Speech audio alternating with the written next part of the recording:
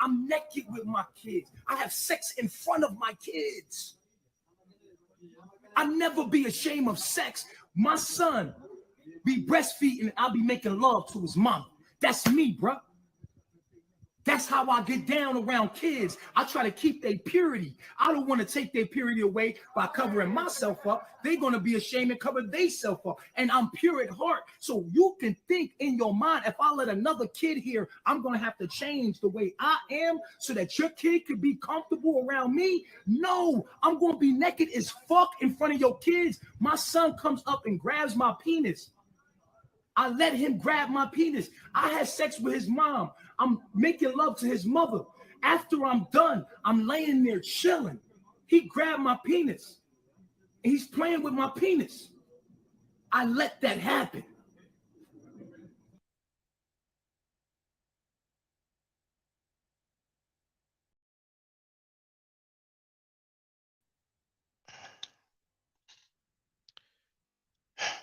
Microphone check.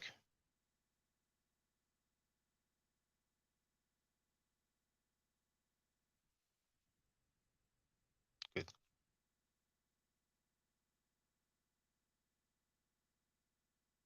Potep Senu Hela Senut Iti Ren I Shaka Ndugu Kemet.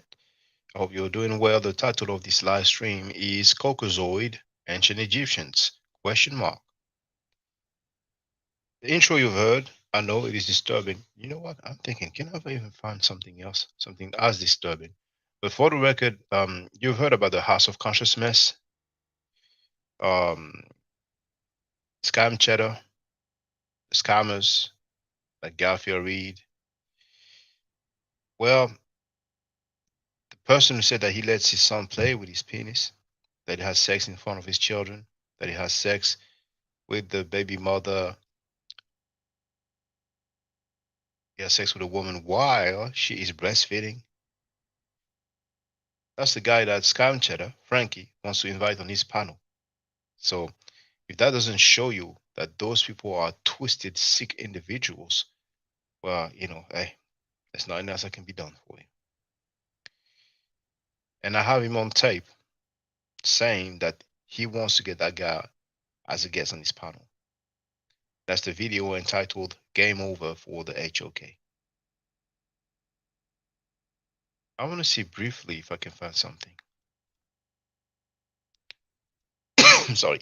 Tex Obama isn't the place to be. B. Bennett isn't the place to be. Hotep. I want to see something quickly. Some things you have to see to believe.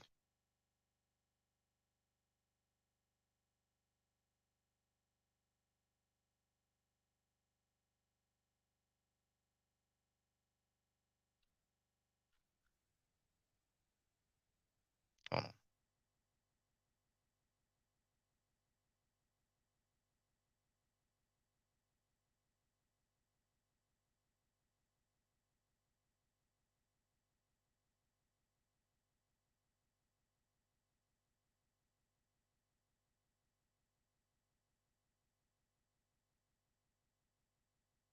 Okay.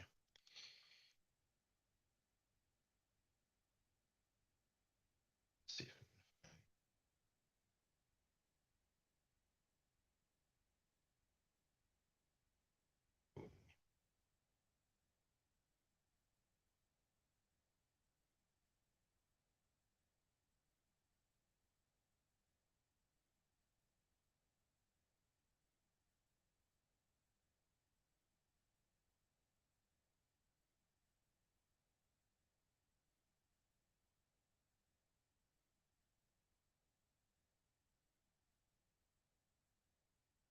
Yeah, it was removed for violating YouTube's term services.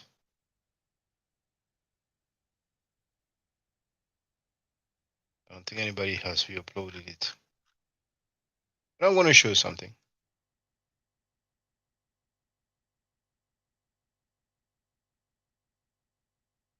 In chat, there's that link to this post, this publication on blackinamerica.com.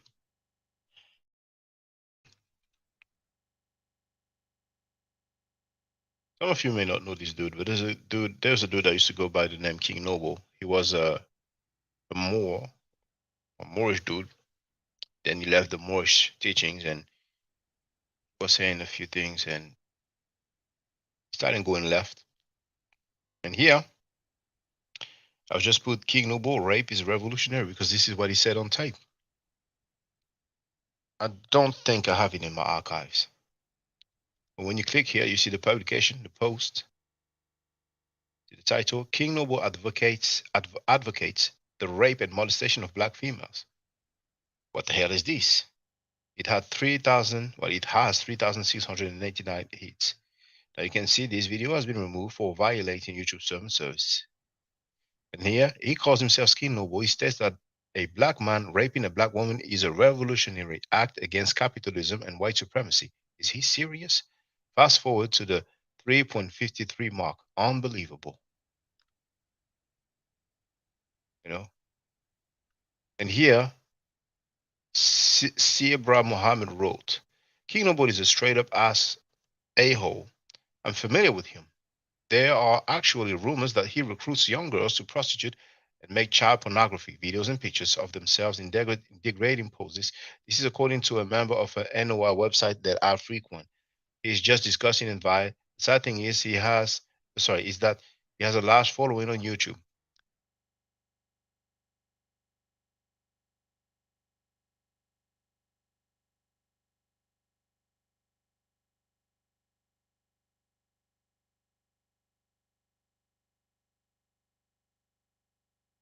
But there's somebody that just defends the dude.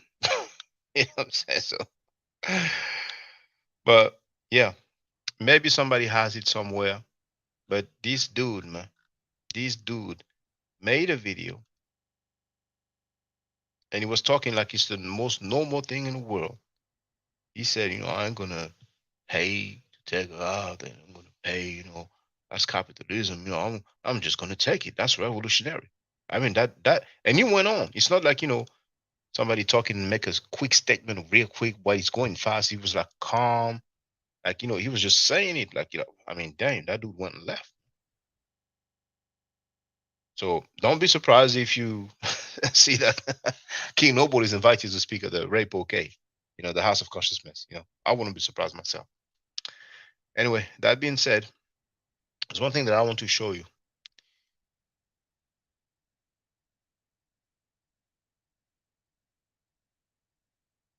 You know what? I just saw that there's another post about it. So I go down here. That's on WordPress. And you see September 10, 2013. What was the date? Here was September 24, 2014. So that post here is earlier.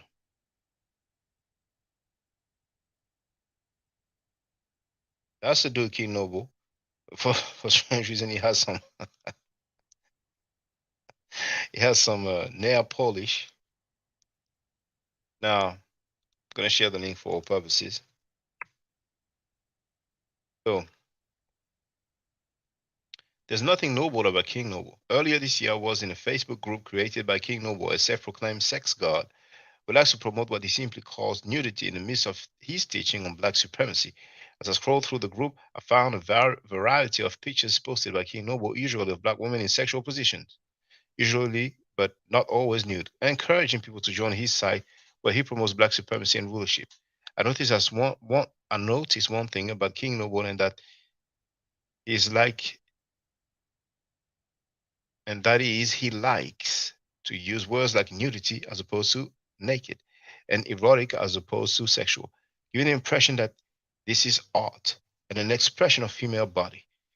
This will be all good and well. However, from the postings and pictures I have been privy to, I have to say the man promotes nothing more than his own version of Afro-non-graphy, basically porn with a bit of Afrocentric claptrap thrown to keep the masses following him under the guise that we are to be comfortable with our sexuality and sex. He defends his use of nudity by saying that only 10 to 20% of his imagery on his website is nudity. And the reason why many in the conscious community find it offensive is due to having a semi Christian mindset indoctrinated by white supremacy. You have a link there. This video is still on. Yeah, video unavailable. Not surprising. Now here you do have an example. Okay. Well, yeah, I share the link in the chat, so you can do a close up if you want. I don't know if they blurred some body parts, so I don't know how safe it will be. But it says, I wrote him an open letter in January 2013 after seeing him heavily promote the Black Goddess strip show. His response was by way of an inbox message to which he got a two-worded reply. I was deeply saddened by his exploitation of black women, drawing in the masses to donate to his website under the guise of doing something for the community. I've yet to see his works for the community other than a host of future videos, although I could be mistaken. His rhetoric about the community not being accepting of nudity. Now, nudity is one thing. However, his posts and pictures are not just of nude women. They are both nude and provocative. He advocates all kinds of sexual deviancy and especially likes sex acts between women applauded by many of his male supporters and followers. Incidentally, he believes rape is a revolutionary act. I am seriously confused. Now, maybe on Facebook I may find that link also doesn't it's not there, but maybe on Facebook I may find the video. I'm gonna finish with this article, but I want to go look quickly to see if I can find a video. Um,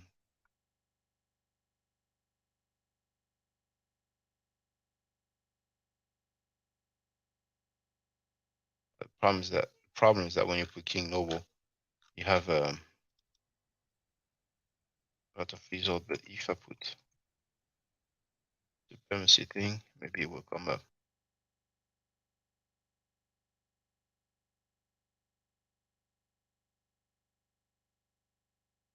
And maybe he got in his senses and he had that video removed from everywhere. But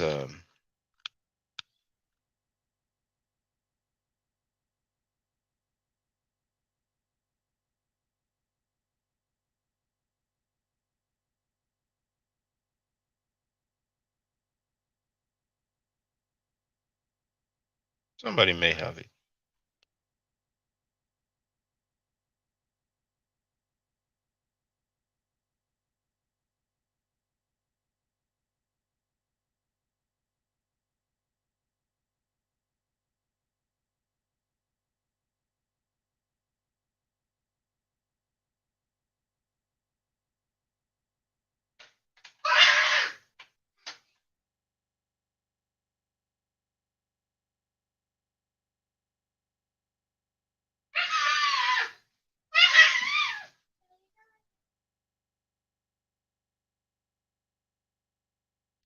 Well, you know what?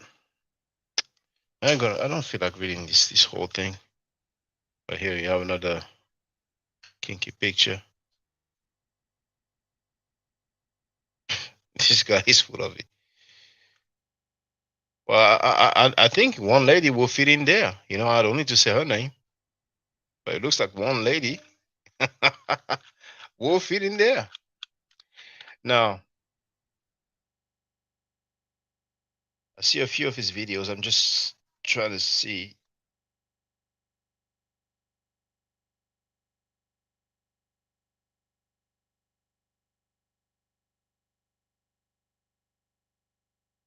I'm sure somebody have it saved. I mean, I may have it in one of my hard drive, but I'm not sure.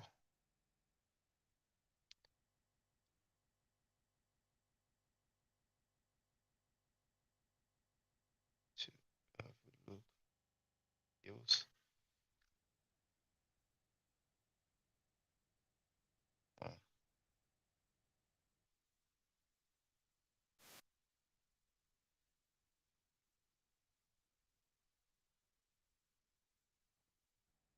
one moment.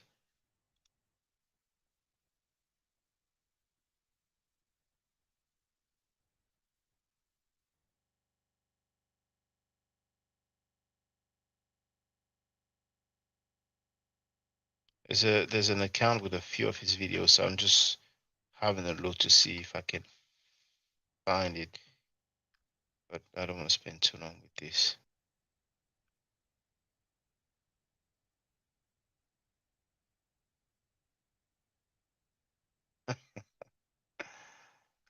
Yes, it's Nature Boy.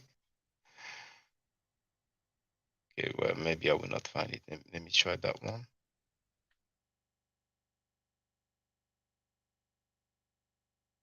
Doesn't look like it's on there.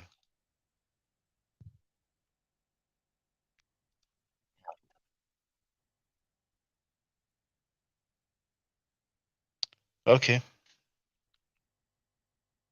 You better is asking his king Noble still a free man? I mean, I don't know, man. I don't know what's up with that dude, man. Just like we don't know about Nasi Yashuvel.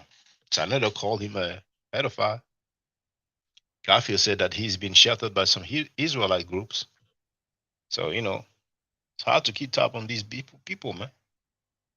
So, conscious community, then they know each other well, you know what I'm saying? I mean, you can be convicted in a court of law of rape, and Scam Cheddar is going to invite you to his house to sleep over. So, they have a very tight relationship. Now, one thing I want to show for the record, because I learned that just yesterday. Just yesterday. Listen to this. Have you ever been a Nuwabian? Of course. I've studied under Dr. I've been out to the tab when Dr. York was there. I seen Dr. York teaching live in the circle in Brooklyn. So but what does that mean? That's why I'm saying. So for the record, Enki has been in Nuwabian. I didn't know that. I didn't have that particular info. So shout out to Enki for standing firm. But Enki, man, did you really pay Sanada to get on his panel? I doubt it, but also that's what Sanada said. I mean, Sanada deleted the live stream. He's such a punk.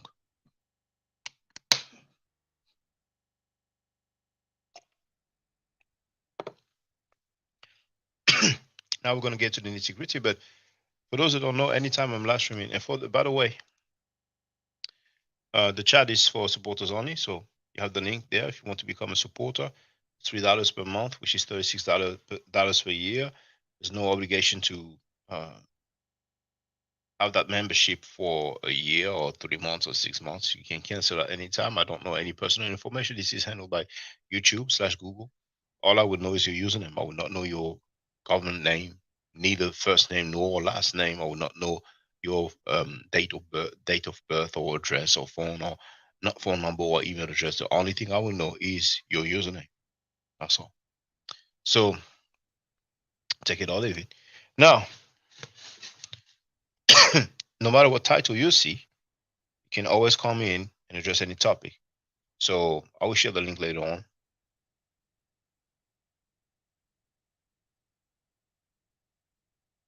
Didn't I share it? Oh, I thought I shared it.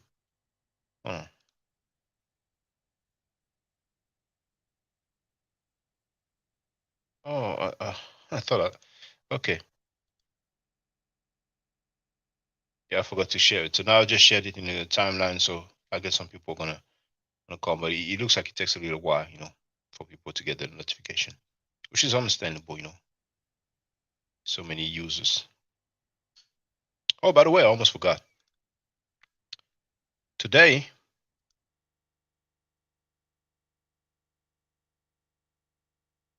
Sister Neo X, we're going in on Chris Snakes. So you do have the link there today at 9 p.m. ESC, New York time. So feel free to check that out. All right.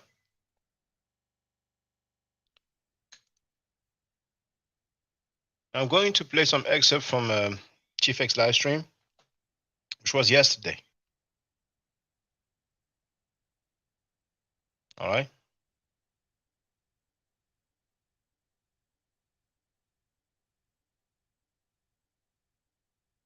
The brothers. I yield the mic to anyone else. I agree. Let me say this before Justice going in. Corey, say something. I keep telling people, like I've been hearing people say, black people have different types of hair, and you know, and I somewhat agree if you're talking about African Americans. But if you go to West and Central Africa, they have one type of hair, and that's tightly coiled and nappy.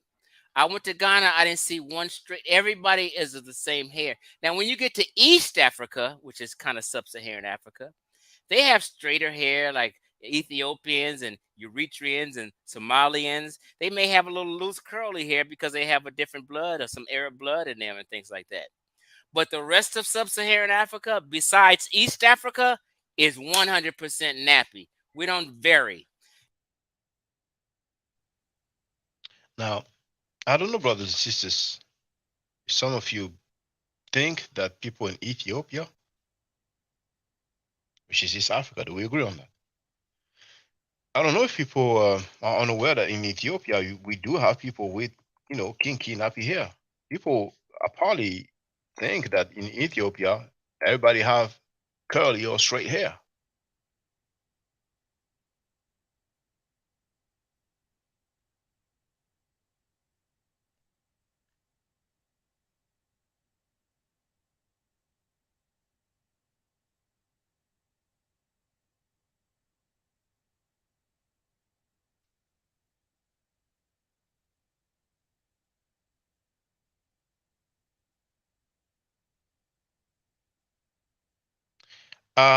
If I'm not mistaken, Dr. Shekonta Diop talked about the phenotype of Ethiopians, and don't quote me on this because I read this dang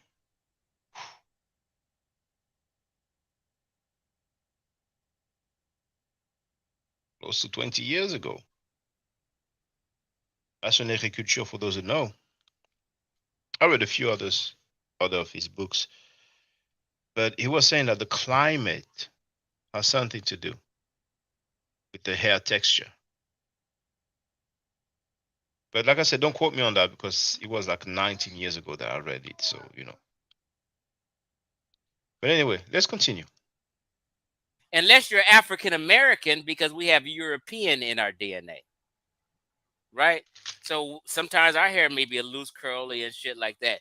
But sub-Saharan Africans, besides East Africans, are 100% nappy. Go ahead, Ngozi. No, I was just gonna say. So So, what is most likely is that people in Eritrea, Somalia, and also Ethiopia had a fair bit of mixing because they are next to Asia, next to Arabia.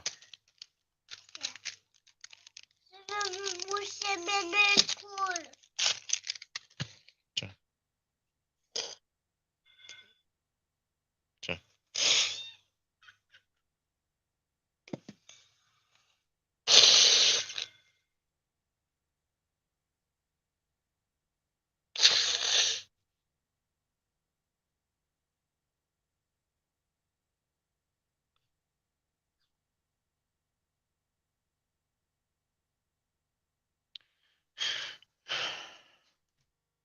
He wrote, Chief X is still lying about history. Storm is in a place to be. Chief X is still lying about Africa and history. Storm says, yes, Chief X is still impersonating a historian, scholar, Egyptologist law.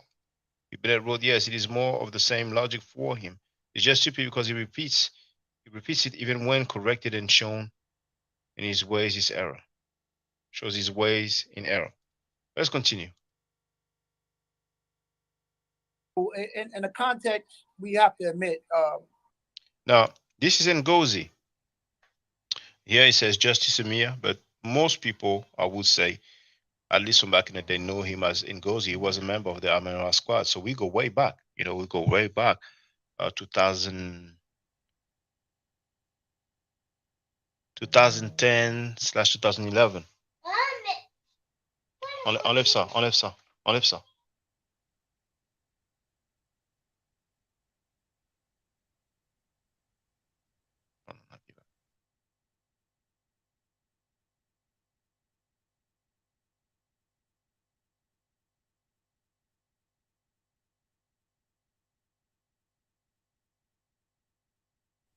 All right.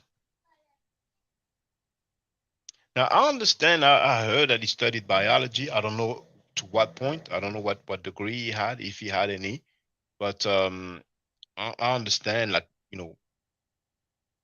close to 2 decades ago, that uh, he was studying biology. So he talks a lot about DNA.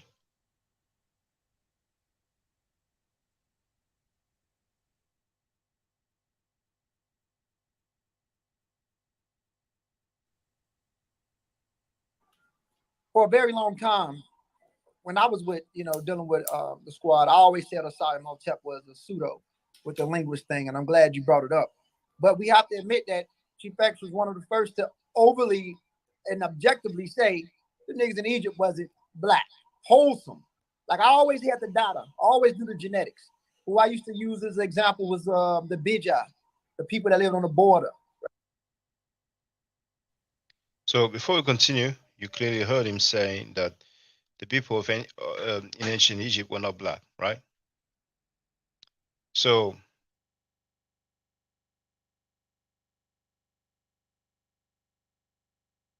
it's the same old thing.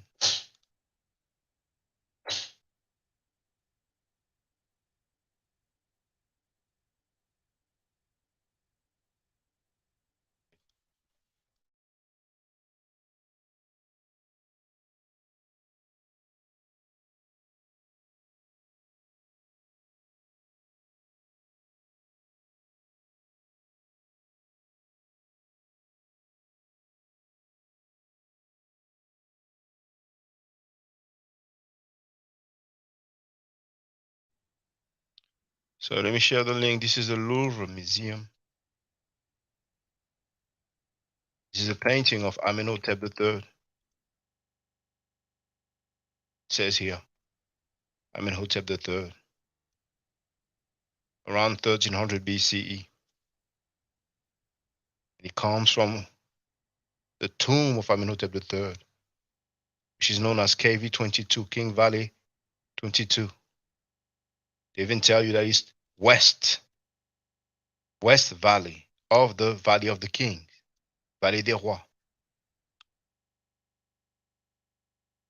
You have the reference of the artifacts, because you have some more here. See? So, you know what? Let me share the link, man, because who knows, Chief X or Ngozi might be listening, so they are welcome. But Ngozi, if you happen to hear this video, whatever that is, if that happens, are you saying that this is not a black person here?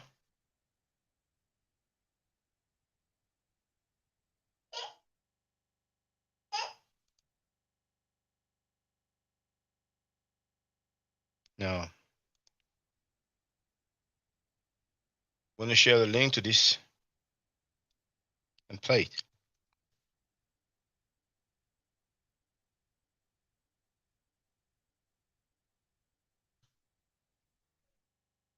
This. Greetings, Uzio Igizio. This is another intact tomb. Just like it says here, this is the tomb of Ini. Look at the color of the individuals on the boat. Dark brown. So those are not black people. Those are Caucasoid people.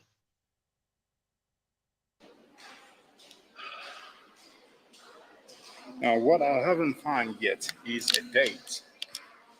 Now, the glyphs look beautiful.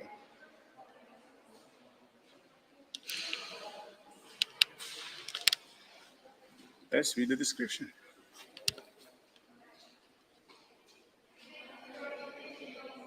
The whole burial assemblage clearly shows the evolution.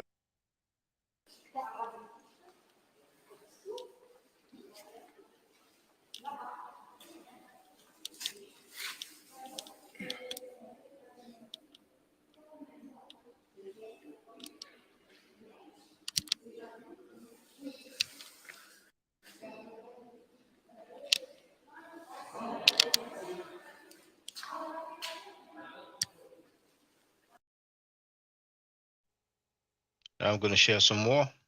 Another vid. As a matter of fact, no, it's okay. I'm going to do it this way. I'm going to show you, brothers and sisters, some ancient Egyptians 4,000 years ago.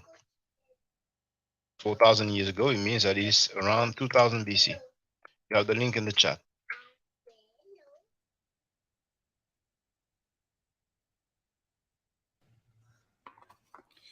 Greetings. Glyptotech Museum in Denmark's capital of Copenhagen. You can have an example of the Dapan Egyptians that they normally don't show you. And as I said before,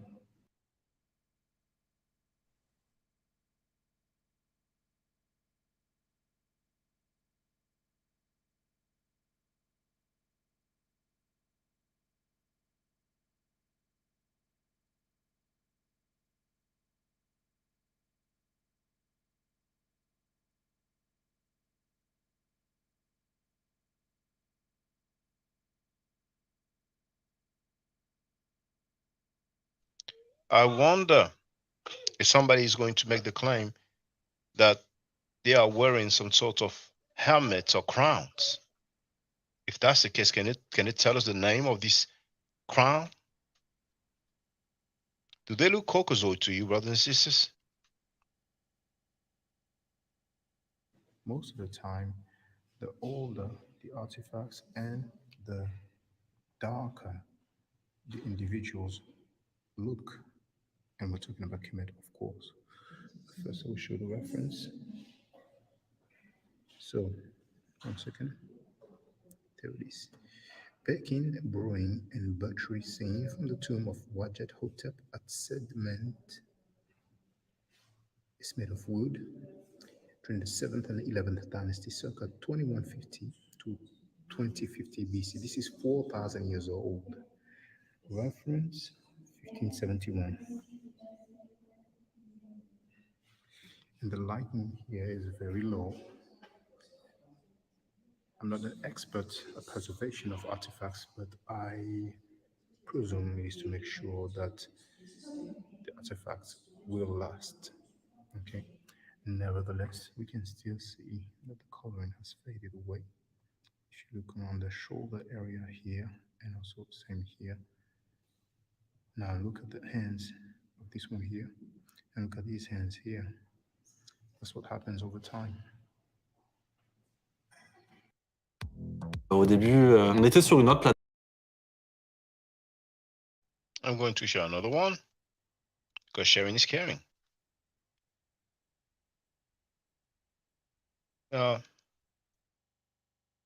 This is also 4,000 years old, which means that it is 2000 BC. And the link in the chat. Okay, what's good, brother? Getting right here. So you have the link in the chat right there. This one is from Portugal. Lisbon, or Lisboa, as they call it, the capital of Portugal.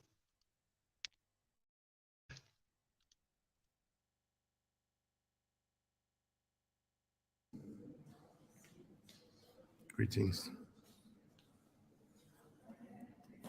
Calouste Museum, Lisbon, Portugal. Look at the hair. Some people will say, oh, this is a crown. This is a headdress. But please tell us the name. We can learn every day. Look at the shape of the nose, of the lips, and look at the color.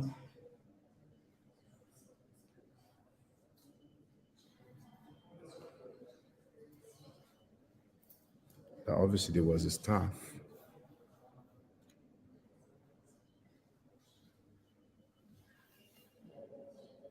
Is that a crown? Which crown is it?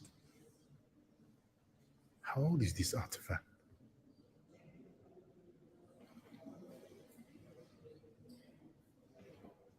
I've been telling you. The older you go back in time, the blacker they look, the blacker they are.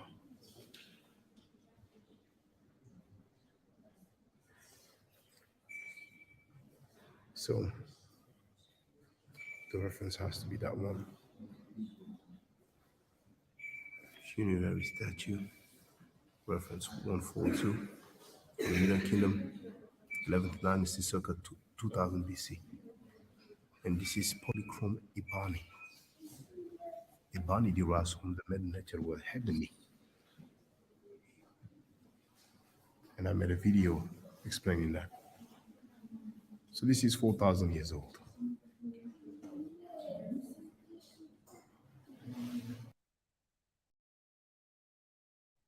Benny, how you doing, brother? Yeah, what's up, Shaka? What's up, bro? What's What's up, up, brother? man? Oh, Yeah, chilling. I get tired of Chief X with this bullshit argument. It's like he's being intellectually dishonest. Well, I wouldn't even say intellectually because how much intellect does it take to know that the terms he's applying make no sense? He's not even giving you a background of the terms. The history of the terms. Um, how can you say, for example, how can you use the word black and then assign DNA to it when it wasn't created with any DNA assignment? It was purely created by look, culture, and politics, you know? So I don't get, I mean, that's my thinking of the term black. Now, today we have DNA, right? But DNA doesn't work the same way politics does. DNA doesn't work based on look. It doesn't really have any real, you can't apply DNA to culture, right? Politics, or really look precisely, you know? And I think that's the failure in his argument.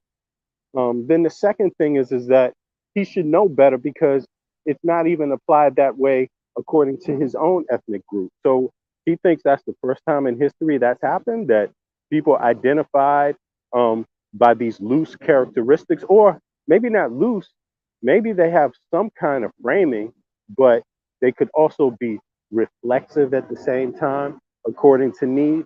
You see, it's almost, I don't get anything about what he's saying about this. It seems like he's trying to drive home a more like white racist uh, approach to Egyptology, which and African history, which we've seen in the past. So yeah. Well, we can engage in the discussion. Maybe he will hop in. Maybe Ngozi or the other participants on our channel will hop in. But I'm just showing the evidence. I heard that demonstration beats conversation. So I have probably a couple of more videos. There's another one from Denmark that is also 4,000 years old. So that's 2000 BC. I'm going to share it now in the chat. Now, it ends in UO. And yeah, it's definitely not the same. Let me share it Shaka, here. Yes. just to follow up with what I'm saying, just in case I didn't express myself clearly. Can you hear me through the air? I'm outside, man. Oh no, I hear you well. I hear you well. Okay. I put it to you this way. Let's say we come across a guy that like you, the one you have behind you, with his look, right? And then let's say we come across a guy who's a little bit darker, right, with a slightly bit more kinky hair. Uh, is Chief X trying to say they don't identify themselves as the same exact people? Because one might be slightly lighter than the other. Is that what Chief X is attempting to say?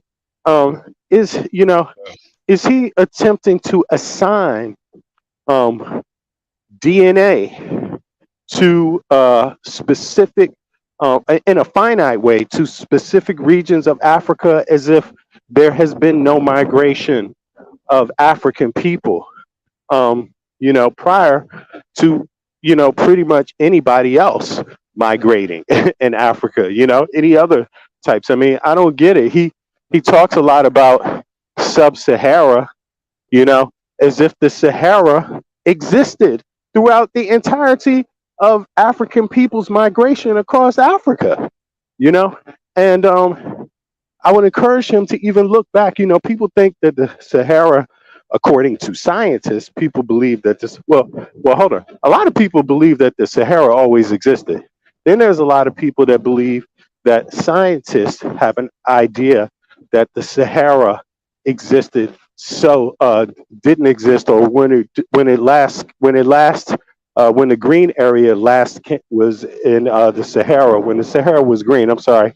A lot of people have this idea that Kemite and Nubians and the pharaonic dynasties had not begun even then in the green period. You see, so I'm just curious if Chief X has researched any of that, if he's gone back that far, or if he's just assuming. Well, what is for sure is that he has claimed before, and he is still claiming, that the ancient Egyptians were Caucasoids. So I'm showing some ancient Egyptians. To me, they don't look Caucasoids. Maybe we should ask anthropologists, biologists, historians. Do they look Caucasoids to you? Now, here. They don't look that way to Come again, brother? me. They don't look Caucasoid to me. Yeah, no, to me either. They don't look Caucasoids, but I'm not an expert, so let's see what the experts say. So if anybody's curious, you have the link in the chat. You can send that video to a professor or PhD of your choice. You can decide which field will be appropriate, whether it's anthropology, biology, history, and then Egyptology. And as does that look like a Caucasoid person to you? Hold on.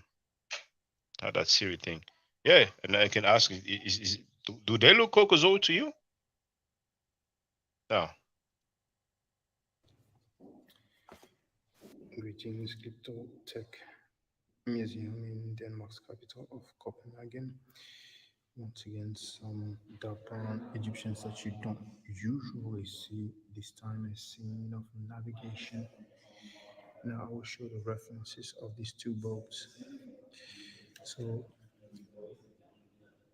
this boat is from the tomb of Wajet Hotep, circa 2100 to 2000 BC, reference 1570, and that one there just left of it.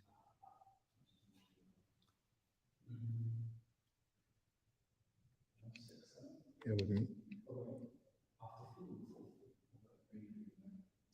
I think that the references will be the same, bro. Hold on. Okay, I cannot zoom in for strange reason. Just bear with me. The focus is just playing with me.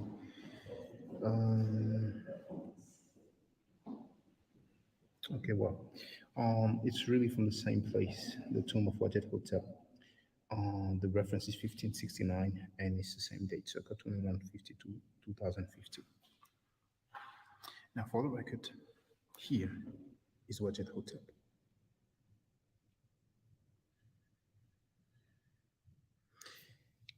And I'm showing you the reference, and I hope this time the focus will work. Yes, it does. The official Wajet Hotep from the tomb of Wajet Hotep, same date, reference 1561. Now, underneath, you have some very nice looking connecting jaws. See that? We don't need the jaws at this point. Now, well,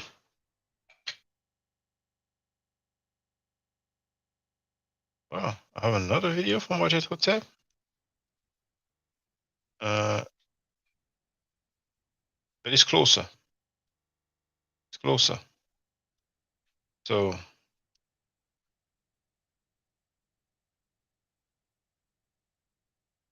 think they're not the same artifacts, but still from the same tomb.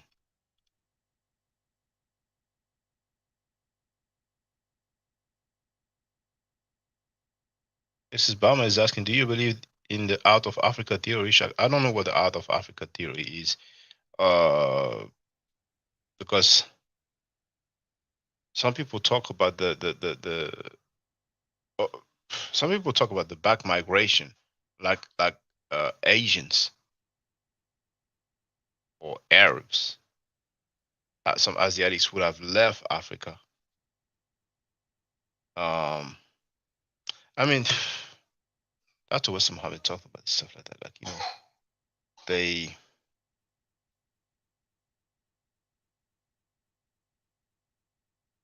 like I'm not sure, but like they left Africa, settled in Asia, and returned to Africa, built the civilizations, then bounced. So they didn't build civilization in Asia and Arabia, but I mean, uh, we'll have to know what is it? What is out of Africa? What is it? That everyone came out of Africa, all the races. Well, that's a scientific. Okay, when we say everyone, that may be confusing, but I would presume that the consensus when it comes to anthropology is that life started in Africa. So if life started in Africa, you know, if that is the out of Africa, I wouldn't call it a theory, but we can have a look though. Let's see what they say.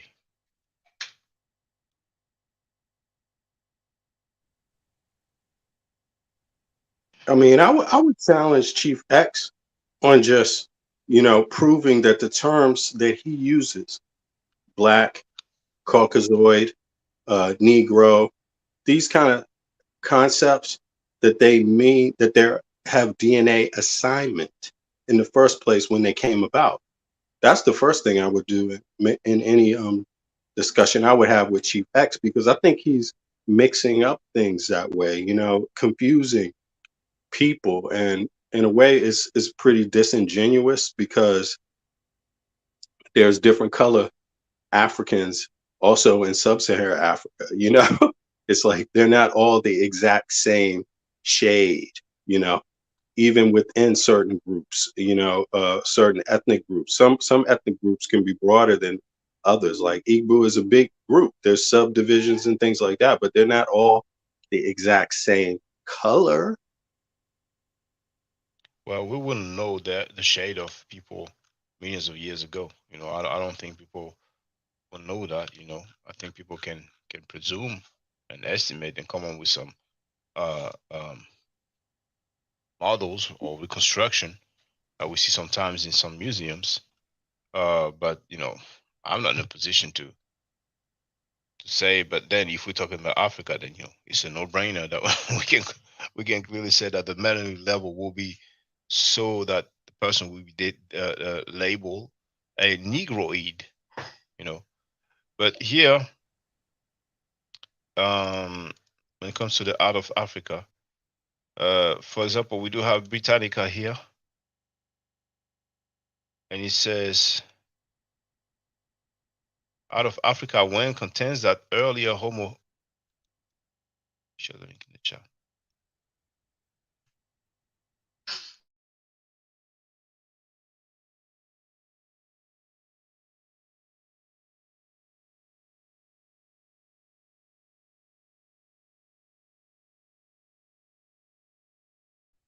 So I've shared the link in the chat, and it says out of Africa 1, probably they may be out of Africa 2, you know. Out of Africa 1 contains that earlier Homo species did in fact migrate from Africa before evolution of H species. Um, Homo species, sorry, Homo species before the evolution of, okay, let me do it again. Out of Africa 1 contains that earlier Homo species did in fact migrate from Africa before the evolution of H sapiens, so that would be Homo sapiens. Out of Africa 2, also called the population replacement hypothesis, picks up where out of Africa 1 leaves off. Or maybe the out of Africa theory deals with the fact that okay, people are generally in agreement that life started in Africa. But if they are in that agreement, how could we have any other possibility? Because maybe some people will argue or believe that humankind somehow, some way, was on many different parts of the world. So, but anyway, that other website here, it's a bit long, man. But just for the record, this is encyclopedia.com. I don't know how reliable that is, but I'm sharing the link in the chat right now. And let's see what they say about it. So, out of Africa, hypothesis development of the hypothesis, the genetic foundation. No, that's just a different part of the article.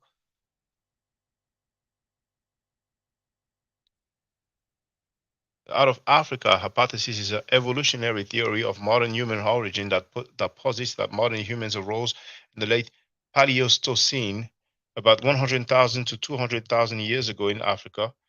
There are different versions of out of Africa, but this major tenet is that modern humans originated as a discrete population or species that rapidly expanded and replaced archaic humans that were indigenous to other parts of the old world, Homo erectus or his descendants in East and South Asia, and the Neanderthals in Europe. In the most common version of out of Africa, modern humans are considered a new species with negligible gene flow mating between the migrating African people and the indigenous archaic groups. Therefore, the out of Africa hypothesis, as it is most generally understood, posits that the African population is the unique Pleistocene ancestor of all living humans. The other groups of archaic humans essentially died out and became evolutionary dead ends. But there's some things that we will never know in life, and sometimes we need to pay more consideration to it, because some people like to say, well, Africa comes from a European term, as if Asia doesn't come from a European term. And then what was the origin of the continent? What if we don't know? What if we didn't have what time period that is? And Yeah. how do we know there was a name for the whole continent of Africa? Because to me, it's unlikely that people in antiquity knew the actual superficie. What's that word in English? Hold on. The mass probably. So hold on. Superficie. Superficie. The surface area is. Do we have any indication that people in antiquity, like let's say 2000 BC, that they knew the surface area of the whole continent of Africa? No. Therefore, if you look at ancient maps, you will see that the continent was labeled Nubia, just like at one point it was most likely labeled as Ethiopia. But if you look at the size of Libya and maybe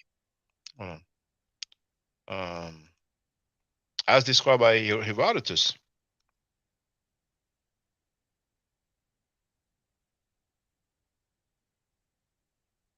there it is. So I'm going to share the link in the chat.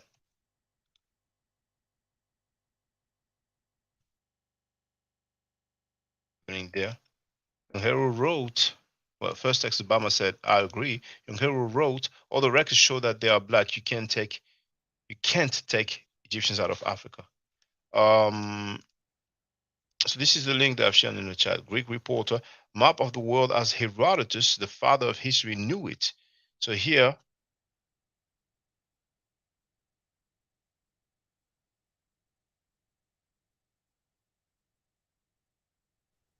Exactly. Does that look like all of Africa? that's what it is, you see. So yeah, we need to pay we need to keep this in mind. We need to pay attention to this. There are some things that we will never know. There are many things that we will never know. But a lot of people, they be tripping over the term Africa, because they say, oh, it comes from Scipio Africanus and stuff like that. But I wonder about Asia, if it doesn't come from one of these Roman person. But this really, Shaka. as well as Even. Oh, go go ahead. ahead. I interrupted you. Yeah. No, it's okay. Go ahead, bro. It's all good because I'll be flowing today. Go ahead. I was gonna, and also, keep in mind, Africa has different types of environments in itself.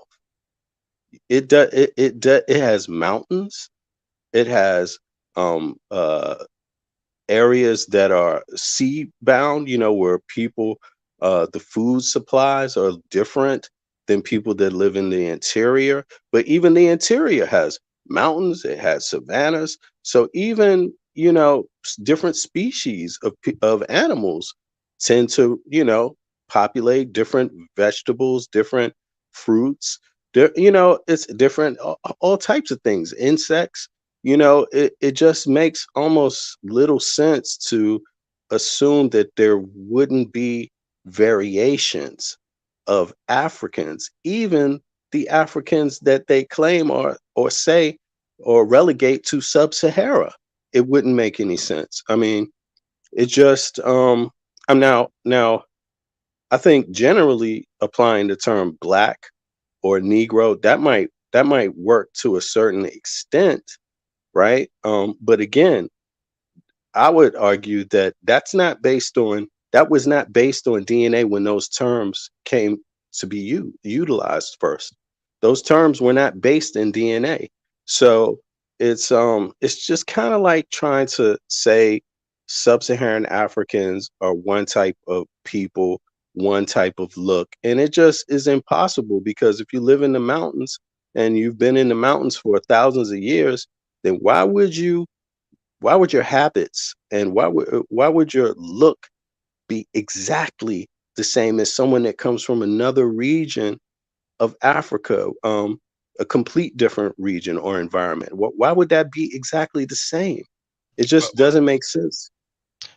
from my understanding, and I may be wrong, the reason why the term sub-Saharan Africa is used is because the people who use those terms, the scientists, the anthropologists, the historians, they are aware, contrary to many people in America, that the northern part of Africa is populated by white people, white skinned people, the Berbers.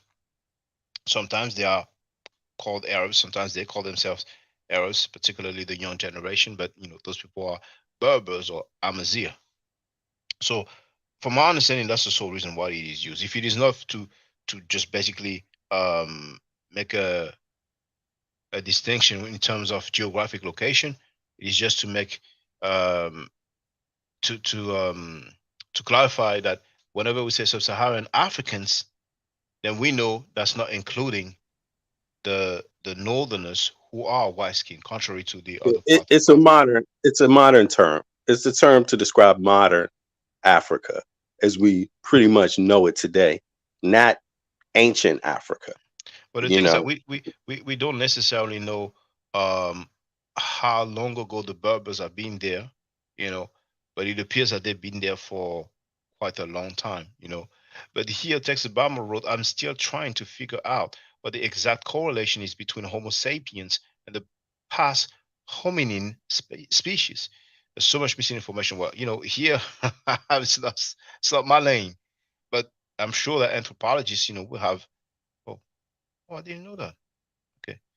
Um, I'm sure that anthropologists, will be able to answer you, when it comes to that. But let me just share. I think yeah, I didn't share the video yet. I've put the link in the chat here. So let me just show this other artifact right there. This is only 1 minute long for that one. Greetings. Liptotech Museum in Denmark's capital of Copenhagen. And once again, some dark brown Egyptians that you don't usually see. Let me first show you the reference. Bear with me. There it is, reference 1572. And this is a granary from the tomb of Hotep at Selment, made of wood, circa 2152 2050 BC. This is once again 4,000 years old. And we can see how over time the color is fading away. We can see that here. We can see that on this guy's right arm. We can also see that on all of these individuals' heads, the black color has faded away. So sometimes you see some statues, you see the color of this arm there, you see some statues with that color. It's just because the original coloring has faded away. After 4,000 years, it's not a surprise. Now, some people may argue, well, what we see on their head is not hair, it's a crown. It's unlikely that all these people will wear a crown. Some people may argue, well, this is a helmet. Well, this shows a granary. Why would people wear helmets inside of a granary? So people are free, if they want to send this link to some Egyptologists and ask them, is that a crown on their head? Are those crowns? Are those helmets? So if there are no crowns, no helmets, is it their hair or is it wig? I read that people from the royalty in ancient Egypt used to wear wigs. They had their head shaven most of the time, to avoid lice and, some sort of bacteria or whatever. And I don't know if it's absolutely every single royal or part of the elite, but this is something that I've read many times. Would it be the case also for people working in the granaries?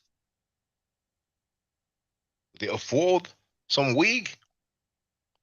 So I'm going to go back to the video with Chief X and his homies twice. I guess I will start one. But even those people are partly Eurasian. Eurasians has been in North Africa for a very long time.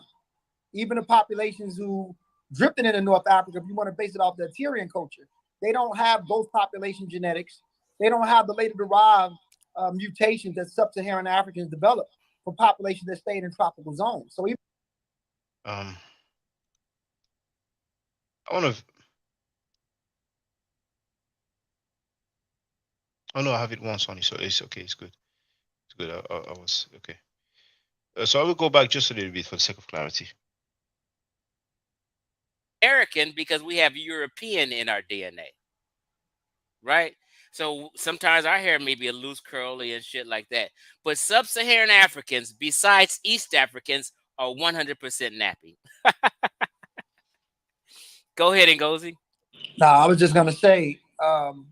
So in the context, we have to admit, for a very long time, when I was with dealing with the squad, I always said Asai Motep was a pseudo with the linguist thing, and I'm glad you brought it up. But we have to admit that Chief X was one of the first to overly and objectively say the niggas in Egypt wasn't black, wholesome. Like I always had the data, always do the genetics. Who I used to use as an example was the Bija, the people that lived on the border, right?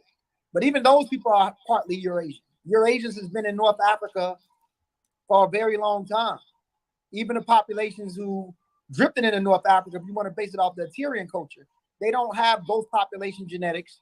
They don't have the later derived mutations that sub-Saharan Africans developed for populations that stayed in tropical zones. So even the Tyrian culture and morphology would have been distinct from populations that stayed in certain zones. So the Egyptians are Egyptians.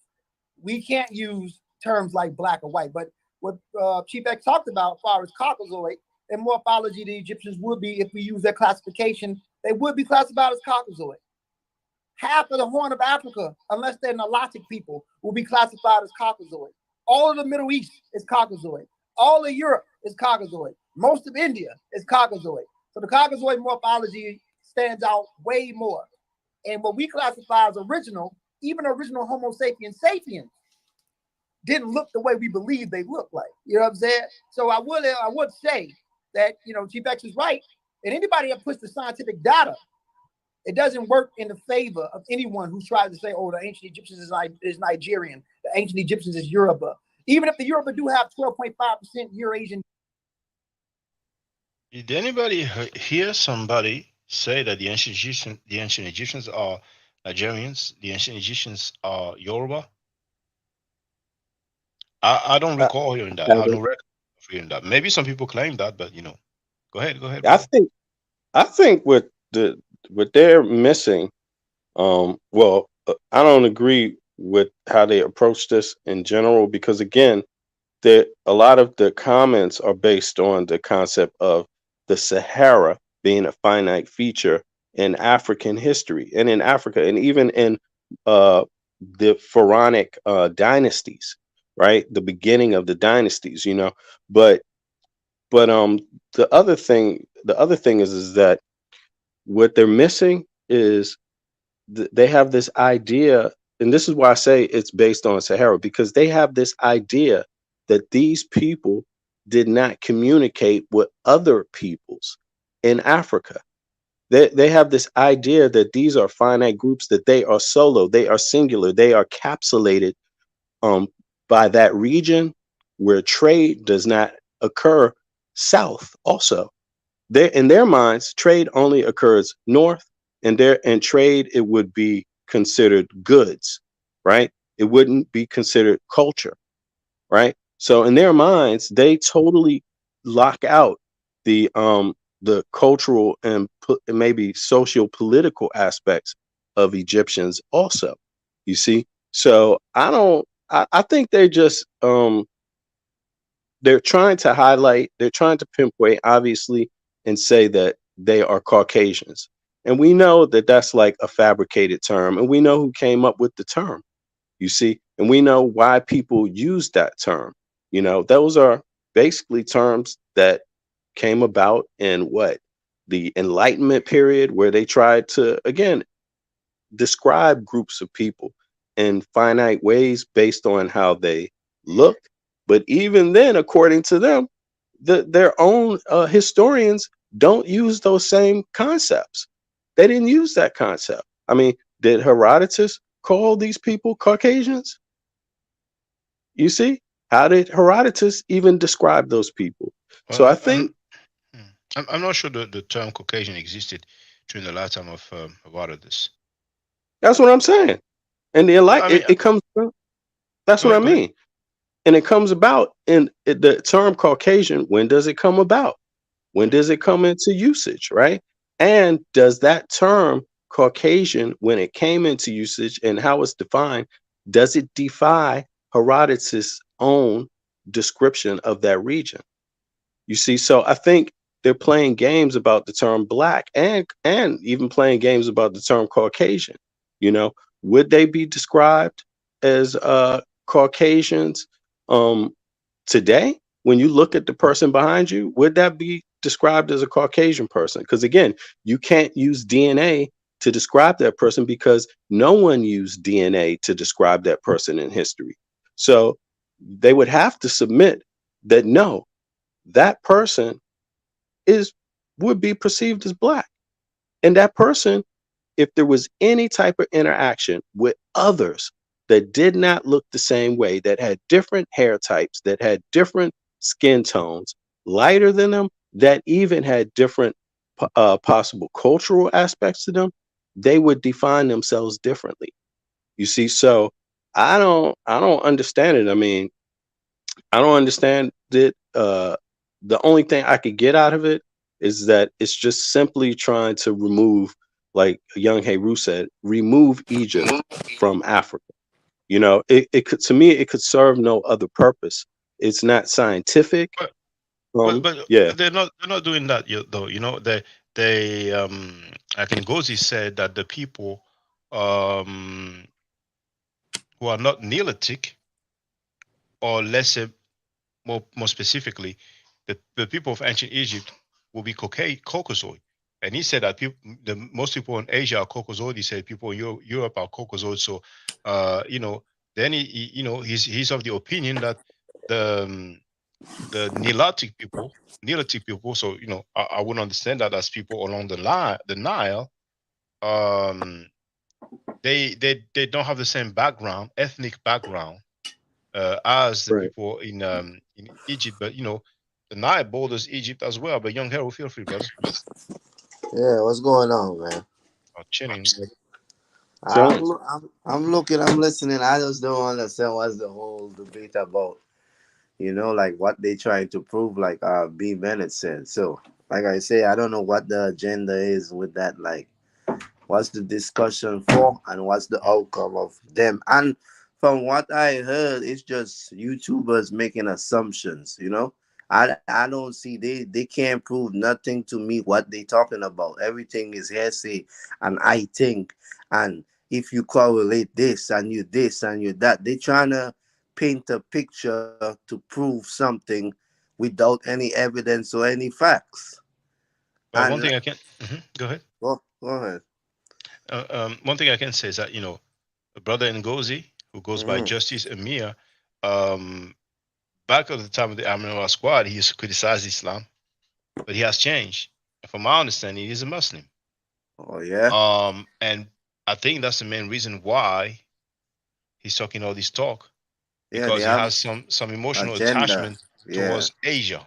You see, right, right. so but then again, further than this argument about Caucasoid, there's a next dude who's going to talk, and he's going to make some talking points that we've been hearing for a long time, and I want to address that as well.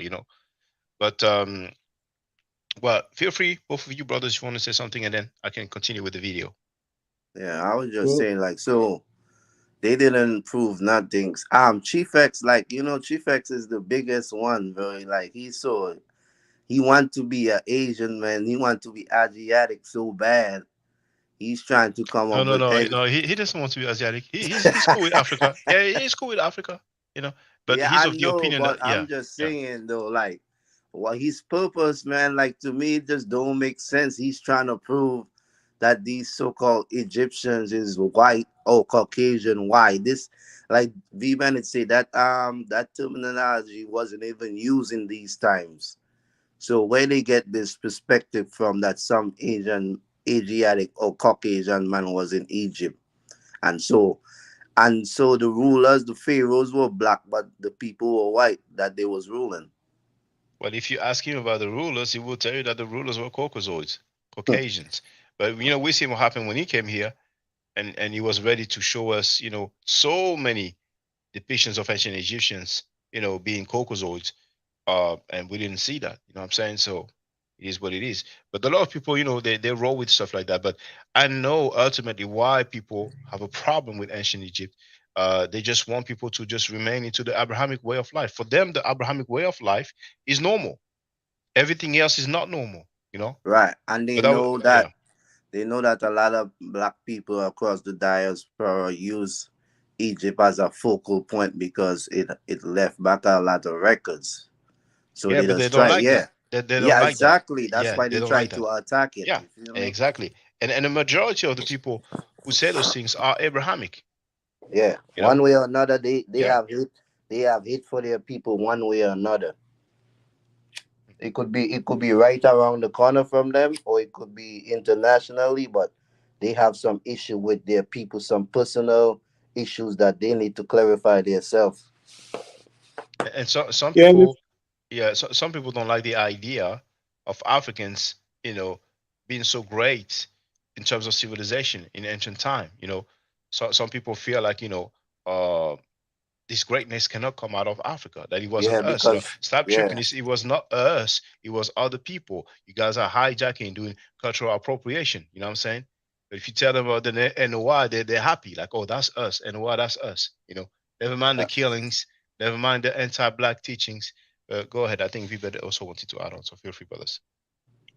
yeah, and there's another thing that I don't like doing. Is when they describe it, they flip from term to term. Like once it would be North Africans, then it would be North Saharan or Sub-Saharan African, right? And but I usually like to look at a map, and then usually when they say these things, and then because it gives you another look at it. When you look at a map of Africa, Africa is not shaped like a square. So you can if you divide it into four parts, east, west, north, south, it actually, when you look at a map, you begin to see that some of these things don't necessarily work. Egypt, if you look at it in comparison to other parts of quote unquote North Africa, it's not as north as other parts would be north. And then, of course, we're not looking at a map now, right? But then the other thing that I hear them talk, and also that's the same thing for West Africa. If you look at West Africa is not all is west. All of it's not as west as other parts that are called West Africa, because the shape is not a square, you know. But then the other thing about it is that again they go back to this finite thing. Different, you know, East Africans are finite groups. They never traveled to West Africa. They never migrated to West Africa. It's only the West Africans that migrated to East Africa, you know, because, and what would the need be? I mean, because of course people do things, in my view, humans, based on what their primary needs are. And usually those primary needs are water and food. And you know, and when you get too many people in one region where the water and the food, you know, too many people start gathering around that, some people start leaving and going to other places because everybody can't be in the hierarchy of any group. There's always going to be some people that are the have nots or the have less. You see what I mean? Because otherwise, you don't have kingdoms. Kingdoms won't thrive without hierarchy. There has to be some kind of order and some kind of power group. And then there's subdivisions, you know, subgroups of people. So I just don't, I think they really, and then going back to the Sahara thing, I mean, didn't the Nile Valley civilization begin before the end of the green period of the Sahara? So again, I mean, from what I read, the first pharaoh already existed during the green period. You see what I mean? Towards the end of the green period, but that's still this green period. That means the Sahara, if it even existed then, does not closely at all resemble what people view now. So I think they really jump out the window trying to, again, trying to assert the Caucasian thing. And I think it's racist because the whole idea of them inserting that is to separate them from the rest of Africa, from the rest of Africans, the other Africans. And so far, I don't see why that would work because, again, people do things based on survival. Unless the Egyptians had an animosity themselves, a complete and utter animosity. And what I mean by animosity is not just racist, I mean money making wise, material wise. I mean, did the Egyptians not want to get anything from south of them? Did they not want to get anything west of them? Did they not want to get anything from these other kingdoms that border their kingdoms for trade purposes? I mean, and if you're doing this, then you're obviously going to start sharing language. You're obviously going to start sharing cultures. You're going to start mixing with people, you know, mixing it up with people, period. So I think they like to focus on the mixing from the Asian part, from Asia, but they don't want to focus on anything else, you know, south. There's no mixing, there's no trade, there's no good relations, there's no power vacuums, there's nothing coming from the South if Yeah. you listen to their arguments, you know. So It's all assumptions, bro. That's what's up. Now, let me just continue with the video here. DNA, which has been drifting into Africa for a very long time. They probably picked it up from the Kefians, and the Kefians were related to the Ibero-Maurutians. Either way, these people are not the same people. That's all I want to say. I want to make that public. I don't support Black Egypt. I don't support any color to Egypt. Yes, I do support the people that's there that's Black, but I don't know them to support them like that. And I used to run with that. But as a whole, regardless of an Egyptian being dark or light, they're Egyptian. That's what they are. Corey, before Moving the goalposts again. You're on mute, Shaka. Yeah. And, you know, he ended up by saying the ancient Egyptians are Egyptians. That's what they are. But how do we classify them in terms of ethnicity? Race is rejected lately, nowadays. But what would they be classified as in terms of ethnicity? Because what about the French people? Should we say the French people are just French people and that's it? Wouldn't people label them Caucasoid or of the European type or some other term that would let us know what the ethnic group is? exactly. Because so same for people from Spain. We say, well, the Spanish people, they're just Spanish. That's what they are. Italian people are just Italian. That's what they are. You know, so I hear the arguments, but to me it doesn't seem deep. It doesn't seem conclusive, and I know that he has an emotional attachment to a religion, therefore to an area, Yeah, and Islam spread out of Asia, the Arabian Peninsula. So many times people that's what the Hebrew Israelites do. but They it's claim they claim. Yeah, go ahead, go ahead. no, it's like so. It's like saying everybody in Nigeria is Nigerian. You know what I'm saying? That's not so. It has different ethnic groups that come in from all different countries, and they mix and they cultivate with each other. So it's the same thing like saying Americans. You when you say Americans, you don't classify them as one group, right? Because it have white Americans, African American, Mexican Americans, and so on. So just like B Bennett say, all you guys know these people wasn't trading, wasn't mixing, wasn't communicating with each other. So to just classify Egyptians as one group of people is not so. You don't even know that. You just making assumptions because of your narrative. You see what I'm saying? And like Chaka says, certain things we will never know exact. You know what I mean? Because like Yeah, I said, we are not in these times and we are not these people. It's just like saying, oh, people from the Virgin Islands. The majority of people going to think that it's black people. But when you go into the Virgin Islands, it have Puerto Ricans, it have Arabs, it have Haitians, it have Colombians. You see what I'm saying? So it's a mix of all kind of people, and they all do business with each other. So yeah, man, it's that point is pointless. but that's for modern times. So when we talk about ancient times, we had the Greeks who got there around 400 BC, what is known as the late period. So the Roman rule, I think, was around 50 BC or something like that. So should we say that the Greeks who spent about 400 years or 350 years ruling, should we say that they are Egyptians as well? You see? So before the Greeks, around 600 BC, the Assyrians. Oh, dang. Oh, that Syria thing. And when that was going on, It was that Syria Egyptian thing. civilization was already up. I'm sorry, come again, please, because that No, Syria came up, so I when couldn't hear. when all these Greeks and people was what they were doing, they were infiltrating Egypt. Oh no, they rule They the rule, country. Yeah, right? they And ruled that like was 200 years, after 200 years after um the Assyrians. that was after the Pharaoh behind you, right?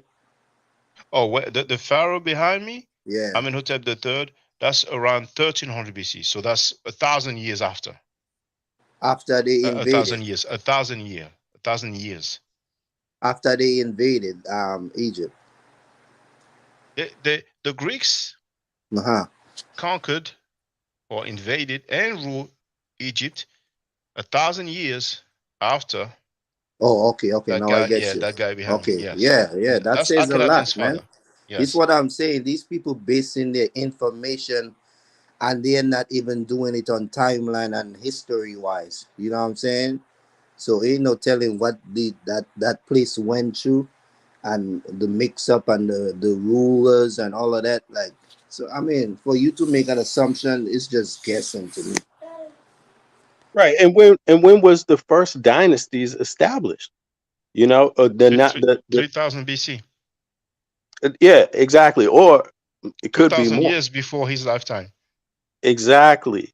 Right. So I'm not, it seems just like to me it just seems like they're literally trying to assert that, just to eradicate any aspect of blackness, or what people see today as sub-Saharan Africanness, out of it, just out of the equation. And out of the equation in terms of the building of state, culture, you know, just the entire civilization. And I think that's where the racist element you know, comes in, and it sounds to me like that's the agenda. Um, I don't know why they would go about it that way. Because it doesn't even fit today. Like you said, today you look at Europe, they see it as Europe. They Spanish people call themselves Europeans. You know, Greek people call themselves Europeans. Even Turkish people are Europeans, right? But if you just want to stick to Western Europe, Spanish people do not look like Scandinavian people. They But don't look like them. mm. Not exactly, right? Turkey is not considered part of Europe. You know, I mean, there's some part geographically that will be considered Europe, but there's also some part that will be Asia. When Turkey was trying to get Right. into the European Union, Sarkozy refused because he said no, Turkey is in Asia Minor. You know, so I think he even said, I saw a video. I cannot quote exactly what he said, but he said, you know, how are we going to explain people in history class that the border between Europe and Asia is Iraq? But maybe he didn't say Iraq, he said something else, because so far the border or the place in between Europe and Asia is Turkey, you know. So but I presume I'm not in Sarkozy's head, you know, but he I don't think he likes the idea of a predominantly Muslim country being part of the European Union, you know. But And he Sarkozy collapsed. um, is from a Jewish family, you see. So Hmm. a lot of Jewish people will be in favor of Zionism. So Zionists would not necessarily be so inclined with dealing with proximity or directly with a Muslim country. But go ahead. Oh, let me just say this, please. We have the person known as Alquan. You can see here, Alquan Hardcore, and it's been like 2 years, maybe three. Oh, by the way, we don't hear you. I've put your volume down because you know what I'm going to ask you is to use a webcam. So it's been at least 2 years, maybe 3 years, that for strange reason he's just too scared to show his face, and he always has all the excuses in the world. He Oh doesn't no, I'm have a not smartphone. afraid. Oh, I don't know how you did that, but Skills, congratulations to you. skills, So skills. he, he has skills indeed. I didn't know that the guests could control the mic volume, but or maybe I didn't do it all the way. But let's see if you'll be able to do it again. But Hotep people. well, But let's talk okay. about. Hold on, Jay. So But so I just wanted to say, just Chief just X, yeah, did he not? please, Okay. yeah, please hold that thought. So Yeah. the good brother Aquan, I mean, he made several live streams about me. I scrolled through some, maybe a couple of videos, but um, it's been a long time I didn't look at his channel. For strange reason, he doesn't have a smartphone. He doesn't have a webcam. He's just scared to show his face. I mean, brother, you're a man. He's still in the back chat. You know, only the people on the panel, no, only me can see him in the back chat. But man, it's 2023, brother. You know what I'm saying? Like, you know, come on, man. You know. But go ahead, Vibere, go ahead. Now, I was just going to say, I mean, didn't I just hear on the panel go and without objection, someone put out the concept that Spanish people would be considered Caucasians, right? So I'm not understanding why they look different, why they can call them one group while looking different from another group that they classify in the same thing. See what I mean? But then when Well, they well, come to Africa, then they all of a sudden there's a different standard for classifying well, folks according to look. I'm glad you said that because, brothers and sisters, I don't know if you missed that, but I'm going to go back a little bit and hear him say who he considers to be Caucasoid. Populations who drifted into North Africa, if you want to base it off the Tyrian culture, they don't have those population genetics.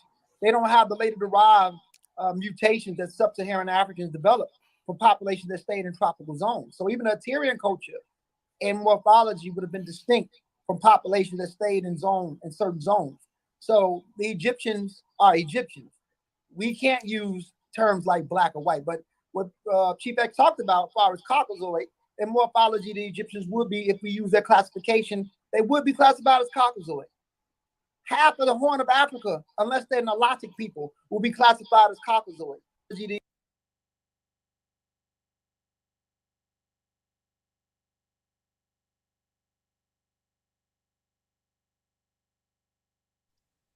we're gonna dissect that, okay? Egyptians I, were white. But what Chief X talked about, as far as Caucasoid, in morphology, the Egyptians would be, if we use their classification, they would be classified as Caucasoid. So he said the ancient Egyptians, in terms of morphology, will be classified as Caucasoid. And who else will be classified as Caucasoid? Half of the Horn of Africa, unless they're Nilotic people, will be classified. So he says half of the Horn of Africa. So the Horn of Africa, that's a region of uh, um, uh, Ethiopia, Eritrea, and maybe some people will classify Egypt as part of the Horn of Africa. So they will be classified as what? Classified as Caucasoid. Caucasoid. No, that's not all. All of the Middle East is Caucasoid. All of the Middle East is Caucasoid. So he's basically saying that the ancient Egyptians, in terms of morphology, are the same as the people of the Middle East. Now, the Middle East, for those who don't know, that's Israel, and Lebanon, and Syria. That's this region, the Levant. yeah, he You know trying what to I'm mix saying? them with the Muslims. Come again? He trying to mix them with the Muslims now. Well, I know it's the attachment, the emotional attachment to Islam, therefore to Arabia, therefore to Asia. Now the brother Aquani is just came back, and okay, let's chop it up for a second. Brother Aquan, can you use a webcam, please? Believe it or not, I really don't have one on Brother, here. I I'm don't believe I'm you. It's not. been I am 2 not years, lying. brother, man. I am It's not been What lying. 2 kind years, of brother. phone you got? What Why kind of do phone? you? It's it's a custom built. No, brother. Oh, yeah, you built it yourself, right? Yes. Brother Akon, I would love to talk with you, but just use a I webcam. really want to kick the knowledge. No Yeah, insults or but with a nothing. webcam. I know, no, I'm cool, brother. We spoke before because before I didn't have that requirement. But I don't understand why you're afraid to show your face, brother. I'm not afraid. It's just that I don't Okay, have the equipment. okay. But Check, Ngozi said he's check, Caucasoid because you said he's check, Algerian. He's Algerian now. Fine. Now, That's brother, what he said. brother Harcourt. Now, you These talked about black your men are custom. pathetic. You talked about your custom built phone. He- You don't have a laptop, brother? No, custom built computer. Oh, now it's computer. Okay, so you don't have a smartphone then? I do. So you have a webcam on your smartphone. But the problem with that is, that I don't have unlimited data like a lot of people have. Come again? I don't have unlimited data like a lot of people have.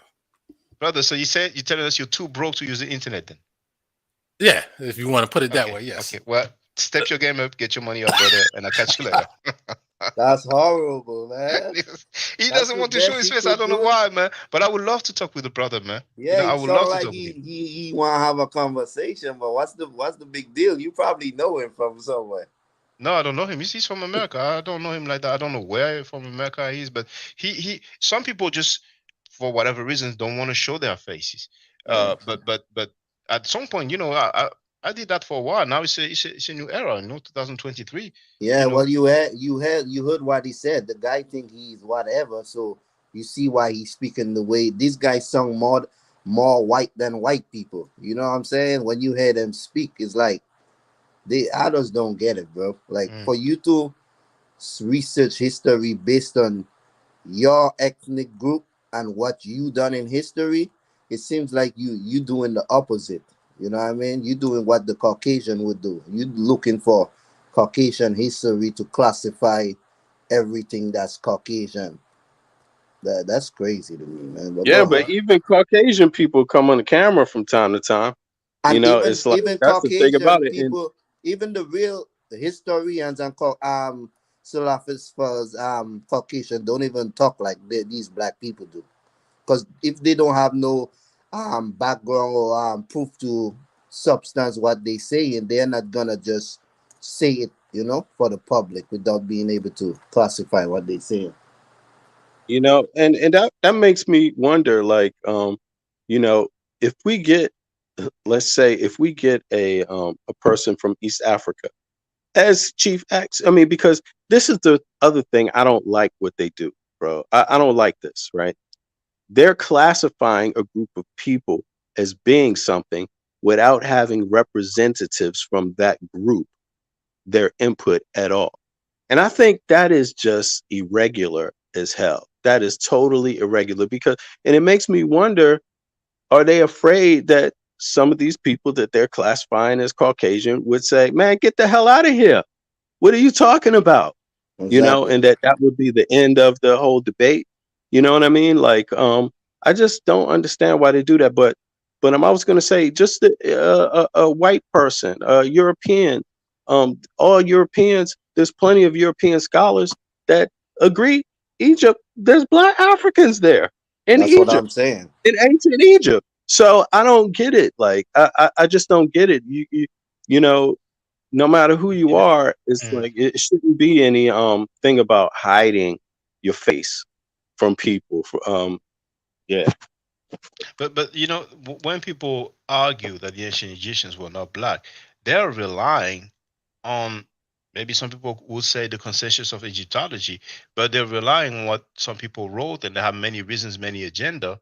But once again, when those writings were made, people didn't have access to all those tombs. A lot of them were not even found and discovered yet, and all the artifacts that several countries with their expedition mission has uncovered and then taken to their countries, to their museums. You see, so the artifacts that I've shared previously, many people have never seen Black ancient Egyptians. You see, so we have the visual evidence. So what what's up with that?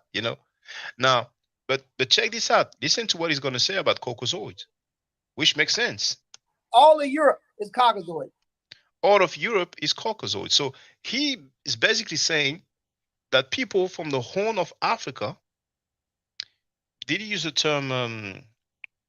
Okay, let's go back because I forgot if he using this. No, he didn't say physiology or phenotype. I think it says This physiology. example was the Bija. This has been in North Africa, drifting into North Africa, been derived even a Tyrian culture.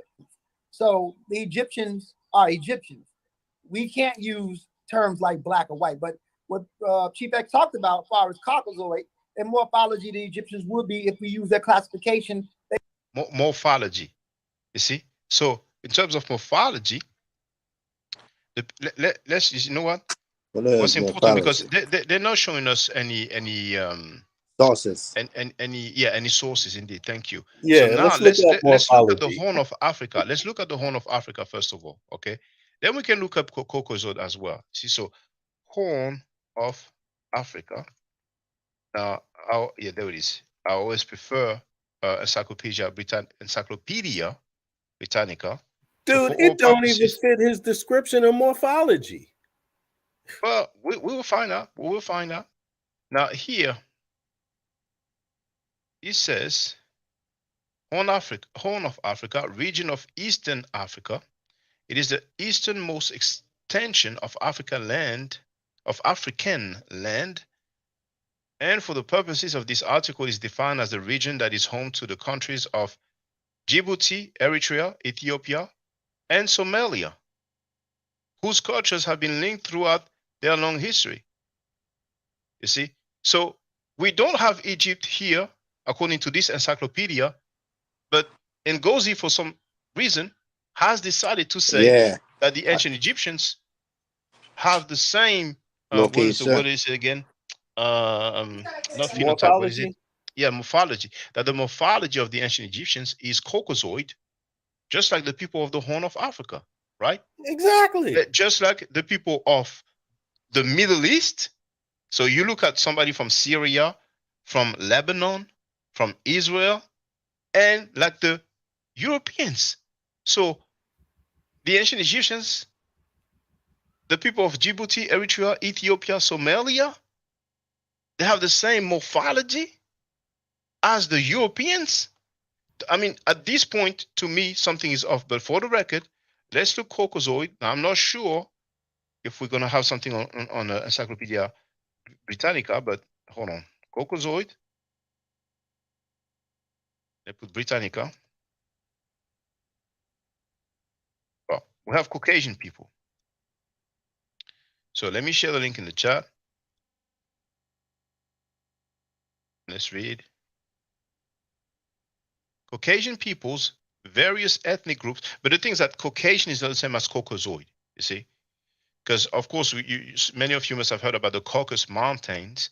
So it's around Russia. Russia, Ukraine, this area, so the term Caucasian, derives from that region, the Caucasus Mountain. So Caucasoid will be like the same type.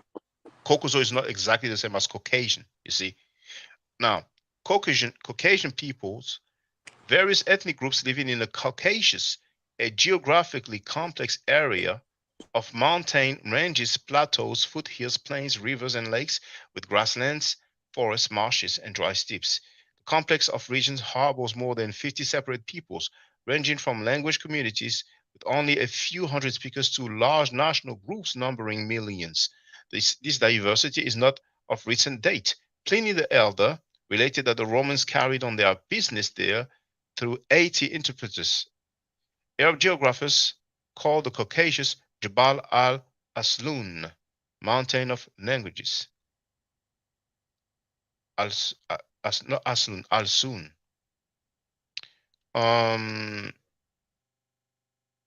The languages of the Caucasus belong to four families: Caucasian or Paleo-Caucasian, Indo-European, Turkic, and Semitic. Whereas speakers of the latter three groups are known to have migrated to the Caucasus in historical times, speakers of the Caucasian languages occupied the area at the dawn of history. The Caucasian peoples are subdivided, like the Caucasian languages, into two northern branches and a southern branch. The southerners comprising the Georgians, so we have a country called Georgia, just like the state in America, and they had a war. I forgot if it was with Russia, but a few years back they had a war, and sometimes I would say, hey, Europeans also, they have wars every now and then, and now we know there's a conflict or the war between Ukraine and Russia. Sorry, the closely related Mingrelians and Lars and the Zvan make up the Republic of Georgia and live in western Transcaucasia. The Lars live in Turkish territory. Among the many peoples that make up the two smaller northern groups, the Chechens from Chechnya, who constitute the majority of the population of Chechnya Republic in southwestern Russia, and the Kabardians settled along the Kuban and Upper Terek River basins are the most populous. Among other northern Caucasian peoples are the Abkhaz, the Ingus, and the Legzi. There are a vast number of less populous groups. Of the Indo-European peoples, the ancestors of the Armenians entered Transcaucasia. Now, Kim Kardashian, we have to use, popular people. She's Armenian. See, so that gives you an idea of her morphology. Entered Transcaucasia from Anatolia. Anatolia, that's the area known as Turkey today, in the early first millennium BCE. Okay. So anyway, I don't need to go, further, but in America, it is known that if somebody look for a suspect, the police will say, we're looking for a Caucasian male. It's not somebody that derives from the Caucasus Mountain. That's the term they use for white-skinned people. They may say they're looking for a black male, you see. Now, in France, they will rather use Mediterranean type, African type, European type, something like that. Now, okay, so what I would like to do is just continue a little bit with that video. Admit.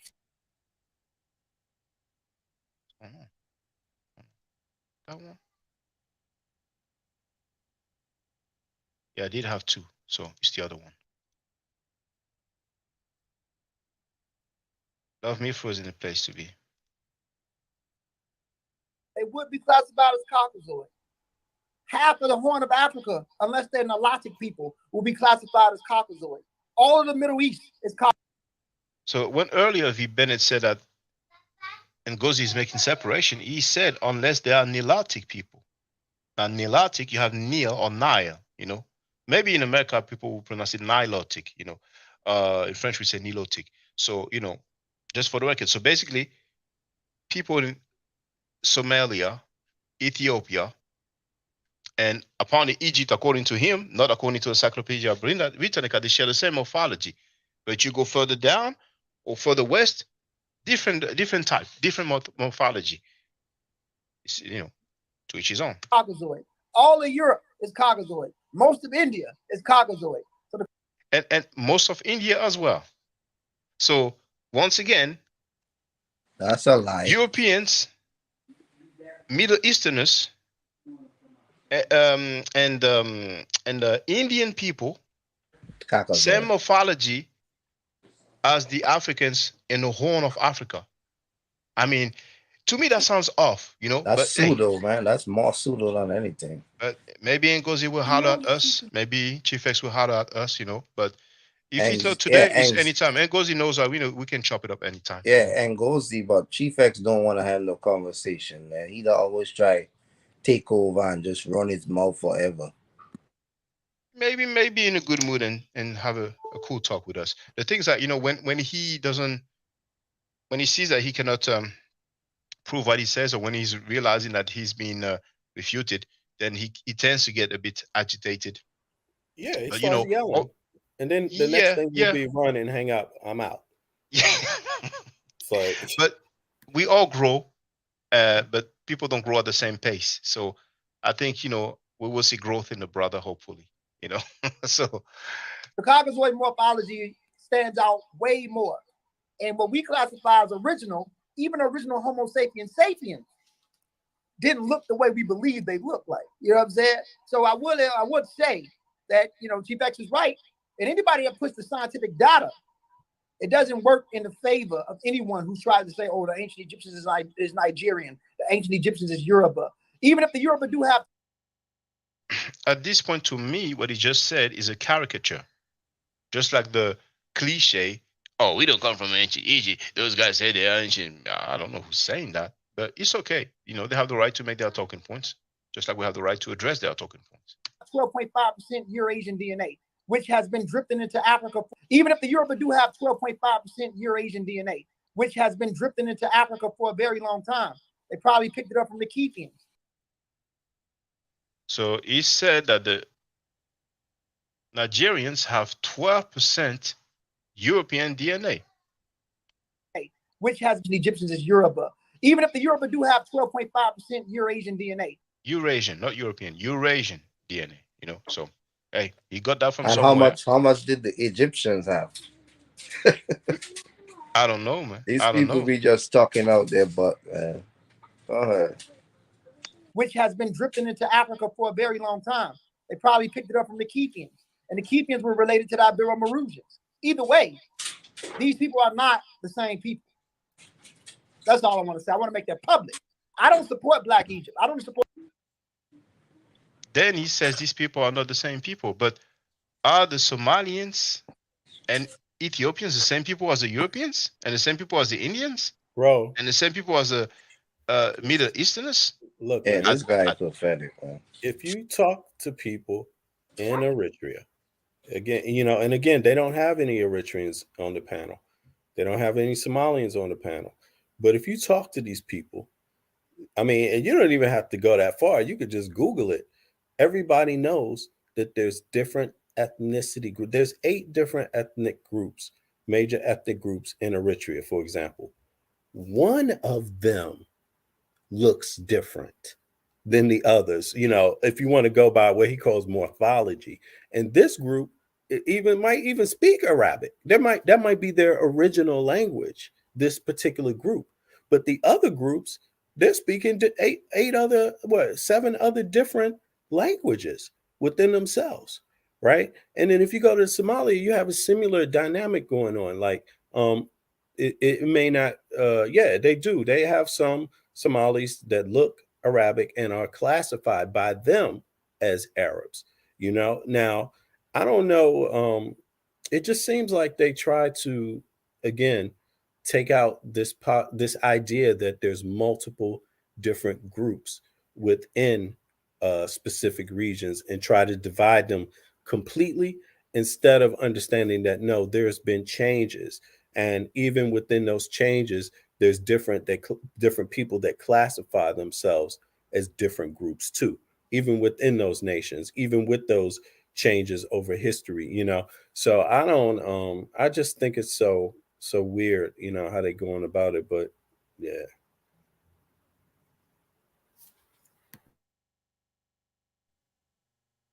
And like you have alluded to, we could ask the Eritrean, if they consider themselves Caucasoids Oh, with the I've same. talked to many. I've talked Yeah, to many of them. I've talked to many Somalis too, and yeah. um, and I've heard historical accounts from them too, which defy a lot of this. Like for example, a lot of people think that Somalis are Muslim, and therefore their history is a Muslim history. No, but Somalis largely have another account of their history, right?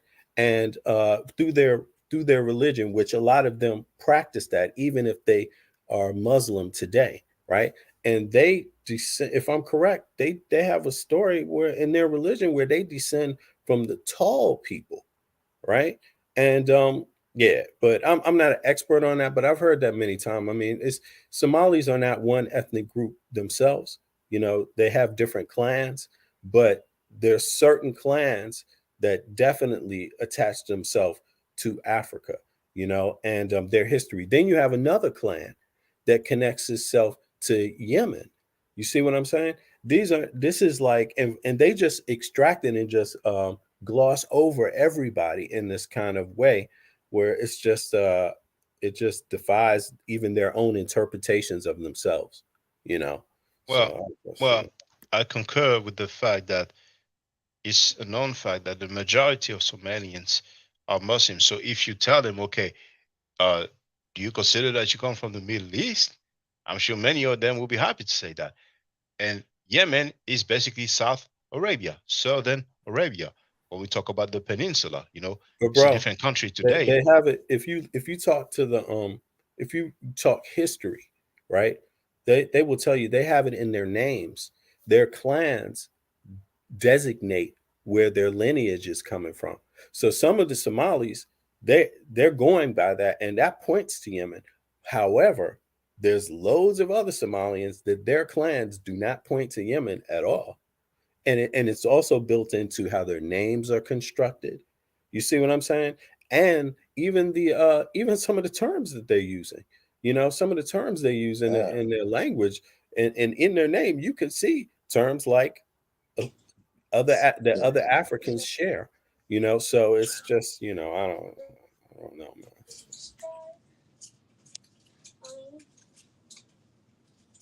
And here, you want to add on? No, no, no. You could play it if you had something else to play. Yeah, yeah. I'm gonna have a little bit, and maybe some of it. I guess I would discover. I'll see how much I want to. But I stopped at some point and I thought, okay, I'm gonna go live about this. For any color Yeah. to Egypt. Yes, I do support the people that's there that's black, but I don't know them to support them like that. And I used to run with that. But as a whole, regardless of Egyptian being dark or light, they're Egyptian. That's what they are. Corey, before Information Man goes, if you was to give an opinion on the state of the art, Corey was part of the pseudo killers. I don't know if the pseudo killers still exist.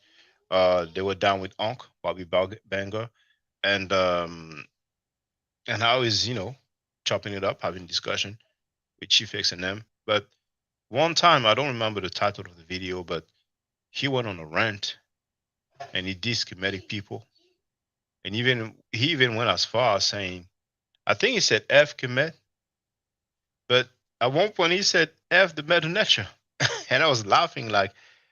And he came in the chat once, maybe during that live stream, and for you to insult somebody's language, you have to be very angry because usually if you be with somebody, you don't say F Spanish, F Yeah. Italian, F Very English. It's like mentally challenged. So yeah, very.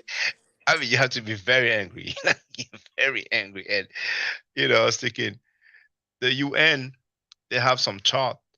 Uh, you know, when it's war, you're not supposed to film a prisoner of war.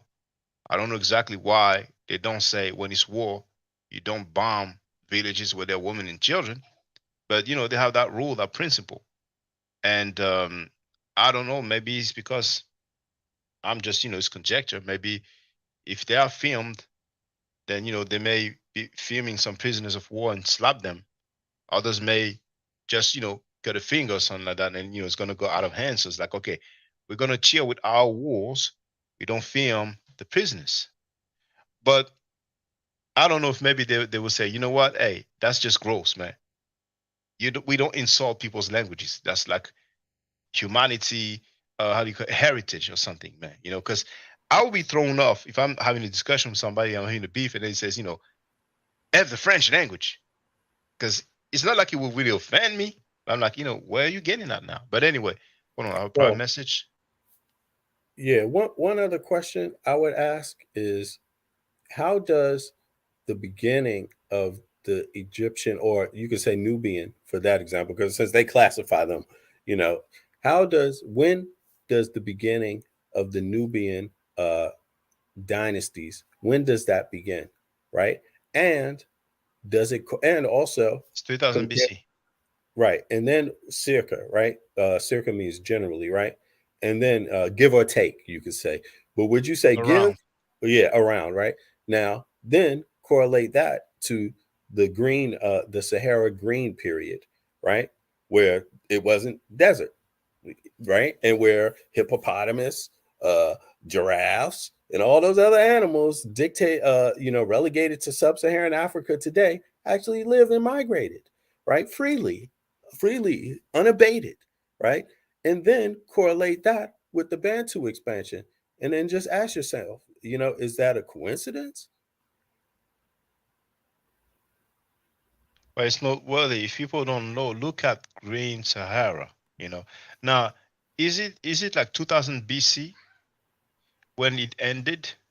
No, Well, you know what? Yeah, you know what? Let's it's let's not. find out. Let's It's find out before together. that. It Let's find out it, together. it correlates with the Oh, with 3000 the BC maybe. it's no, but it correlates. It's more like 4,000, but it correlates. But they got this data. Guess what else? This data. Guess where they got it from? They got it from the Sphinx. They got it from the Sphinx because they know the Sphinx has the damage um, that can only be they damn, what's the term I'm looking for? I'm sorry, bro. It can Erosion. Yeah, the erosion that they say comes from the green period. So they date the Sphinx to the green period.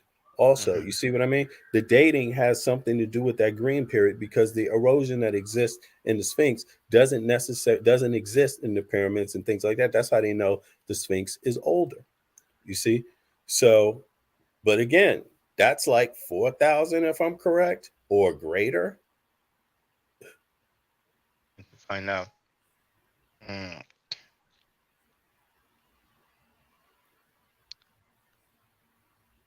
Yeah, but it's good to look through this because maybe I'm like, overlooking something here.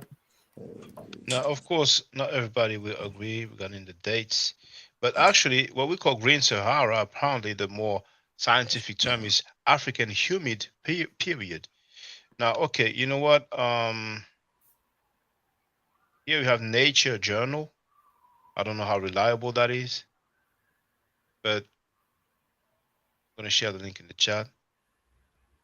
5,000 years ago or 11 to 5,000 years ago. 5,000 years Exactly. ago, that would be 3000 BC. You see, Exactly. So so again, 3000 BC, yeah, that's the beginning of the boom. first dynasty. But we You have see? pre-dynastic period. Exactly. Exactly. You see what I mean? So what they're doing is, as far as geologically speaking, they're misrepresenting that entire region, first of all, by insisting that there's some Sahara separation. There wasn't no separation of the animals. So why, if people are animals, then why would they assume the same? And then going back to that again, Bantu expansion. Why does that seem to also time up with the first Nubian dynasties? You see, so I'm just like, I don't. I think it's really they're really jumping out the window. I would call it. Of course, it's worth debating, but again, I think they have a losing debate there because it's based on extracting the African by extracting what we call today sub-Saharan Africans entirely from it, specifically when it comes to the building of the society. You see, culture, sciences, even state, right? Religion, all of those things. That it seems like it's based on extracting all of that, if you ask me. But yeah. But yeah, it's noteworthy to I'm sorry to pay attention to that fact. What we know as a Sahara, which is the largest desert in the world, it was not always like that.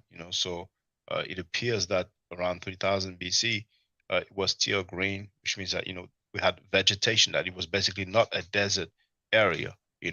So you will have animals that we don't have today. See, so then if we didn't have this Sahara Desert, which is kind of a natural barrier with other regions of Africa, then what kind of trade and exchange may they have had with other people? You know. So here, I'm not trying to listen to what Corey has to say. Is that the right word? I'm Say the gonna word. No, fast like forward. and we'll find Kind of, you know, she burn my every more.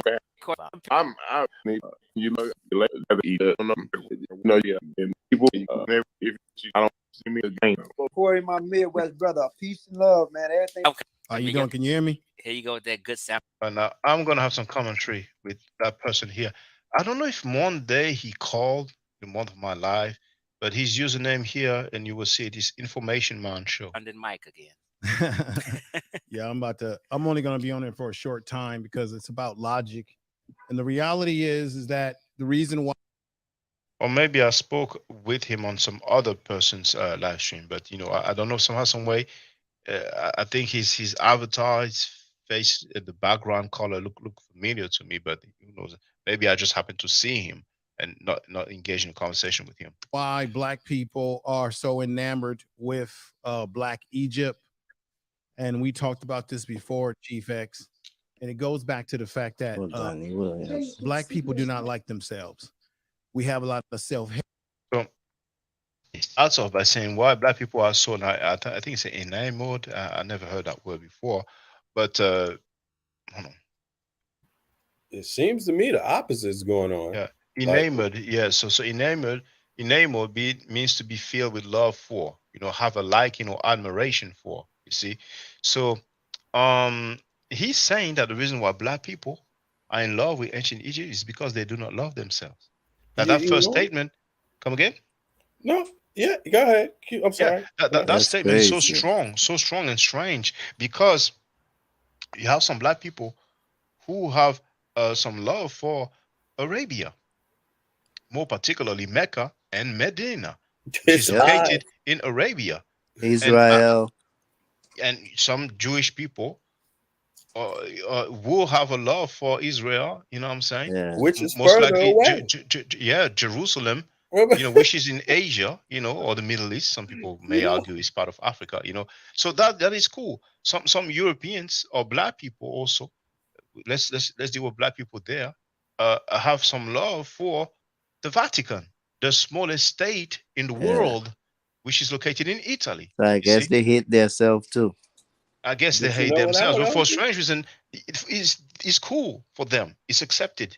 You Yeah. But know, I would argue the opposite is what's happening. I would Yeah. argue Exactly. that Asian people and certain types, they have a hatred for themselves, and that's why they're so fascinated over Egypt. Like, that's why this is such a serious debate for them, because it would remove them from the concept that they're superior. You see, by having to say that, okay, Africans did in fact bring something to civilization of the world. You see, it may be even to their cultures. You see, that I think that might be, to me, it seems like it's the opposite. And I think it's fair enough to ask that question if this one's going to be asked. We should ask it the opposite way. Flip the table and explore that as well. Yeah. Let me hear his idiot. Too too real. real. What's up? You came to crack my What's up, head or my something? people? What you think about the green You're on period, mute, brother. Terrell? Hey, You're on too mute. real. You see how they be attacking Kemet, right? So don't say we be attacking them. Yeah, I see it, man. I was trying to see though, what did Ngozi say about the DNA? I missed that part. I don't think in the excerpt he talked about the DNA, but he talked about the morphology. He said that people from the Horn of Africa, and according to Encyclopedia Britannica, that would be people from Djibouti, Eritrea, Somalia, and there may have been another country that I don't recall. But Egypt was not in the list. He says that in terms of morphology, they are Caucasoids. So he did say that the ancient Egyptians were Caucasoids, and he did say that all of the Middle East is Caucasoid, which I don't have a problem with. And he said that Europeans are Caucasoid. So Ngozi is basically saying that the ancient Egyptians had the same morphology as Europeans and Middle Easterners. And he also said that the people of India as well are Caucasoids. So to me, that's off. I don't know what you think about that. Do you want me to play it for you? You know what? Let me just play it for you, because this way people will know that I'm not making it up. All, regardless of Egyptian being dark or light, even if the Yoruba do have 12.5 indication, they would be classified as Caucasoid. By terms like black or white, but biology would have been this population. They don't have the later derived mutation. They don't have populations who Africa, right? Who I used to use whole overly, and I'm glad you brought it up. Squad, I always said aside for a very long time. In the context, I was just gonna say.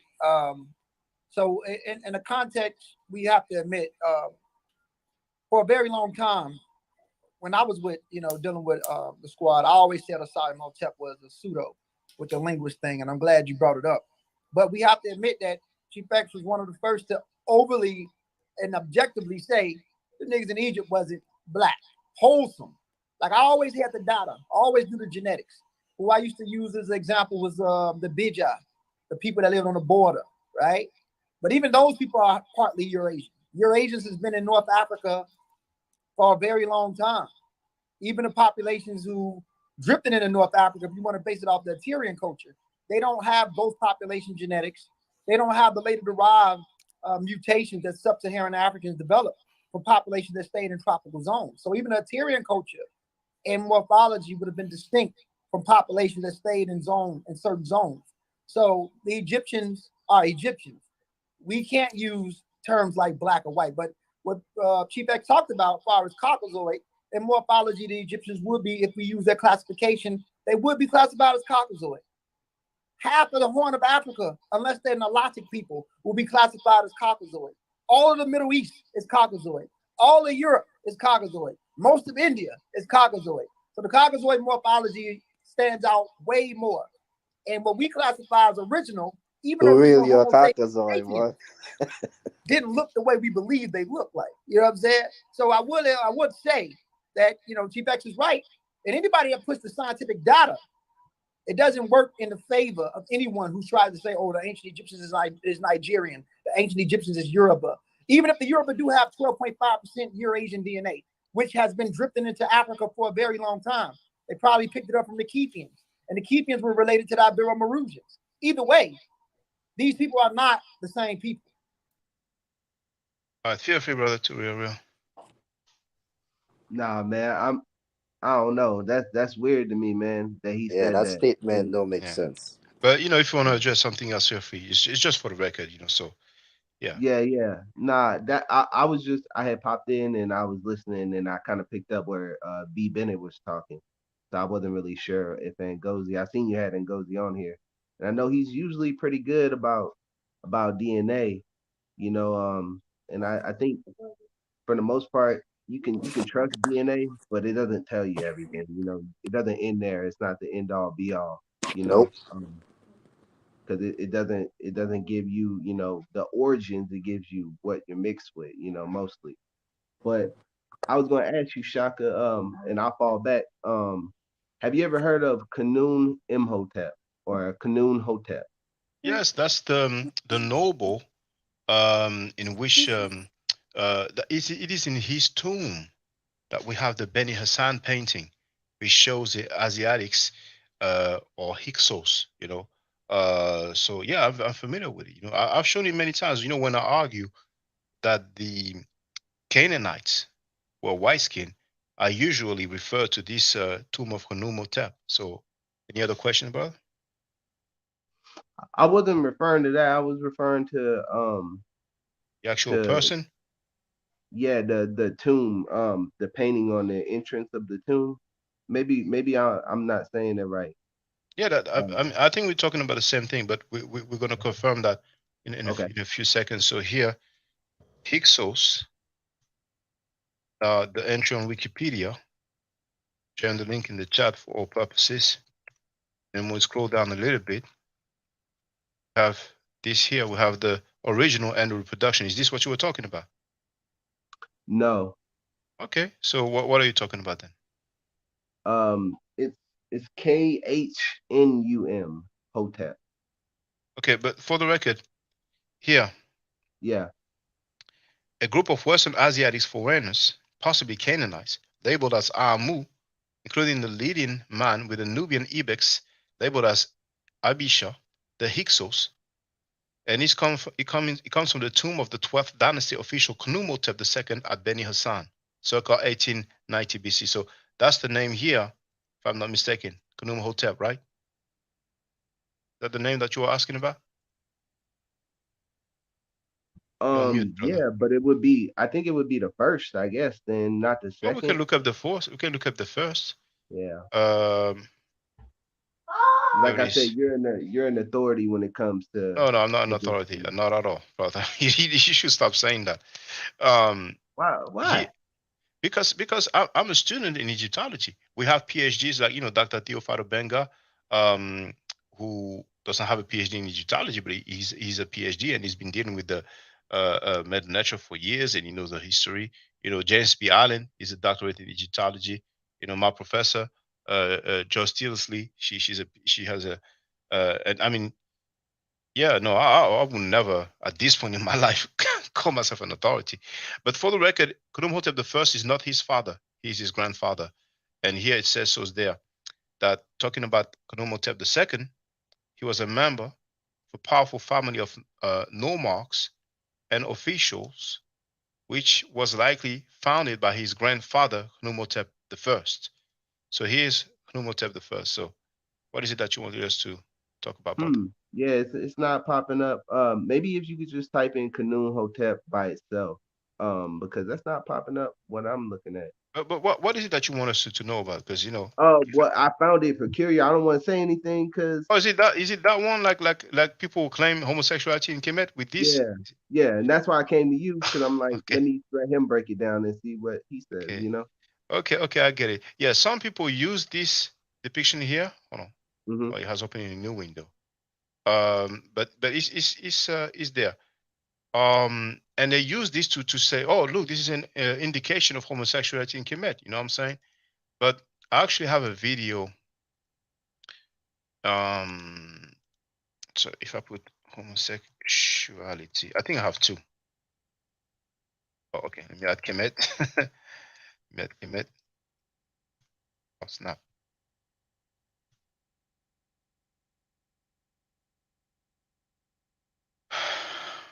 Uh,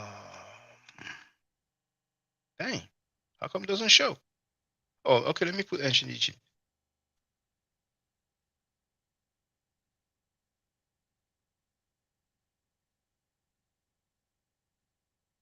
It's on the Louvre Museum. I have a video from the. How come it doesn't come homosexuality ancient Egypt? Dang. What was that video? Because I show where we have a god and a king in the same position, and then I show where you have two other people in the same position. And on one of the discussion, they said that they are kissing, and another discussion, they said that they are looking at each other. It's just that I don't know under what title it is because I like to show. Hold on.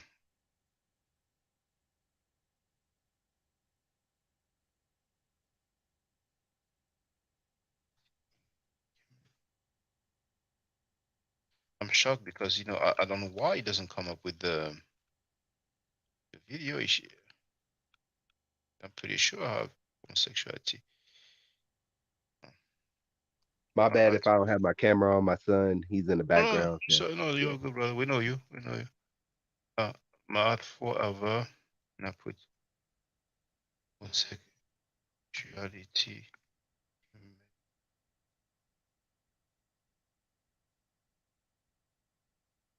Damn, I don't understand why the video doesn't come up. I mean, strangely enough, when I put homosexuality, okay, yeah, I have a few things, but you know what? I'm gonna try that homosexuality. I don't have many videos with that in the title. Yeah. Video. Wish I could show it. I remember that I showed it during one last stream. It would not be. Hold on.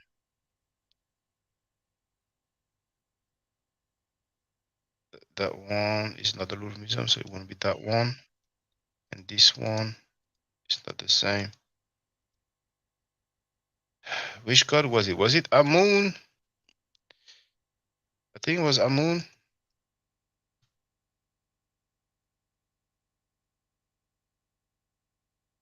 I would really like to show that from the Louvre Museum. And I'm very surprised that the result doesn't come up. Because I know I had a video about, homosexuality in Kemet. I mean, I put that in the title. It's like I won't be able to find it. So Man, you're if you can't find it, I know it's all good. I'm pretty sure you have done it. Um, but your final assessment was that they're not homosexual. well, so as I'm concerned, no, they are not homosexual. You cannot say, okay, those guys are homosexual. Let's go back to the Knum Hotel. Just because they are facing one another. You know what I'm saying? Like, Yeah. where they do that at, Okay, I'm gonna open this. Hmm. This is the new page, and there's a book about that, and I think it's in the book cover. There's a book about homosexuality in ancient Egypt, and this is what is used. And I think some people argue that maybe they were brothers. But Yeah. yeah, because of is it sharing? Yeah, it's Yeah, sharing. yeah, I yeah. can see. Because of the way they are, you know what I'm saying? Some people are just making the coming to the conclusion that this is an indication of homosexuality. And as a matter of fact, look, it Mhm. says the tomb of royal manuscripts, Knumhotep and Nyang Hnum was discovered by Egyptologists in 1964. It's a shame we don't have the name, but never mind. Of the Egyptologists that is described in the hieroglyphics as royal confidence. And they are slick with it by putting royal confidence, because some people may hear the name confident and think, okay, but this was a term uh, that was a common term. You know, Hmm. the The men true were name? yeah, hold on. The Yeah. men were among the privileged few people who were actually permitted to touch the pharaoh. And it's funny that I put that. I never Yeah. heard that. I Touch never him heard of where? people. Where is he getting I touches? just they're sneak with it, man. This is something I never heard about. You know what I'm Is it saying? touch or is it grab? Let's Yeah, be is sure. is it the fast? Dating from the fifth dynasty of King Neosire, the tomb depicts two men in a manner usually reserved for husband and wife. And it's funny because I don't know the title of my video, but we see a king and a god. So would a king and a god be in a position usually reserved for husband and wife? In one striking portrayal, the two embrace, noses touching. Okay, maybe the noses are touching. Maybe that on this artifact here, yeah, maybe the noses are touching in the most intimate pose allowed by canonical Egyptian art. They are believed by some, we don't have any name, to be the first recorded same-sex couple in history. Though homosexuality was not uncommon in ancient Egypt. Now it's funny. I thought he was gonna say though homosexuality was not common in ancient Egypt. So I don't know who wrote that article. Do we have any name? Well, we don't have any name. But I don't know where they get that homosexuality was not uncommon. Saying that homosexuality, and correct me if I'm wrong, was not uncommon is the same as saying that homosexuality was common, right? Yeah, it is. It is. Right. So Yeah. the exact nature of the relationship between the two men is nearly impossible to discern, since no Yeah. evidence exists beyond the imagery in the tomb. You see? So we don't even have any text that says, and they're just relying on what they're saying. But for strange reason, when we show what I've been showing, I'm not the one who put the artifacts in the museums. We can clearly see their skin tone and their phenotype, and they clearly Yeah. look like black people. But then they don't rely on that to say, well, we are looking at black ancient Egyptians, you know. But out of this, they're trying to push that narrative. Hmm. The presence of their wives and offspring in certain panels among the glyphs has led many Egyptologists to conclude they were siblings. You see? Bro. But repeated depictions of the two men embracing have convinced many that their intimate relationship might have been accepted by their respective wives. So they are speculating on steroid. But yeah, feel free to, and then you can Bro, add on, V Bennett. Oh, okay. B. Bennett could go first. I don't want him to lose his train of thought. It was just I was just going to say, but if you apply the same standard, let's say, okay, we don't need pictures, or we don't need drawings from tombs. Just go to the Middle East, or just go to East Africa and ask yourself, are men holding hands? Just go there. Do men hold hands? Are they assumed to be gay when they're holding hands? In Yeah. Arabia, are they assumed to be gay when they're holding hands in Eritrea? Are they assumed? It doesn't. I don't get it. There's cultures of people where it's men holding hands, and it's got nothing to do. To our culture, it's odd, but in their culture, it has no connection to homosexuality. And I Yeah. confirm, and I confirm. Um, you can probably see videos of that. I remember when I was young. I don't remember how old I was, but I was underage, and I went to Haiti. And one of the guys over there asked me, would you hold hand? Would you hold hand with your friend in the street? You know? And I was like, I'm not really. They say, for us it's okay, like. And when I was in England, there was a brother from the Congo. I forgot if he was from the DRC, or I mean Kinshasa or Brazzaville. But he we were in a supermarket, and he went to hold my hand. And I was extremely uncomfortable, you know. And he's like, yeah, you're uncomfortable, and we do that, you know what I'm saying? And then, eventually, I took my hand off, you know what I'm saying? But yeah, in the West, two guys holding hand, people will be like, they're gays, you know what I'm saying? But I forgot to say, he was much older than me, and we used to attend the same church. So it's like, I didn't want to be like Denzel Washington, get your hands Yeah. off of me. you Yeah. know. But yeah, so yeah, but I want to look at something, and I think I will find it. You know, Okay. Iran. I know that Saracen City has shown that. I've already shared the dancing boys of Afghanistan. And I don't know which stream it was, but then we have to be careful. Sometimes people will use Photoshop, because here we see Ahmadinejad, the former president of Iran. But if I take this picture of him, men kissing in the Middle East, um, a lot of men are kissing in it. But hold on, this is too Yeah. much broke back stuff. So let me unshare. And but No, we that's what have, I'm saying, yo. You got cats kissing each other on the cheek. yeah, yeah, Common, yeah, common, Now, common. can I Yo, ask y'all a question now? yeah. Um, Feel free, about feel free. about that, because that image of Khanum Hotep, and I'm not sure if I'm butchering that the way I'm saying that, No, it sounds but good. Sounds good. um, that's not the only imagery from the tomb, is it? According to what I read, there are a Mm, few others. that's a good right. question. But they're saying they had wives and children, And and that and don't and mean but then nothing but though. then come again. That don't mean nothing. Not in America at least.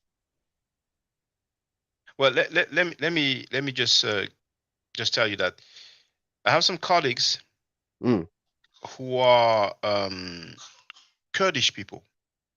So Kurdish people, or Kurds, Kurds, they want a country that they will call Kurdistan. So you have some Kurdish people. How do you say in English? Uh, put You saying the right, Kurdish? Okay, I'm saying okay, it right. good. Okay, we say Kurd in French. You have some in Turkey. We have some in Iraq and Iran.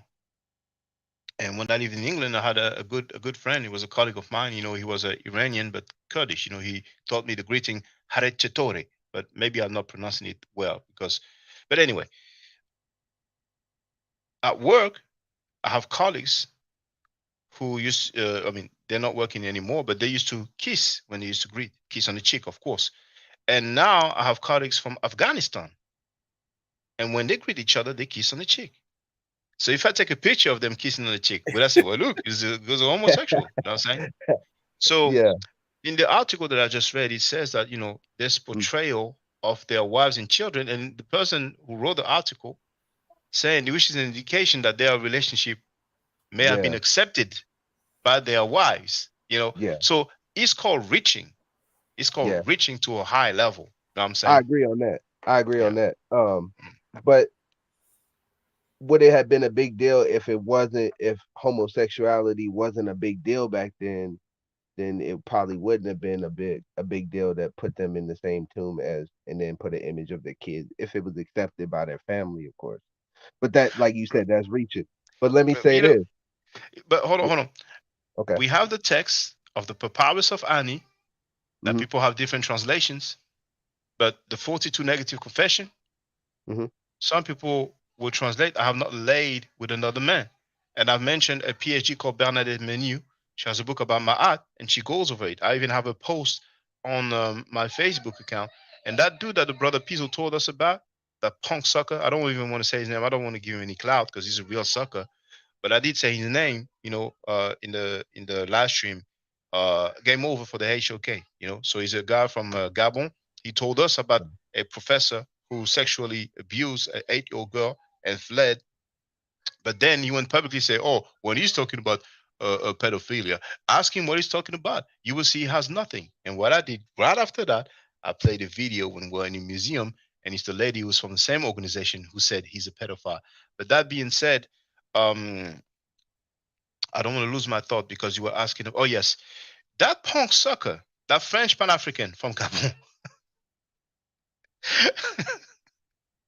he wrote that you can be comedic and be homosexual. Because I was asking him questions. You know how I am, because he was capping. He was being, some people sometimes they want to go against what you're saying by all costs. Like Smashwalker I try to do with the Hyksos discussion. You know what I'm saying?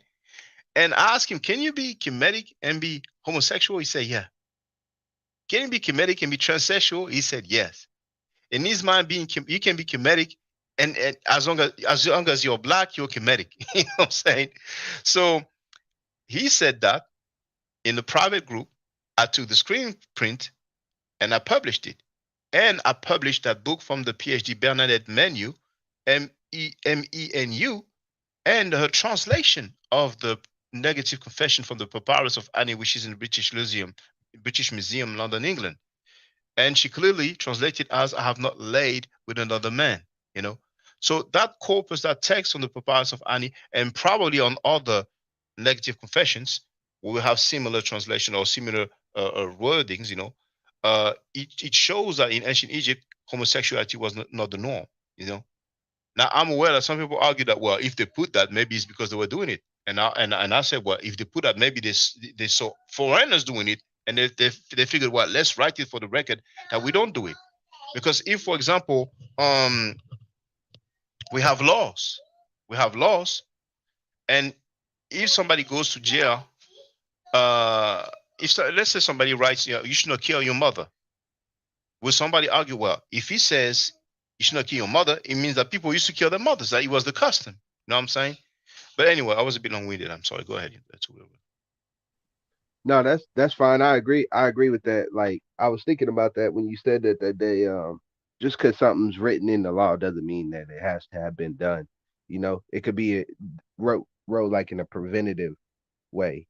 Like to prevent somebody from ever thinking about doing it. You know, so it could be Yeah, that. because you have some smart people, some smart AWSs who like to say, well, homosexuality was all there in every society. How do you know? Yeah. You Yeah, have I any think evidence of that? I, You know what I'm I saying? think yeah, and I But think there's a problem there. Oh, too real. I'm sorry, Mac. No, you good, bro. You good. If you want to say something. Yeah, I just think there's an inherent issue here, and it's a similar thing with posing history, researching history, what you find, right, and then comparing that to religion, right, and saying that religion is actual factual history to that degree, to the same degree that you could trust everything. It's scientific process, religion. The two things aren't the same, and I think there's an inherent issue with politics also.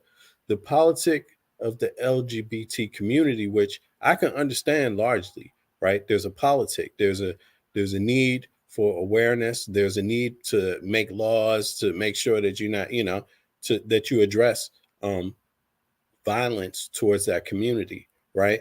And but I think there's a difference when you go start talking about history and inserting politics into it, and I don't think that's just with there's an issue with the LGBT with that. I think it's religion. I think it's politics in general. When you try to insert it into history, it doesn't necessarily become scientific evaluation, scientific findings backed up by archaeology, backed up by things. But at the same time, I mean, I would say that you don't have to. I don't take a hard stance, um, in the sense where I claim to say I know what's going on in all of Africa, right? Or that what people uh, state is what is African doesn't change even in time. You know what I mean?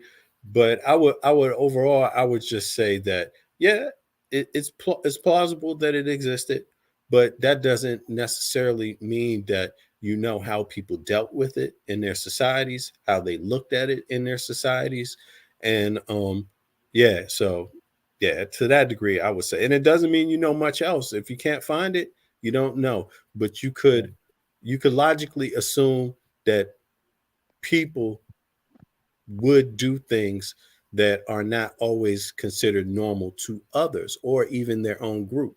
That's just a fact of life. How people deal with it, I don't know. Um, yeah. Right. Well, I actually found that I was looking for like pictures of like black black Egyptians from a while back. I was just looking up all the pictures and I came across that and I read a little bit into it. And I remember thinking from when I first seen the picture of the two dudes, like, maybe they just like, like that's how they painted back then. And then I started reading into it and I learned that the scribes or whoever was writing it were very meticulous in how they depicted people, right? Like they were they were very meticulous how they predict uh show women in the paintings, what they're to not give them like a man role, like you wouldn't see a woman necessarily doing a man's role. That is kind of how they showed like this is the woman, this is the wife, and this is the man. And so one of the things was like the smelling of the lotus flower, which if you look that up, it's mostly women that are smelling the lotus flower, but in that tomb you have one of the men smelling the lotus flowers. So I was, and it was a French doctor that was breaking it down. I forgot her name, but she was saying that she believed that it was homosexuality, but you know, um, I don't know what you think about that, Shaka. The smelling of the lotus flower. Do you have that with men doing that? Well, it's interesting because what you just said is very interesting because uh, my second essay for my university study in Egyptology, we had to deal with Egyptian art, and I chose a mastaba. It's from early dynasty, like 5 or 6, dynasty 5 or 6, and I've noticed that the majority of the people, well, actually, in that tomb, from my observation, it was only women who were doing it. But I think that I have seen men also smelling it. But in that particular tomb, it was kind of exclusively women doing it. So there's a documentary about the lotus flower. Like some people say that there may have been some sort of um, I don't say narcotic, but it has some sort of maybe people use the term in French we say hallucinogene. Some people may argue it has something to do with aphrodisiac qualities, but I'm not really too familiar. But this is Yeah. something that we see a lot indeed. We see a lot of ancient Egyptians smelling the lotus, you know. Yeah, and that's why Yeah. I figured like you the best person to come ask about it because I don't really talk to a lot of people, that know a lot about Egyptology or this type of stuff. So I figured you'd probably be the best person to ask before I, make my own conclusions because I don't know, But I would say that coupled with the fact that these niggas on a painting facing each other pretty closer than I would be if a nigga painted me. I'm like, hey, back me up a little bit. Don't put me that close, bruh. But that coupled with the fact that this nigga smelling the lotus flower and these niggas painted fingernails and did fingernails for a living. Like, I don't know. That just seems like Well, maybe they check wanted this to. out. Check this out. Fingernail, I don't know, but we do have It says uh, manicureness, right? Isn't that what it says his title was? Both of them? come again. They did manicures, right? That was their title. They were the pharaoh's manicures. Oh, okay. Well, I have the article there. So, um, I mean, there's actually like no, no, no. Oh yeah, many curious. I thought you had to do with manuscripts. Okay, well, that's what it says. You know, there's actually I like missed a that. picture of one of I them missed that. doing fingernails. Yeah, I'm not saying but that but but there's but men that but do but fingernails, but but the thing is that if they had their fingernails done and that would be the royalty, like the king and the elite, that's one thing. But males were wearing makeup in ancient Egypt. yeah, yeah, So true, so if people want to argue, okay, they were wearing makeup, so they were gay or bisexual, more power to them. You know what I'm saying? yeah, And it's probably not only in ancient Egypt that in ancient Egypt that males will wear makeup. You know what I'm saying? nah, the Greeks did it too, Well, but yeah, there it is. But yeah. there's another thing you said, but I Mhm. missed my thought. So go ahead, go ahead. Oh no, I was just gonna say, there's actually a picture in that I think from that same tomb where they're actually doing nails, and that I think that's why it says that they were the only people permitted to touch the king, meaning Oh, that I they were the get it. only people, Oh, I get it. that did his fingernails. I'm sure there Mm, wasn't people that, average mm. people couldn't walk up and touch him, so maybe that's why. Yeah, Um, maybe, that, maybe. But one thing for sure is that some people they have some agenda and they're trying to find some justification and legitimization, and they would like to true. use example from other places. But other people, for political religious reasons, sorry, would like to label the ancient Egyptians as homosexuals or practitioners of homosexuality, like Tozak tried to do with the way in. And I expected him to use that picture during the debate because I know they use that a lot, you know. So Yeah, I didn't want to answer the way he wanted to because I know where he's going. But then I dealt with what is it? David and Jonathan or the other dude. Actually, I made a video when he laughed and said, where in the Bible you have two N words laying with one another. I played him and then I quoted the Bible. And I put his name in the title. He never responded, so he must have been salty from there.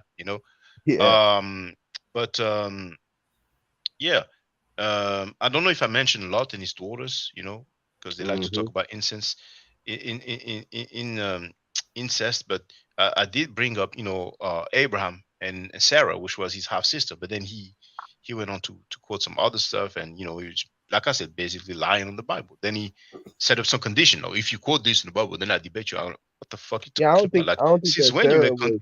since I since don't since think. many since when you make conditions? Like you decide. You know what I'm saying? Yeah, But go ahead, go yeah. ahead. I was saying I don't think Sarah was Abraham's sister though. In that Well, case, but there is well, incest in there with Lot, of course. well. Not full sister, but we have in the Bible the passage. I mean, you never heard when the ruler, Mm, probably the Pharaoh, but one ruler, basically he lied. yeah, Instead of saying that's his wife, he was scared that he would be killed and they take the wife. So he lied. He said, "That's my sister." So then the yeah. ruler took the wife, and then some. But I think it was one of the Pharaoh, which is Hmm. nameless, as usual in the Bible. Because Pharaoh You're is a right. title, it's not a name. And then there's some calamity in the land, something wrong. And Pharaoh finds out it's because he took somebody else's wife. And he goes like, "Why did you tell me?" And he said, "Well, I was scared. and that would be killed, and somebody would take my wife. Uh, and then he said, and by the way, she is my sister. She's my half sister. You know what I'm saying? Well, No. he just I took that story as he's just lying to keep from being killed. You Okay. know, All right. Okay. No that's problem. that's what I took it as. Yeah, we're gonna deal with that. We're gonna deal with that. Yeah, Okay. So, a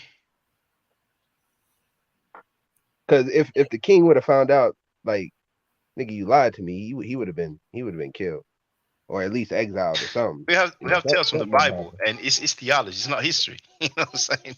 But if You know. it's recorded Egypt, if it's a recorded record in Egypt that there's different groups of people that Mhm. migrated from different geographical regions at different stages in time into Egypt that comprise what Egypt is known, you know, then it's safe to say that you're going to have different practices to some degree. You're not going to have all, for example, when was monotheism introduced? How much of a norm was monotheism to Egypt? You see what I mean? That would Hmm. change. That would be a change. And I think people bring with them different customs as well, so I don't True. see I think it's more important to just get beyond like broad generalizations and just say, okay, if you want to know if homosexuality existed in Egypt, well, yeah, but how it existed, when it existed, under what time periods, or when was it normalized, or when was it not normal? I mean, I think it's more important to get into details than to just did it exist, because I think that's where the agenda comes in. Yeah. I'm just gonna greet Wabfunk, who I'm saying welcome as a member for the third time. Some people, but hey, as a member for like the third time. LOL. And let me just ask our brother Wabfunk. Yeah, shout out Funk. And you know he called me an idiot. It's all good. Oh man, hold on. How come when you put the at, why is it not doing it? Well, let me refresh the page. When you do the at, you should have the at web function. Maybe it's because it just joined. But no, when you're in the panel, like if I put, yeah, it works for Android, isn't it? When you tag somebody, never mind. Webphone, please tell us more about Chris MVP Harris having knowledge of the girls being 9 years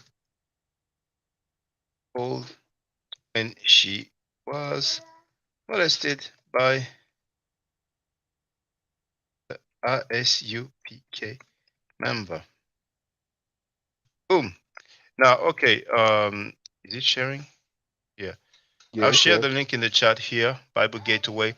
Now, New International Version is better than um, the KJV, because KJV is some old school type of English, you know what I'm saying? But many times I've been quoting KJV because I know that's what the Hebrews like to go by. If you quote Yeah, another version, because that's what no, I've no, been doing. we go by the KJV, man, you know what I'm saying? And then when you quote something with the KJV and say, wait, but that's English, you know what I'm saying? That's not Hebrew. And then, because yesterday we talked about that, but now, okay, here for the record, Abraham and Abimelech. So apparently, it is not a pharaoh; it's a ruler called Abimelech. And Melech, it's like Malik is like king or prince or something like that. So now Abraham moved on from there. Actually, no, I think Hakim is prince, so Melech will be king. Melech will be king. But anyway, now Abraham, once again, that's Genesis chapter 20. Now Abraham moved on Now Abraham moved on from there into the region of the Negev and lived between Kadesh and Shur. For a while he stayed in Gerar, and there Abraham said of his wife Sarah, "She is my sister." Then Abimelech, king of Gerar, sent for Sarah and took her. So he just took that. But God came to Abimelech in a dream one night and said to him, you are as good as a dead. You are as good as dead because of the woman you have taken. She is a married woman.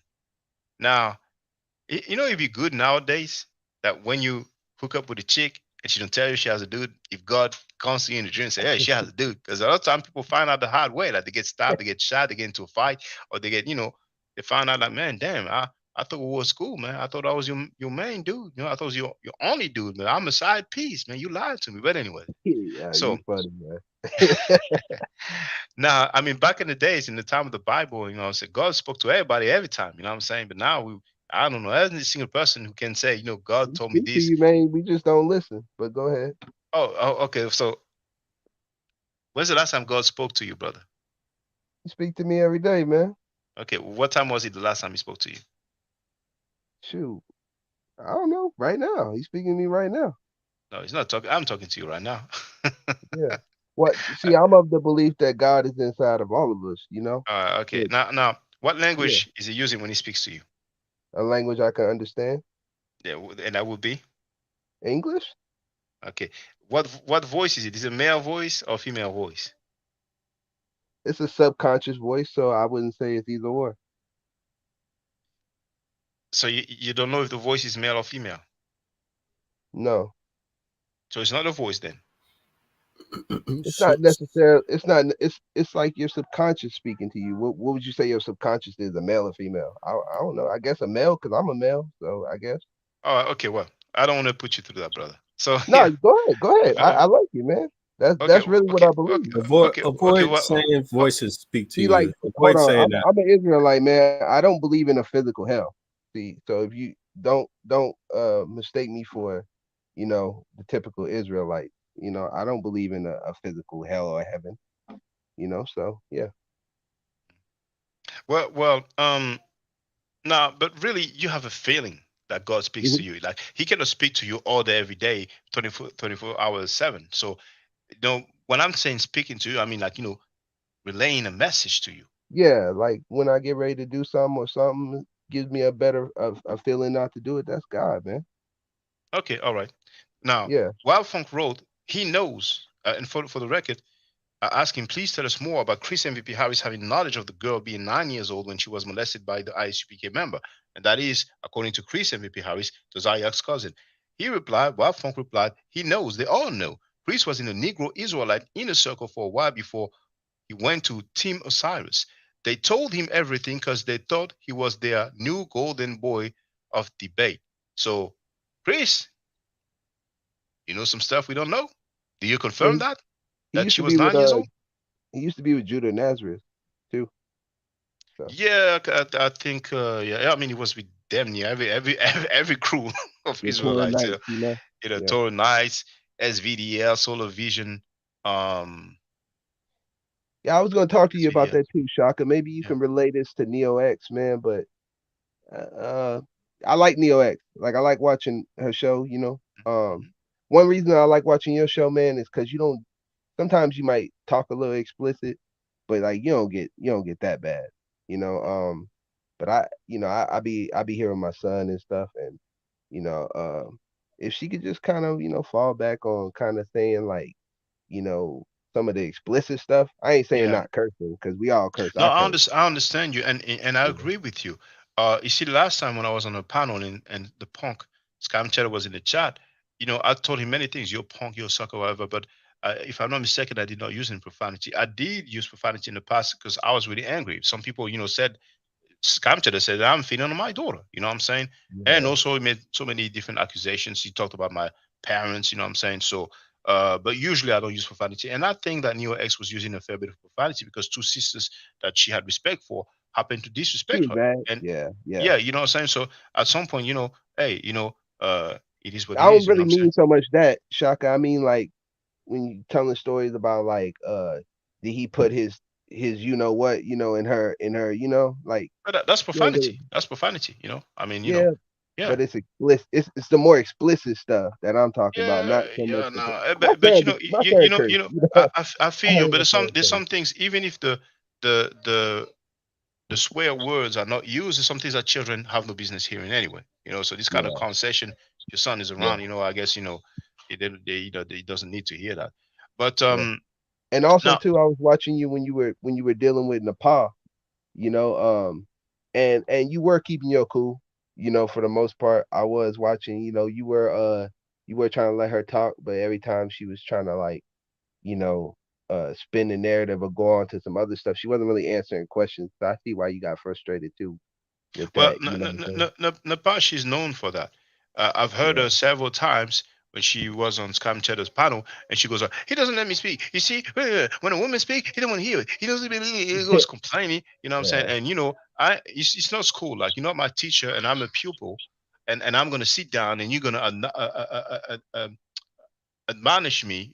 I don't know if I use the word properly, but you ain't going to Mhm. tell me off, and I'm going to sit down like a child, and you're going to go for 10 minutes before I get a chance to answer. No, it doesn't work like that. You make a point, let me reply to that point, and we can talk about something else. But Right. Nepal, for all purposes, she is a drunkard thought. She's known for twerking, recording herself twerking and sending the videos of her twerking. Now, I heard some people say that she does more than twerking, but that I have Oh no damn. recollection of. You know what I'm saying? No, that's what people say. You know what I'm saying? So she has the nerve to label me a sexual abuser, and just for if people don't know what's up, I just want to show, because she may remove it and say, no, no, no, you have no evidence, you have no proof that I did that. Yeah. Now, if I put Shada, I go on her channel here, live. Her latest live stream, one day ago, look at the title. My Ad Never, she obviously talks about, me, my Ad Forever. My Ad Never channel still facilitating online sexual harassment of women. And then she put slash Shaka DV abuser. So DV maybe stands for deviant.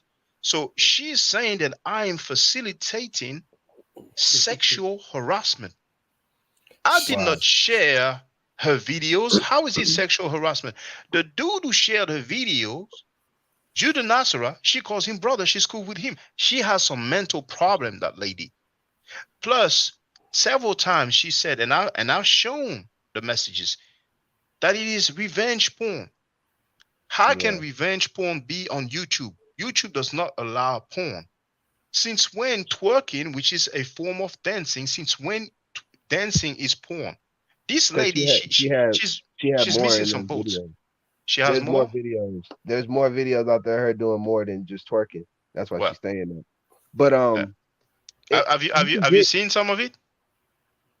I You can plead the fifth. You can plead the fifth, or you can say I have I'm no gonna fall recollection of that. yeah, I'm gonna fall back. I'm gonna fall Yeah. back off Okay. I that understand. I because understand. I it understand. wasn't But on YouTube, and I don't want to get you in no trouble because it wasn't on YouTube, so yeah, I yeah. don't want to get you Oh in no, you trouble you for won't that. get me in trouble. We have free speech. I'm saying she's a known thought. So nobody's surprised about what you're saying. You're not the first one Yeah, who said that. Other people, said that.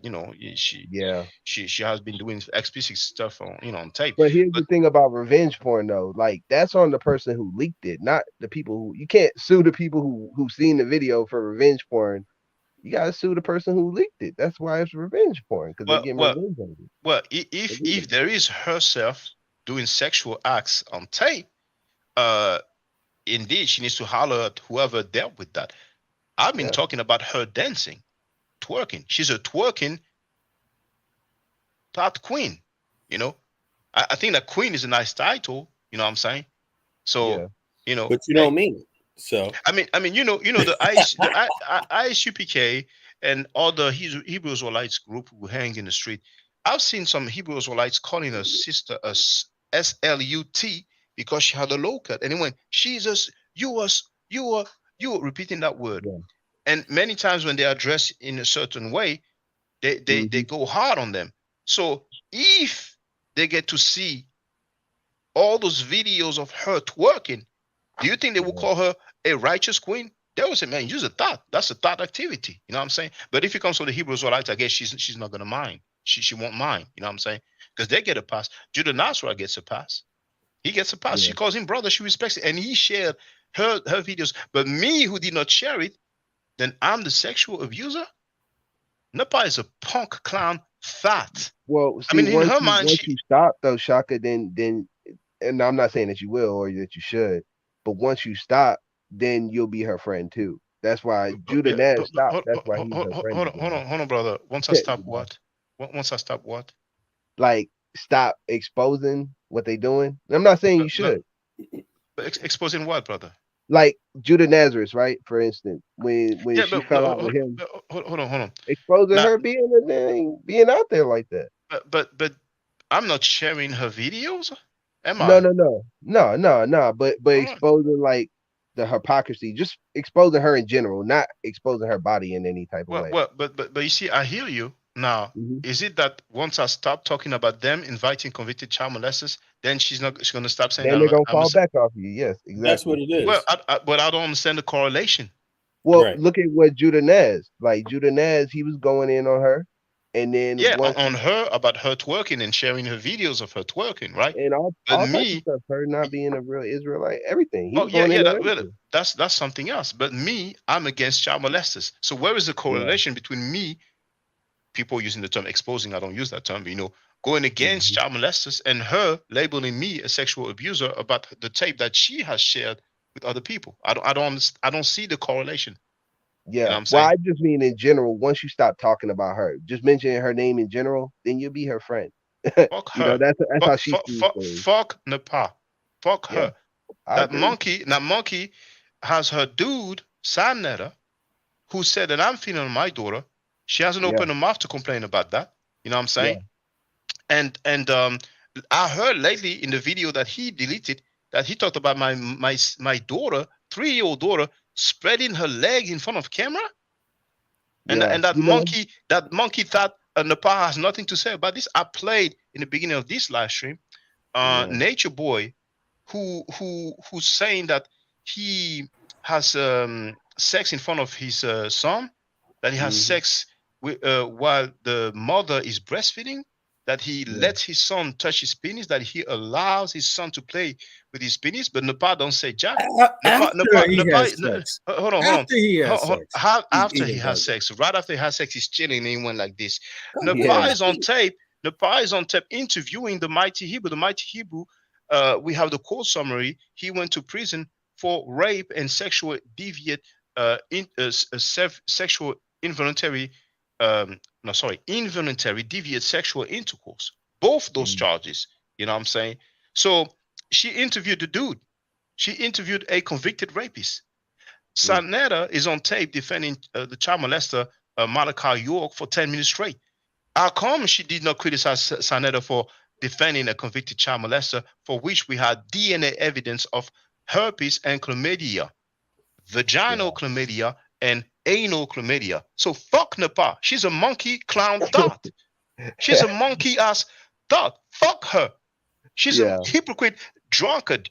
She said she loves wine a lot. When I spoke with her, she was clearly drunk. Killer Priest asked her what's in that cup. You know what I'm saying? I don't know who the hell she thinks she is. Like she thinks she's some sort of queen or something. She's a drunkard thought known for Actually, twerking on tape. Shaka, actually, in your defense, Damn, Shaka, how you know about that, Shaka? but you know what? It actually, in the beginning of you guys communicating, like when y'all first started communicating, talking, even when you went on her channel, Yeah. all of that, Only you when guys, Sanetta, only when Sanetta decide to bring her back, she start picking arguments with Shaka, like she didn't know what was going on all the time. So all of them doing that based on his behalf. yeah, The it's same when clear. I call her a dog and a beat. Let me play it for the record. See, if you type Nepal Shada, that's the results you have. And you see here it says Nepal Shada is crazy. I don't know that person called Melanie. It was uploaded a month ago, but I've shared that already. But just for the record, you see, I saw that earlier and I shared it in my community timeline, just so you can You're have an actually idea. pretty nice to her, Shaka. Me, I was instantly like, as soon as I seen 1-2 videos of her, my thoughts was like, yo, this is a wreck. Like this person is a, and you were much more diplomatic than me, man. Although I didn't curse her out or call her a thought, or I just said it, she looked like she got a lot of problems, Check drug this out. problems and other problems. Well, That's what I thought. Let's see. heard he was alternative, so I'd rather you compare me to somebody else. I'm straight. You heard he was Strictly what? heterosexual. I heard it was alternative. Now, for the record, I have a longer version of our exchange, but she said I look like Richard Pryor. So I was telling her I'd rather she use somebody else because he's probably some She was hitting subliminal. on you, Shaka. She was Yeah. hitting on you, man. No. Well, I don't know what was in the Your mind, but mustache, bro. I think most of their references towards Shaka are like deviant, like gay, or they're just mixed up. Like it's very confusing. Like the Shaka Doodoo thing. I told you, man. I hope people think about that, and even the people that pick it up, like think about it. When a person like Sarnetta makes up a term like that, you should be cautious about just adapting it because it's him. Just the same thing as he imagined this Shaka's baby, like he said, split eagle or whatever, spread eagle on his lap. All of That's these even things, worse. That's you even should he's listen a deviant. closely. Yeah, you He's should a listen closely to these terms he used. And I think Napa, she utilizes similar types of things. It's like things that could seem subliminal, but at the same time, if I attach them to like abusive behavior, I see Yeah. it totally different. I see it in a deeper way. Like this is something normal for them. Hey Shaka, when's this video right here from? Okay, I'm gonna show you, but I'm gonna do better. I've seen it, But but how long yeah, ago was this? but, well, I'm gonna tell you, but I Okay. want to do something else now in the chat. How you got on Napa anyway? That's a dead letter, Shaka. Come again? I said that's a dead letter. I don't know why you speaking about that idiot for. Yeah, No, well, I brought it up. yeah, I but brought it up. yeah. Like here for the record, I told you about the guy who said you can be comedic and homosexual. Now I have the receipt. You know what I'm saying? There's the link here. Now if we go to that link that I shared in the chat, right? So here I told the dude, it's in French, of course, but I told the dude, thank you for answering. So for so and so, we can be comedic and not follow Ma'at, because he said you can be comedic and not follow Ma'at. And I wrote, according to the Papyrus of Ani, that's a misnomer book of the dead in the British Museum, homosexuality is contrary to Ma'at, but a comedic person can be homosexual. Now, this person is a transgender. So I put his name and I say, because I asked him, is he a comedic, a transgender?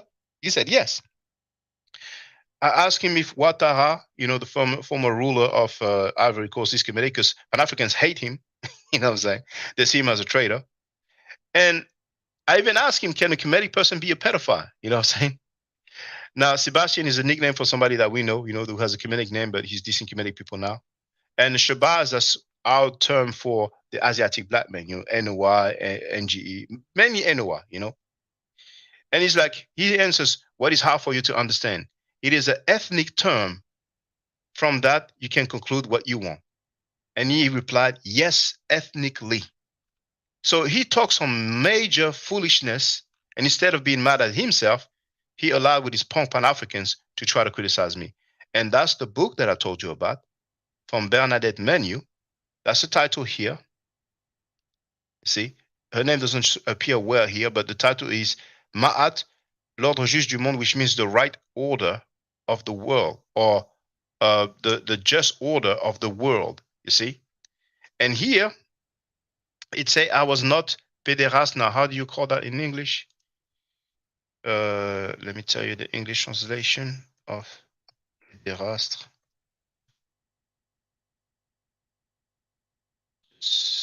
Pederast, not pederast.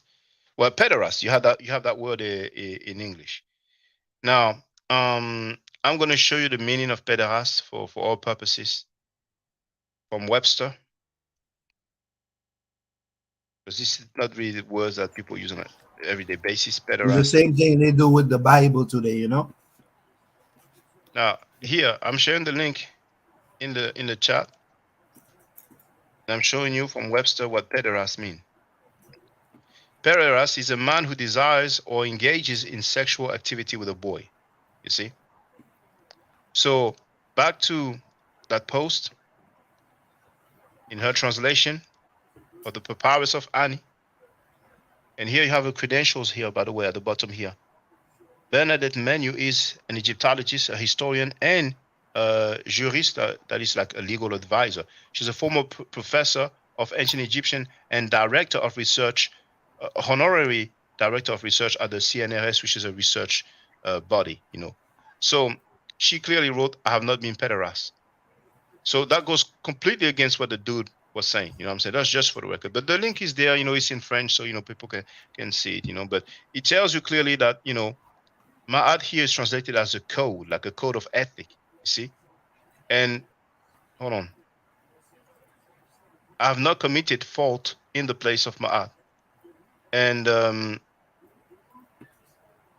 here it says, Ra installed the king on earth of the livings forever and eternally, so that he can judge men and satisfy the gods, that so that he realizes or make Ma'at and crushes Isefet. This is really something that they were dealing with in ancient Egypt. It was not just for fun, you see. Now we have the term Ma'acheru, which means just of voice or true of voice. And also here, this is from the Maximum of Ptahotep, if I'm not mistaken. You see, actually, I'm going to double check because we have the page 135. So 135, and this one is Tintin Fermement à la Règle. Yeah, it's at the bottom here, but you will not be able to say it. But it's that book here by another Egyptologist called Christian Jacques. And it says, actually, I have the English translation. So, which maxim is it? Hold on. I don't want to be too long with this. I'm about done with this, but just for the record, so people can see I'm not making these things up. So it's maxim number 8. All right. So maxim number 8. Do not deviate from the straight path. And what is translated as straight path is actually Ma'at. And we have the hieroglyphic transcript, Maxim 8. Hold on. When we have a more literal translation on page 74 of the English version, I don't know how well you can see. Well, the English version by the same author, but it's the English translation, let's say. It says, keep closely to the rule. And the word for rule, you have to be familiar with the hieroglyphics. Donnie Williams knows a little something, so just going to show it for the record. And you can confirm if he's familiar with that word.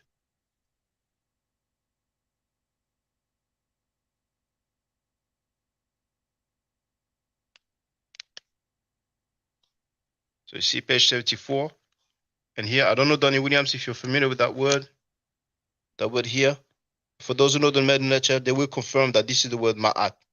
So here it is translated as rule. So this is an advice, this is an attestation that they were using that word Ma'at. And the meaning would be rule or code, something that Or they used straight. to, or path, Like, you know? yeah, to take the straight path. Yeah, Righteous exactly. path, basically. Exactly. Yeah. You know what I'm saying? So But anyway. that's what they do with religion, Shaka. They try to run circles around it. So even if the book says otherwise, now everybody accepting them in the church as well. You know what I'm saying? I'm not saying telling people what to do, but based on what their book said, it's abomination. So if you have preachers and people in the closet that control the congregation, that have hands in and out of what this doctrine is, the Bible and the church, they're gonna accept it. You see what I'm saying? And then other people down the line is gonna accept it. But regardless of what, the book doesn't say so. So like I said, it doesn't follow what they read. You know what I'm saying? It's too hard. It's always easy to go the other way. And indeed, thank you, Sister Andrea Brilliant, who is in the place to be. I deviated. I completely forgot Abraham and Sarah. I was about to play that woof woof video, so I will do that after. So let's finish with Abraham and Sarah. So still Genesis chapter 20, now is verse 4. Now Abimelech had not gone near her, so he said, Lord, we destroy an innocent nation.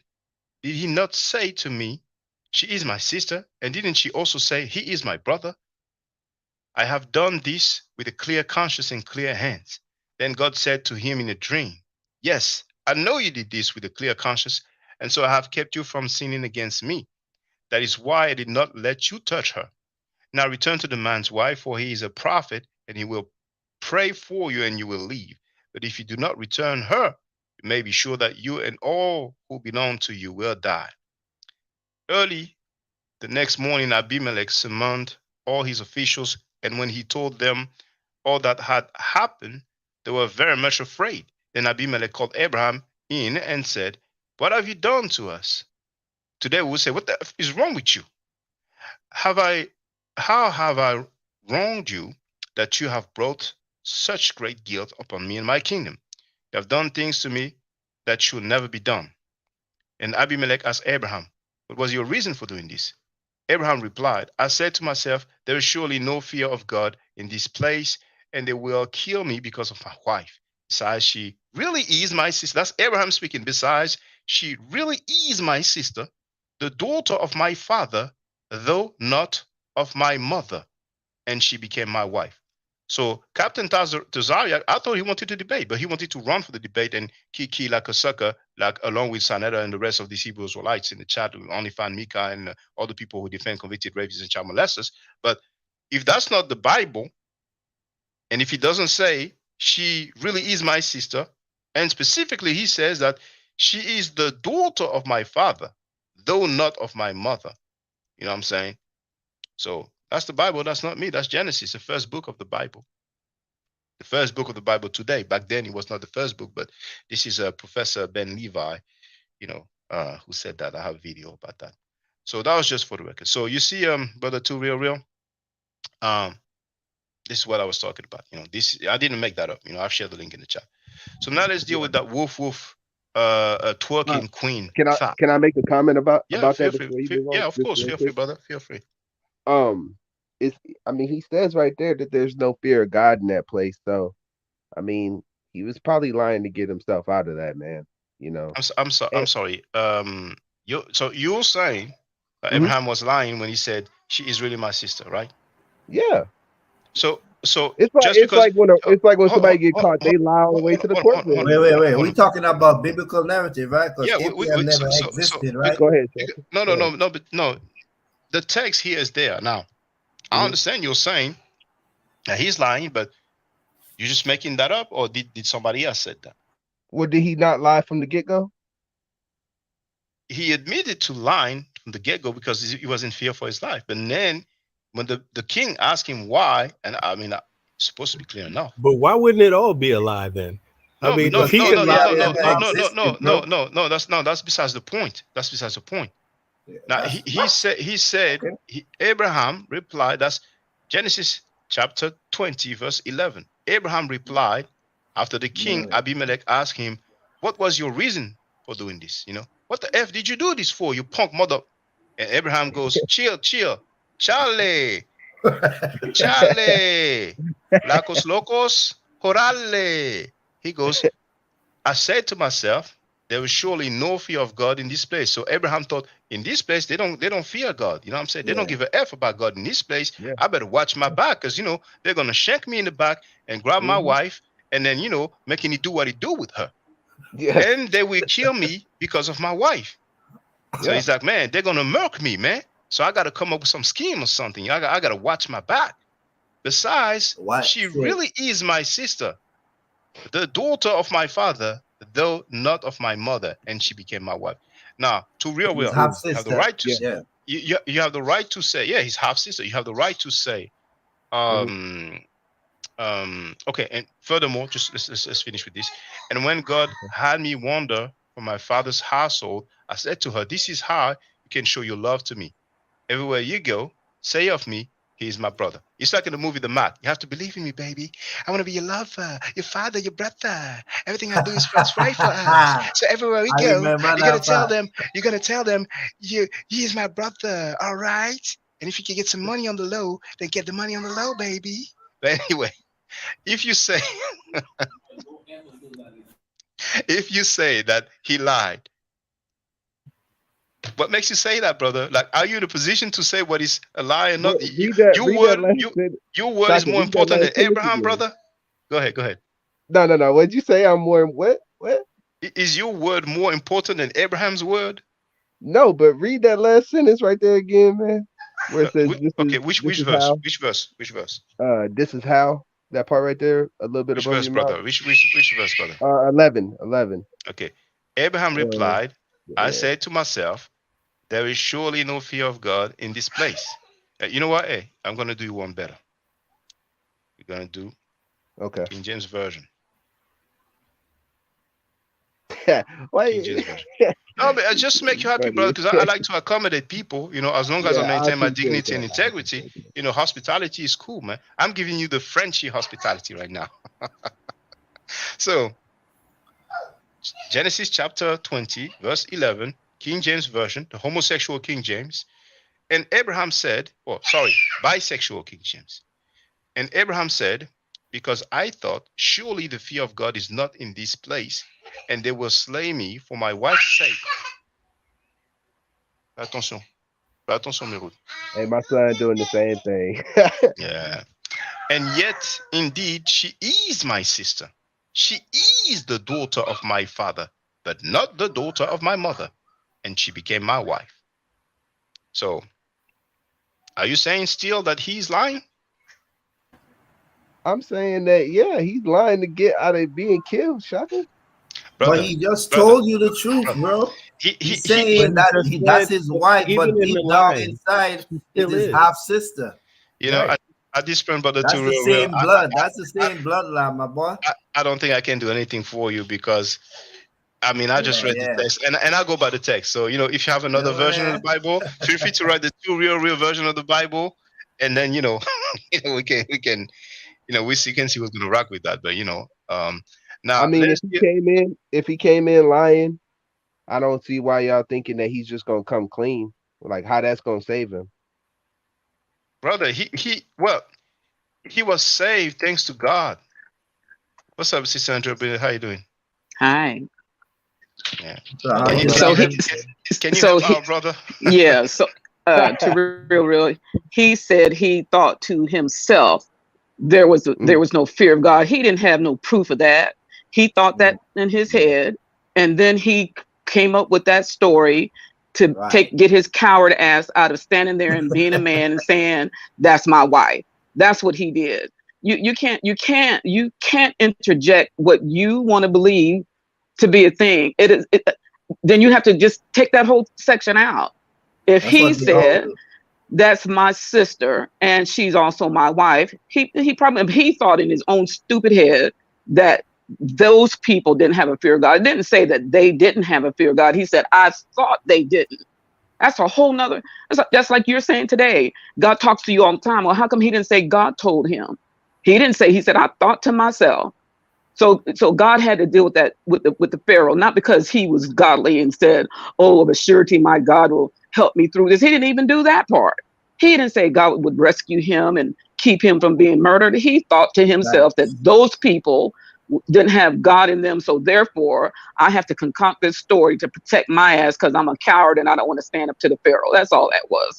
Stop it. I mean, it's not about. Here's the thing, though. Were black people cowards when they let the slave masters? We talking about two different things, though. No. Don't try to Hold conflate the on. two. It's not the same Let me story. just There's a let me lot of get people this who out put their because lives on the line and did not succumb. They did. They fought. You're making it sound like black folks didn't fight to try not to be slaves. Stop that. This is a whole different narrative. We ain't talking about fighting. We're talking about a coward man standing there before another man saying that's my sister because he believed God wasn't talking to them. Don't even do that. That's insulting. Insulting. Well, that's a fairy tale we talking about right now. Okay. Can I talk? Let me know when I can say something. Go ahead. No, y'all go ahead. No. Please make that point because I heard you say, were our people cowards for when it comes to slavery? So feel free, No, because I don't think they were, but it's the fear of death will make you lie. The fear of death will make you do things that you not normally gonna do. It don't make you a coward. But he came back and he told that Pharaoh what the situation was. So whether he lied in the beginning or and told the truth in, he still came back and said, well, she really is my sister and all that stuff. He came back and when the Pharaoh asked him, why did you do that? Why didn't you tell me she was your wife? And he came back and told the truth. So stop. He thought in his own head. Yeah. To real, I'm gonna say to you that when it comes to slavery, people had no choice. Abraham was not into slavery. But the thing is that it's even more serious. After I heard Sister Andrea Brunet, it means that Abraham was willing to let his wife get, raped by the ruler, you know what I'm saying? Because he wasn't man enough to stand up and say, that's my wife, you know what I'm saying? Just over something that he thought to himself. You know what I'm saying? But I'm a bit surprised to read it because I know you're shocked. So I'm thinking maybe when I read it, did you hear when I read it? Because you were saying that he's lying when he's clearly saying that. Hold on. He's clearly saying Abraham said to his wife, Abraham said of his wife, she is my sister. He said that to the king. Yeah. You see? So when God was like, hey, what the F you doing, man? She has a husband. And he's like, man, I didn't even know.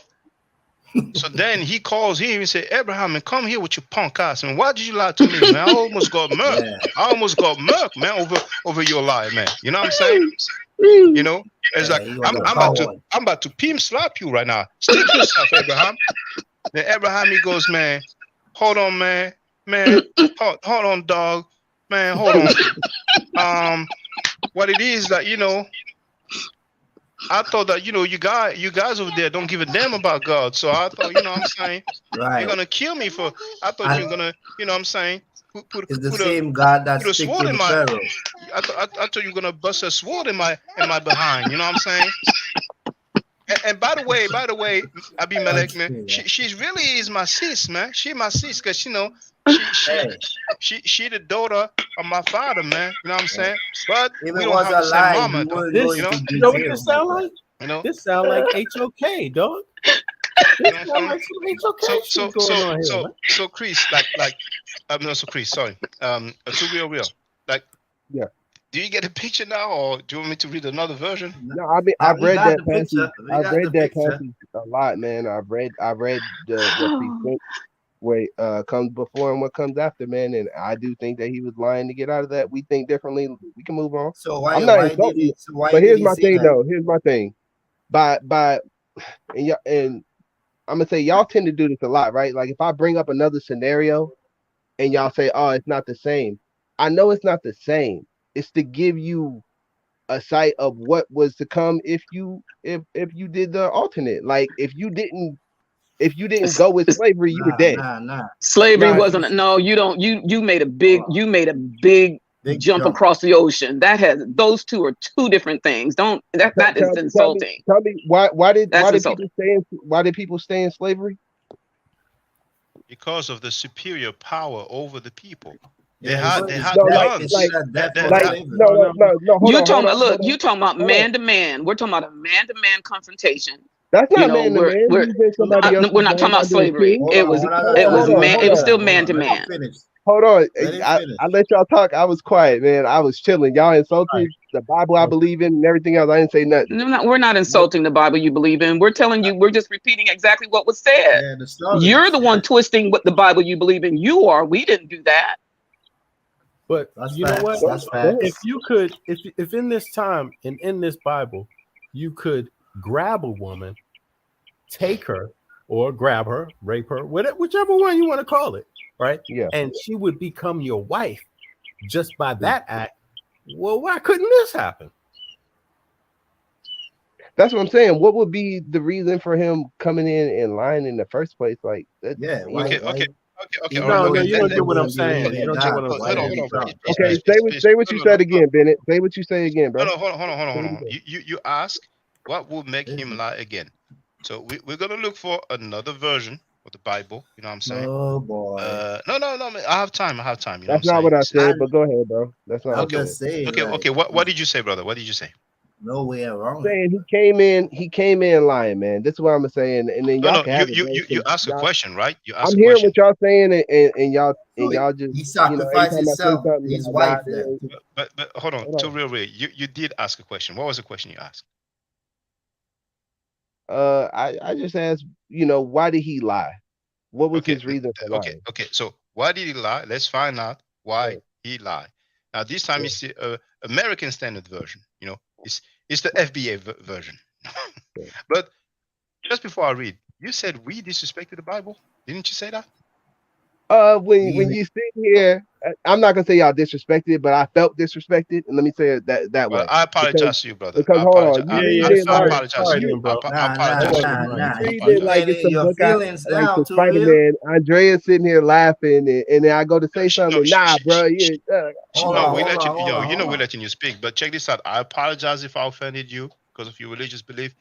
I was kind of making fun, like using the modern terms. But if that offended you, like, I already that's apologize not twice. really what offended me, Shock. I'm gonna be real, but it's the laughing and not Yeah, But but that's what she was laughing at, bro. Like yeah, that's you what she was taking it laughing. She was laughing personal at I what was now. what she laughing. Like, did. I hold was on, laughing at the way hold on. Shaka was Like telling the story. if we're going to get in our feelings, we might as well end the No, I'm not. conversation I'm now No, not no, in no, my because no, no, feelings. no. I'm not in my feelings we at all. just But when I talking. Hold on, yeah, we just talking about what the book say, bro. Like And the for okay, way people Shaka to was telling stop the that, bro. story, Like that's why I they was trying to laughing. okay, interpret it how they okay. want, in what context they want. Everybody have different opinion. You have people that follow the same book that will come here and tell you no, you wrong. You know what I'm Yeah, saying? So everybody have their opinion on what they want to interpret it because they have an agenda. But we just reading what the book say. Okay, And look. that's what it is. Ain't no like we could care Shaka, less, you know what I'm But saying?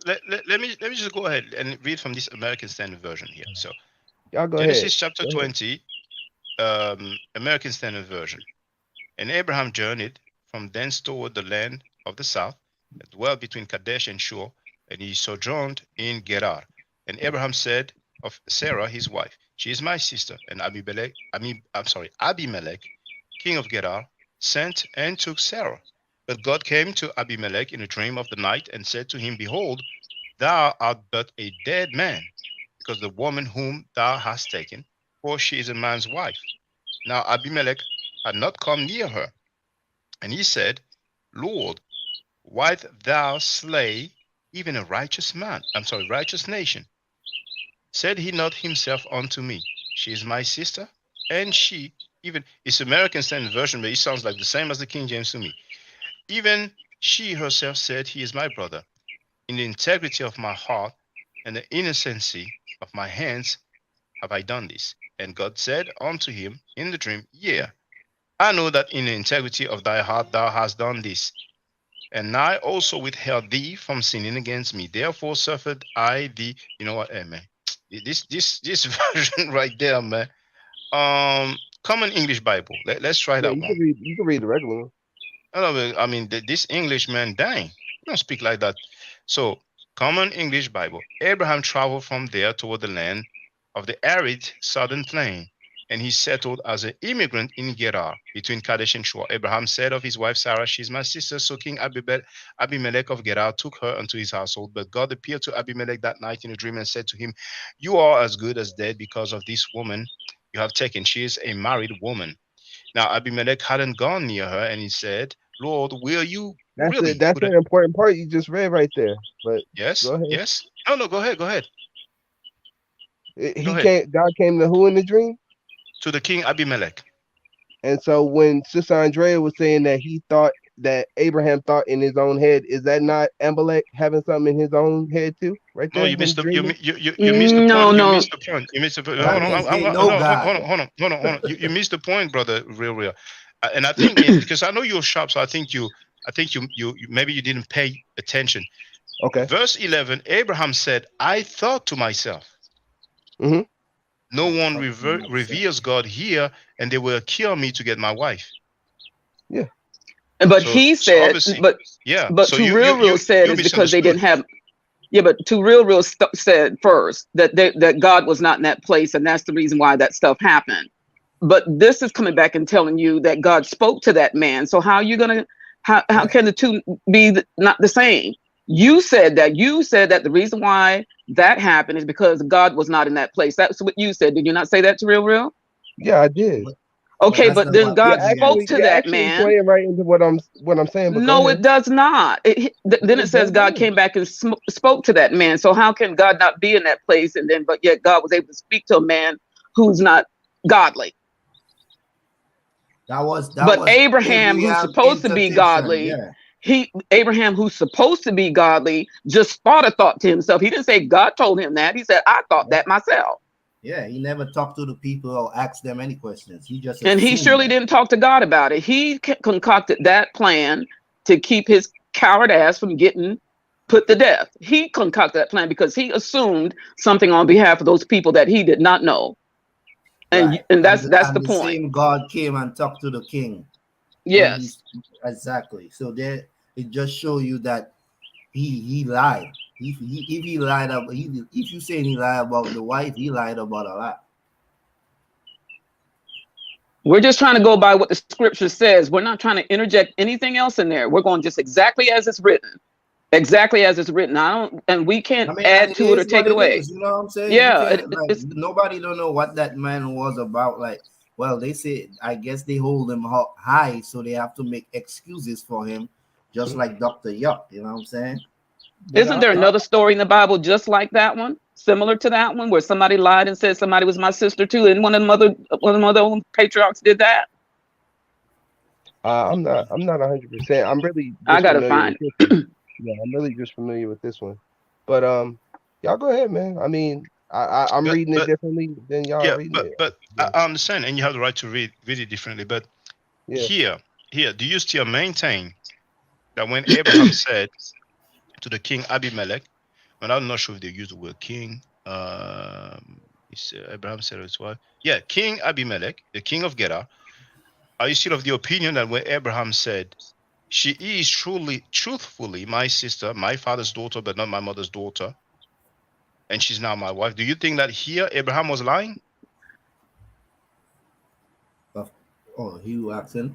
Wait, what Yeah, were you real. saying? My fault. Now, because what we have established is that the text, not me, the text, the biblical text, you see, the English translation, this common English version or translation, let's say, we are told that because Abraham was worried that those people did not worship God and people may kill him to take his wife, he told his wife, just say, you're my sister. The king took her tonight. I'm saying the king would take her faster if you say that, you know. And then God came to Abimelech and said, hey man, what you doing? You know what I'm saying? And Abimelech said, man, I didn't know. He told me that's his sister. You know what I'm saying? And God said, well, I know you did that in innocence, so that's why I'm gonna spare you. But if you don't return her, you know what I'm saying, you know what's gonna happen. So then he calls Abraham and he said, man, why did you do that? And Abraham said, well, because I was scared. But at the end of the day, she still is my sister because we have. How those people dealt with things. That's all. Yeah. Well, okay. Well, now. The thing is that I'm not. Sorry. I'm not laughing. Hold on. I'm not dealing with how they dealt with things. Yeah. I'm reading the text, brother. Yes. In the text, it's telling you how they deal with things. Right. Like it's telling you what he thought. It's telling you that he thought coming into those people's land that they wouldn't respect her being his wife. Why would they not though? Because he's accustomed. He came in as he came in as an immigrant. Does it not say that right? Haru, does it not say that right there that he came in as an immigrant, bro? Brother, in this version, hold on. In this version, it does says immigrant. But look.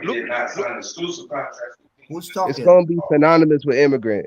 No, but check this out. If we do a little bit of magic here, because this is a common English Bible. I can hear something in the background. I don't know if that's somebody has a sorry. discussion. Sorry, Yeah. I'm good. I'm good. It's okay. Now here, King James version of the Bible, the one that you go by.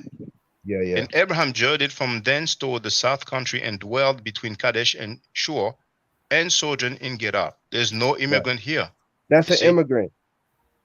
Okay, fine. Okay, now let's go back. What was it? The American. American. What was it again?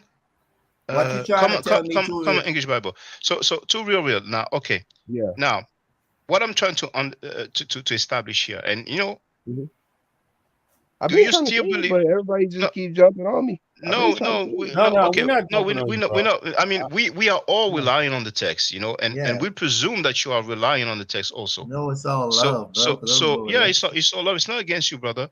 No, Now, no, I'm not. I'm not. I'm just saying, like, I'm trying to get one point. And when everybody butts in and they say okay, something what's your different point, points. brother? Feel free. What's your point? No. I'm trying to go with what you saying. So let's go with what you saying, because then somebody interjects and they say something else, and I have Let to me answer that. ask you my question real quick. So you trying to tell me that Abraham assumed these people didn't know God, or did he have a they had a reputation for not knowing God? Because you saying how Yeah, they yeah, handle stuff. Like if he said that's my wife, they would kill him right, and take her. So right. why you imply that? Because what we know here is that he was traveling, right? So he would have been around different cultures and different people. So different people handle things different ways. Some cultures, like for instance, the one in Europe, it's a custom that they sleep with your wife on the first night. So he gets around some people and he's like, hey, just tell him you're my sister, because that probably worked, better for him, or Right. So whatever. he's And maybe that's what assuming. he He's thought was. assuming there's no records or But those regulation. people, didn't see it that way. They don't. Obviously, Amalek didn't see it okay to sleep with somebody else's wife. In So he fact, made a mistake. And I agree, The, and I the, the agree with moral of that story, hold on, and but the moral of that story is to show you not to be lying. That's what happens when you lying, because he well, lied for no reason. you can say that it's not written in the Bible, but you can say that, and but so my thing you is this. so No, hold on, please. Let me try this now. Okay, go ahead. Now, when Abraham here on verse 11 of the chapter 20 of Genesis, Yeah, when he says, actually, verse 12, when he says, "She is truthfully my sister and my father's daughter, but not my mother's daughter, and she's not my wife." Do you still maintain that here Abraham is lying? I don't think so. No, I I'm mean, asking him. I'm asking him. I still think, yeah, I still think that once you in a You lie, you're gonna lie your way out. That's what I let me think. ask you something, Okay, my boy. okay, Let me ask okay. you something. So if he was lying, number one, he lied because he thought he was not going to get caught. He didn't Yeah, know that God was going to speak to the king and he would find out that way. That's number one. Number two, yeah, if he lied, he would just say, "That's my sister." He wouldn't break it down into detail that that's his half sister. That's the reason he was allowed to marry her. That's why he's trying to make an excuse that's his half sister, but yet is his wife. So he's separating his mother and his father child. You see what I'm saying? To show yeah, that is not his full blooded sister. So therefore, she became his wife. I mean, like for somebody to go into detail, I mean, if it wasn't at the spot at the moment, I don't know why somebody would contradict that lie so perfectly. So, you know what I mean? For him to look right in the audience eyes. Because if he had just say, "That's my sister, but yet she's my wife," it would even look worse. He had to tell you that's his half sister. I don't yeah. think that's a lie, bro. Whatever the guy, like you said, the guy thought these people wasn't with God and he was scared. So he made up a story because, like you said, in Europe, they look to sleep with your wife first at the first meeting. So maybe that's his opinion and he made up a lie. And obviously the king asked him why would he even do that. So it just showed that he didn't have any experience that these people do these things or that they knew God or not. He assumed. But go ahead. Okay, so for the sake of not arguing, because I really don't, I've read that passage a few times. I'm gonna go back and familiarize myself with it some more, and maybe I might see what y'all are saying. So I'm gonna do that on my part, right? Um, but so what are we saying, that incest? Are we saying incest is in the Bible? Because we have that with Lot. So is No, that what y'all I trying to say? to be honest with you, to real, I don't even remember why we went to that No, passage you, because you had I brought heard up, this show so many versions. But yeah, But you two had brought honestly, up maybe somebody else Kazoriak. remembers. he I don't did even something remember like why that. we I went I there I in the I first place. remember. I Okay, remember you brought why up did we do that then? you brought up to Zoriak, or I think it's to Zoriak or the Hebrew Israelites, and you were saying that they point out incest Are you saying that they? Well, okay. No, I'm sorry to interrupt you, brother, but Yeah, Tazariak said that she was not yeah, Sarah was not Abraham's sister. She was not right. Abraham's half sister. And I stated that in the Bible. He clearly said, she is my half sister. You know what I'm saying? So, I mean, but this guy he lies all the time. I mean, so Yeah. yeah. But But you know anyway, what? That's the problem I have with So people, you know, like hold on. This is what I'm trying to get. Are y'all saying that Jesus, according to the narrative, was a product of incest? well, brother, I mean, if you want to call it Jesus. incest, you can call it incest, but Because y'all uh, know who Sarah is. she's the wife of Abraham. Yeah, but who's she the grandmother of? Of who? Please don't tell me she's the grandmother of Jesus, brother. Please don't tell me that. No, I think is she not the grandmother of Ruth? But Brother, you know, I think for listen, I listen, hope you listen, someone got listen. to Hold on, hold on, reference hold for on, hold on, that hold one. on, hold on, hold on. Abraham, if he existed, it would be around 2000 BC, We know he Yeah. and never did. Jesus is first century, so it's a bit Not difficult. grandmother like in the literal sense. Like she could be his great great great. I don't know, but grandmother is just how I'm Yeah, we see why generalizing. Well, I'm line not well, saying that he's the next in line. No, I'm well, saying like yeah, there's another thing. It's even uh, a bit more strange than half brother and half sister, and that is Lot. yeah, Lot had sex with his daughters because he was drunk. He didn't realize, that what was going yeah. down. So I don't know if I made a mistake, but he had sex with his daughters. He did. So 2 nights in a row, if I'm not mistaken. But they Yeah. got him drunk and they made it do what Yeah. he do. So don't Blaming the don't women don't again. don't people descend from that? The Jesus and them, they don't descend from Lot. No. Okay, well, okay, well, we What have about Abraham and Sarah. what about But Yeah. Adam and Eve? yeah, now here. Well, Barfunk wrote that Jews and Muslims believe that. But you know what? I'm a bit curious. Hmm. So I just want to have a look about Lot. So I put Lot, and I'm gonna put Bible, and it's gonna come Hey, up. I just hope everybody know we speaking on base of allegories. Oh, I'm going by the text. I'm just going Nah, by the that's why I That's always text. my say point. according to the yeah, I'm narrative. just But going I by know the y'all don't. text. I They know y'all all don't believe it. allegories. Yeah, There's I no know y'all don't people believe it. fact to prove none of these stories are real or authentic. Yeah, I know that. I appreciate y'all willing to dialogue according to the Yeah, narrative it's all and love, my entertain boy. You know what I'm it. Yeah. saying? We got Nah, people I in our really love family that. that's in these religions, so it ain't no biggie.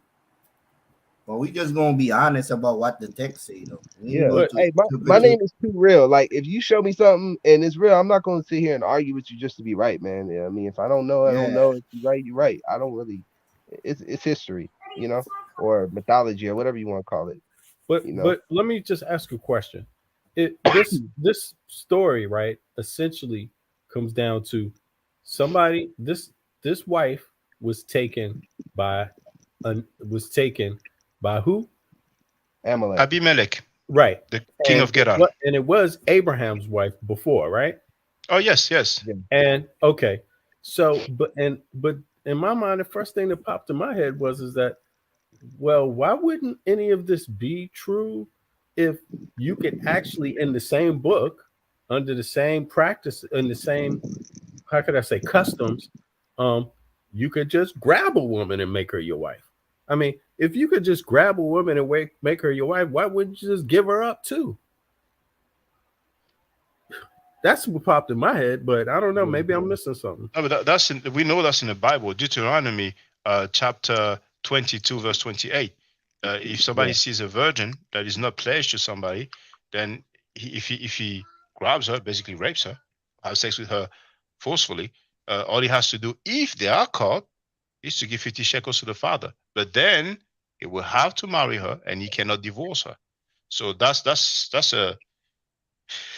the Bible, and I I, think Two Real knows just about to that. show you, yeah, I do. Just to show you that I'm not being biased. Like, I'm saying that there's you do have incest with the story of Lot. So I don't see why, if I'm reading the story, of course, if I'm reading it, I'm not gonna sit here and be like, oh, there's no incest when I already know there's incest with Lot. So I'm not reading the story to justify that there was no incest. There is incest in the Bible. And There's there's incest in also an there's existing incest. Hold on, reality. but there's incest in Egypt. So There's you know, incest in every there's, country in the world too. yeah, I mean, the royal families in Egypt, they took their own daughters, sometimes as wives. Well, I don't know about the daughters, but he said that they would take their sisters now. Ramesses II took his own daughter as his wife. Right. I never heard that, but who I knows, hope But I want to see the text for that. if you can give us some reference for You that. could But look the up. thing Because is that, people like to yeah, do that about Kemet, yeah, to they like involve to do Kemet that, but like every other religion, but who knows? There that's may all. there may be a text somewhere that you can No, direct us to. they do. But the thing is that with ancient Egypt, the rulers will get their sisters because of the matrilineal concept. But some people argue that they did not get busy together. But let's say okay, they used to What do that. But hold on. There's a difference between incest and rape. The Bible allows rape, and Kemet does not allow rape. Let me ask you one more question, Shaka. So Does the yeah, word okay, so, hold on? Does the word mhm. incest even exist in ancient time, Metaneta? Or Because even if the word did not exist, that is what we call incest. If you yeah, that if you, exactly. That's yeah, what yeah, we call it. Say that again. That's what we call it. yeah, But yeah, yeah, anyway, yeah. and Yeah. people had to teach us that's not right or whatever the case may be. So I can't speak for people thousands of years ago, their mentality, their thought process. So people like to put themselves in these story shoes, and some of it we don't even know if it's actually existed, because a lot of them are fairy tales. So I mean, it's like it's just weird, that how people try to put themselves in these times, in these people's shoes, in these people's languages, and act like they know exactly what was going on, or their lifestyle or their understanding of liberty. Anything we don't know, bro. But go ahead. I got another question because I don't, I'm not really that deep into the Bible myself, but I got a question. Is it did these two, they didn't have children, right? Abraham and Sarah, they didn't have children, right? Well, she had some children waited on. You said that she was. Do you say barren? That she Yeah, couldn't she bear had children. Isaac. Yeah, Okay. later on she had Isaac, but before she had Isaac, she had Ishmael with Sarah's servant or slave Servant, called right? Hagar, and Correct. So actually, it's not Abraham's kids. Yes, it is. It is. It's his kids. Isaac, yes, through It's Sarah. yes, okay. Okay. but the thing is the story says that because she could not bear a child, then Sarah told Abraham, "Well, there you go, take my servant." You know what I'm saying? So she didn't have any say into that. And then when she was pregnant, Hagar was pregnant, and according to the Bible, she was looking at Sarah, like giving her the side eye, like hey, I'm pregnant. It's your husband, whatever. So Sarah complains to Abraham, and he says, "Hey, do what you want with her. She's your servant." So Abraham may be the first deadbeat dad in history, but Sarah happens to mistreat Hagar, so she flees. You know what I'm saying? So that's the story. Sounds pretty real. Yeah, she did that because she didn't want Isaac to share in anything with Ishmael. No, Isaac was not So in the picture yet. Sarah was not pregnant yet. She got pregnant later on. You know what I'm okay, saying? I Yeah, thought that was yeah, I thought that was Hagar that was after that. pregnant. yeah. I thought that was after. Yeah, yeah. No, that's after. That's the reason why Sarah gave Hagar, her slave or servant, to her husband because she could not bear Right. any children. Yes, and later Right, on. but I'm talking about her later on after she had him. There was Yeah, but she didn't I don't she know if put her they. sent her away then. Yeah, they got sent away then. And then Oh, well, they wound up in the desert and God had fed them and yeah, well, I don't know if Hagar returned with her son Ishmael. That I don't know, but indeed we have God telling Abraham that his wife will bear a child, but she was already advanced in age, and I think in the Bible it right. says that she overheard it, or when she was told, she kind of laughed Hmm. inside, and God didn't like that, but indeed she conceived the son Right. Isaac. You know what I'm saying? And Right. Right. yeah, yeah. So well, to real, feel free if you But wanna. I think there's another story out there. Just I don't know if it was Isaac that did it or Jacob, but one of them did the same thing, saying that somebody was my sister, and I'm gonna go find that. I wouldn't be surprised. I mean, there's so many stories in the Bible. It's a very Okay. large book. Would you But say yes, would you say There's a that lot in of this scenario, Anywhere Hmm? in this story that was described here that women had any rights? I don't think they had any rights, and Hagar didn't have any. Well, the Bible doesn't say, you know, Sarah told her, "Hey, would you mind? Do you want to do that?" And besides, um, when Sarah complains that, "Hey, you know what?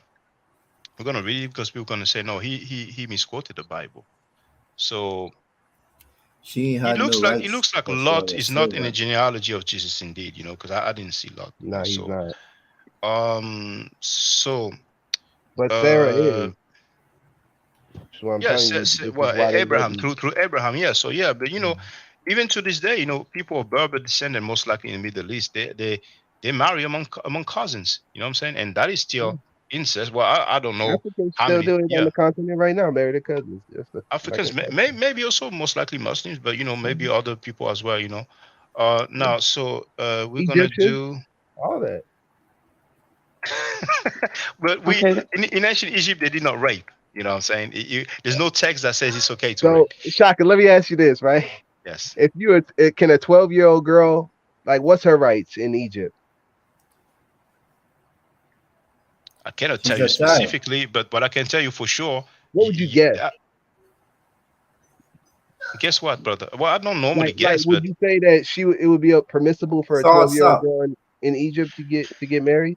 I don't know. I haven't come. I did not come across a text that mentions the age when it's okay. But you see, brother, now you're talking about the age, but I'm talking about rape, because if you That's rape. is that's rape.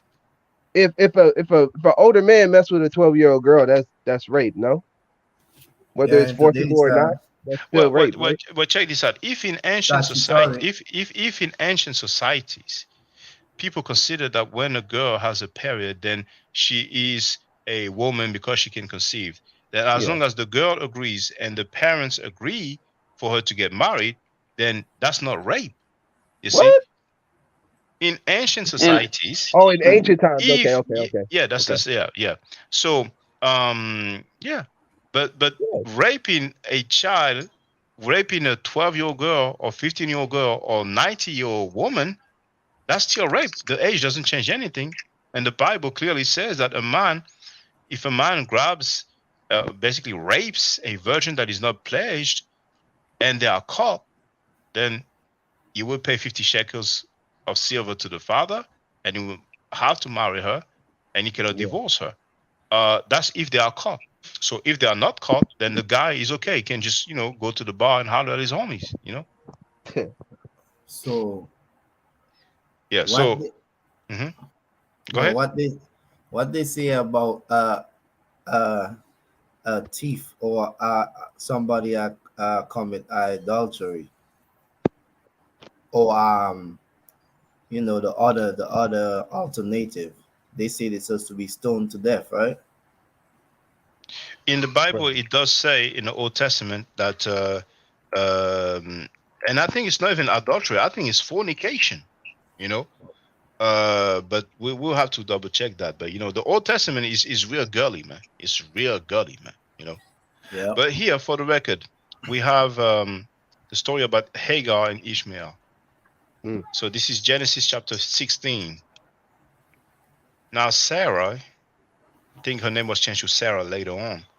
And here we see Abraham, so that's before his name was changed to Abraham. So Sarai, Abraham's wife, had borne him no children. Now, which version is this? It is the NIV, New International Version.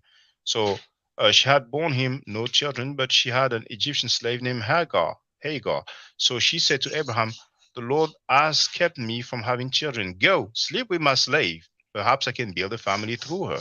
Abraham agreed to what Sarah said. So after Abraham had been living in Canaan 10 years, Sarah, his wife, took her Egyptian slave Hagar. See, that's why some people argue that Ishmael was biracial, because it says he's Egyptian. So some people will say that the Arabs descend from Ishmael, and some people will say that through Hagar, then that's when you have the blackness of these people. But that's them. So she took her Egyptian slave Hagar and gave her to her husband to be his wife.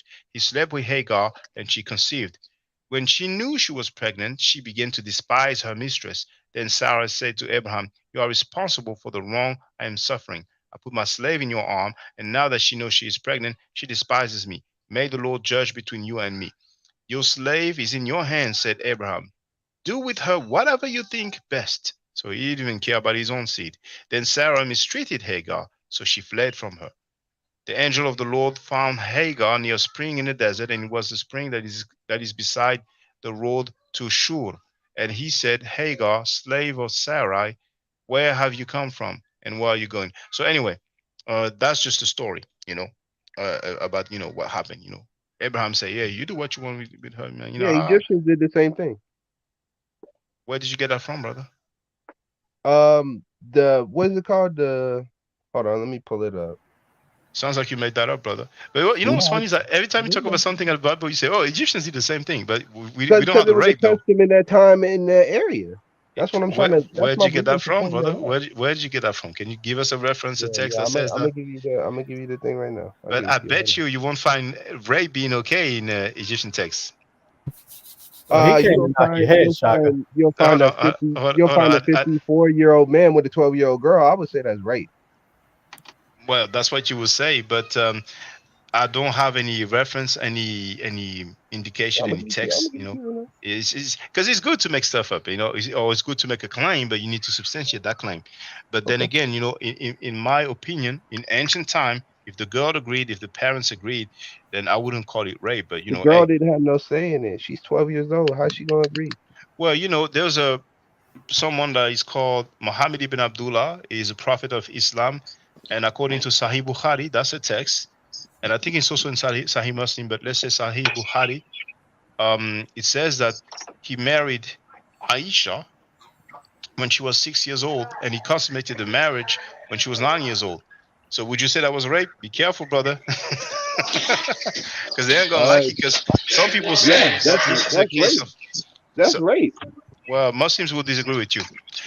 Even the mere mention of pedophilia. Hold on, somebody Somebody needs to back there. mute and say yes, Oh, because a lot of sorry, feedback. sorry. You Yeah. good? Even the mere mention of pedophilia makes them not happy. So they would say, well, back in the days, people used to die earlier, so they will marry earlier. And they would say, well, actually, text says that she was mature and all that, because it's a bit, uncomfortable for many It's So the you, Muslims. same hold thing on. like So the Egyptians didn't believe that once a girl hit her menstrual cycle that she was able to marry. Brother, if you can if you give me have the some text. text No, or reference, I'm asking you. I'm not to asking my you. not to my knowledge, Okay. not to my knowledge, but definitely, once again, you will not find any text that makes it okay, or gives instruction about what happens after a woman gets raped, and the Bible does. Yeah, So and what country it is right now? Like they when the 16, she's considered adult.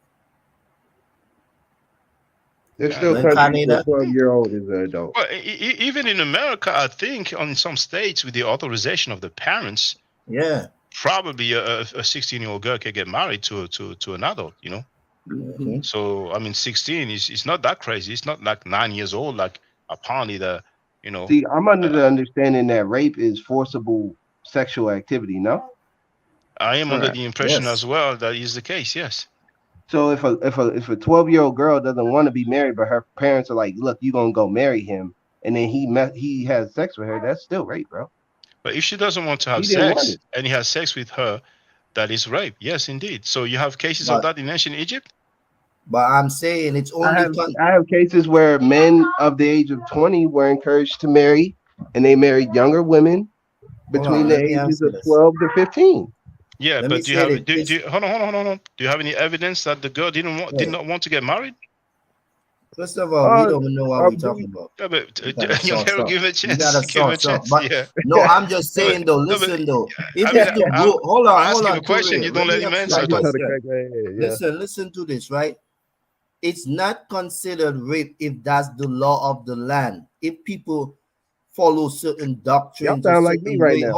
hold on. If they follow certain ways of life, and as as far as they concerned, the child is grown when she turns 12 years old, and that's a tradition throughout. I mean, it probably still happen today. You have people in certain lands that when their daughter reach a certain age, and it have rich families or men that they know from other families they join their children together and they get It married. it Sometimes the children don't Two have no thousand say. years ago, man. it happens today. It happens in Yeah, but Nigeria that's and what other I'm countries. saying. So India, they're very known for doing arranged marriage. You know what I'm saying? So the yeah, I'm parents just choose their saying, offering. like, But check this out. Check this out. All I'm asking is, do we have any text that says that a 12-year-old girl did not want to get married in ancient Egypt? That she was married by force. Do we have that? A 12-year-old girl can't decide, so I would say that's force. Yes. that's Well, so speculation. so yeah, that's conjecture. You know what I'm Because saying? I was trying to make my point, because What? if it's the law of the land and it's tradition on that land, and that's what they do, it's not gonna be considered rape. Of course it's gonna be considered rape today in America, because that's the rule of the land. That's why you have that opinion, because that's what society say. So it's naturally gonna come to you. That's statutory rape. You see what I'm saying? But see, this is what I But was saying. This is what I was saying about a week ago, Heru, on here. When I was this is saying what I'm that back trying to in show those you. days. Yeah, Yeah. that's is the rule. Yeah, it's the rule of the land, But and it's at the that way time, y'all was people saying no, mindset. and people in the chat were saying, I don't know what the hell I'm talking about. But And I was saying, what the hell? No, but you have a no, but point hold on on, that. hold on. To real, what's interesting is that what you Yeah. are doing right now is that you are trying to make some justification for this biblical passage. It says that if a man rapes a virgin. I don't think he putting the two together, Shaka. Oh He no, can't do that's that. why he's saying No, that. I'm It's not. I'm obvious. not. But go ahead. Well, what else could it be then? I'm not. Because I'm actually you not you talking about that passage, but we can talk about that one. I yeah, wasn't but talking about that. yeah, but the thing, I'm gonna put your favorite version, which is the King James version of the Bible. Yeah. You know what I'm saying? So the things that on one hand you have parents who agree for marriage. Now, what you talked about, so as far as I'm concerned, sounds like you made that up because you have not provided any source whatsoever. On what? A What do you want to source for? So I can put it in the 12-year-old chat. girl getting married to an adult in ancient Egypt. Okay. So And she refused. that's the first thing. Then the second thing, whether she agreed or not, you just conclude that she cannot agree. Like you are in the girl's head. I'm not in the girl's head. If we don't have any text, it's just conjecture. But here, if a girl is very young and she gets married, then most likely the parents agree, which is different to a woman walking in the street minding her business. Then a dude be like, "Hey man, I want to hit that." So when we go to Deuteronomy chapter 22, verse 28, it says, "If a man find a damsel that is a virgin, which is not betrothed, and lay hold on her, and lie with her, and they be found, then the man that lay with her shall give unto the man into the damsel's father 50 shekels of silver, and she shall be his wife, because he had humbled her, and he may not put her away all his days." Yeah. So it specifically says what happens if a man rapes a virgin that is not pledged and they are found. Yeah. So if they are not found, Nothing the guy happened. can just go home and he's cool. And then Yeah. tomorrow morning, if he still feel horny, he can catch another virgin that is not pledged and do the same thing. And he can do that from the beginning of the month to the end of the month, or he can do that all year round, or 10 years straight, or all his lifetime until he dies. So he may rape like 300 women in his lifetime, and he will enter paradise. Yeah. That's And crazy. that's okay with you because it's in the scriptures. He won't enter paradise, but he'll be judged at Judgment Day. That's what'll Yeah, happen to him. but here He won't be judged on this earth, no.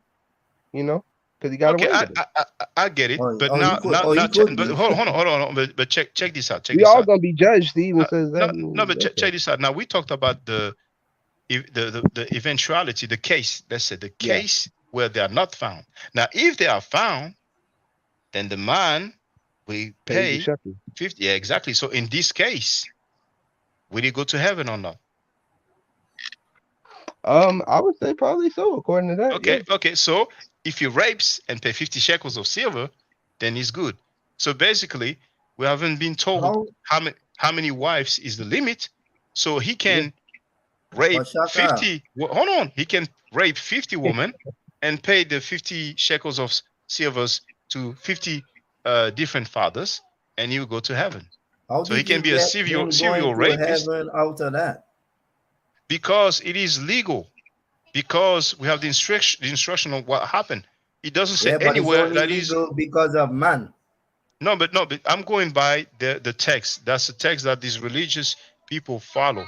You see, so Yeah. according to their text, it is okay. Nowhere does he say it's not okay. Nowhere does he say it's a sin. See, I mean, this is in the Bible, true. It is. But like I said, this is not God talking. This is men coming up with their solution to so who how is they What handle talking? I'm Who, saying. who, who, who is talking there? whoever is Whoever scribing this wrote it. down. It ain't God. Well, So God never hold on, speak hold in on, the hold on. book anyways, The, man. So the, then, the, the, the Bible is not the word of God. The Bible is godly ordained by It's man. It's written by inspired. man. Inspired. Yeah. Now, okay. So Yeah. don't you follow the Bible, brother? Yes, sir. Okay, who is the author of the Torah? Would be Moses, right? All right, so Moses is the author of the Torah. That's the law, right? So the law is not the Yeah. word of God. It's the law of God that came through Moses. Yeah. Okay, so it's the law of A God. lot of that stuff comes out of Egypt as well. So No, yeah. but you just said that the Torah is the law of God. Maybe not the word of God, but it is the Yeah. law of God, right? Yeah. Yeah. Okay, so we just read the law of God. If you want to see it that way, Shaka, I'm not. That's not what I'm saying, That's though, the man. only way to see it, my boy. You're the one No, making these no, claims. no, no. It's not. If I'm inspired, you know how many books were inspired by people say that they were godly ordained. That's my Yeah, but point no, right there. but you see, brother, to real. Right now, you are in agreement that this book here, Deuteronomy, it is part of the Torah, right? So the author is Moses. You see, and Moses is a very well-respected prophet for Jewish people. You know what I'm saying? Yeah. So you said yourself, this is the law of God. So we just The law read of what Moses. the law of God say. So like what Facts. Frank wrote, if he pays his 50 shekels, he served this He seems a penance. wiped Is out. well, I don't even agree when he said his sin is wiped.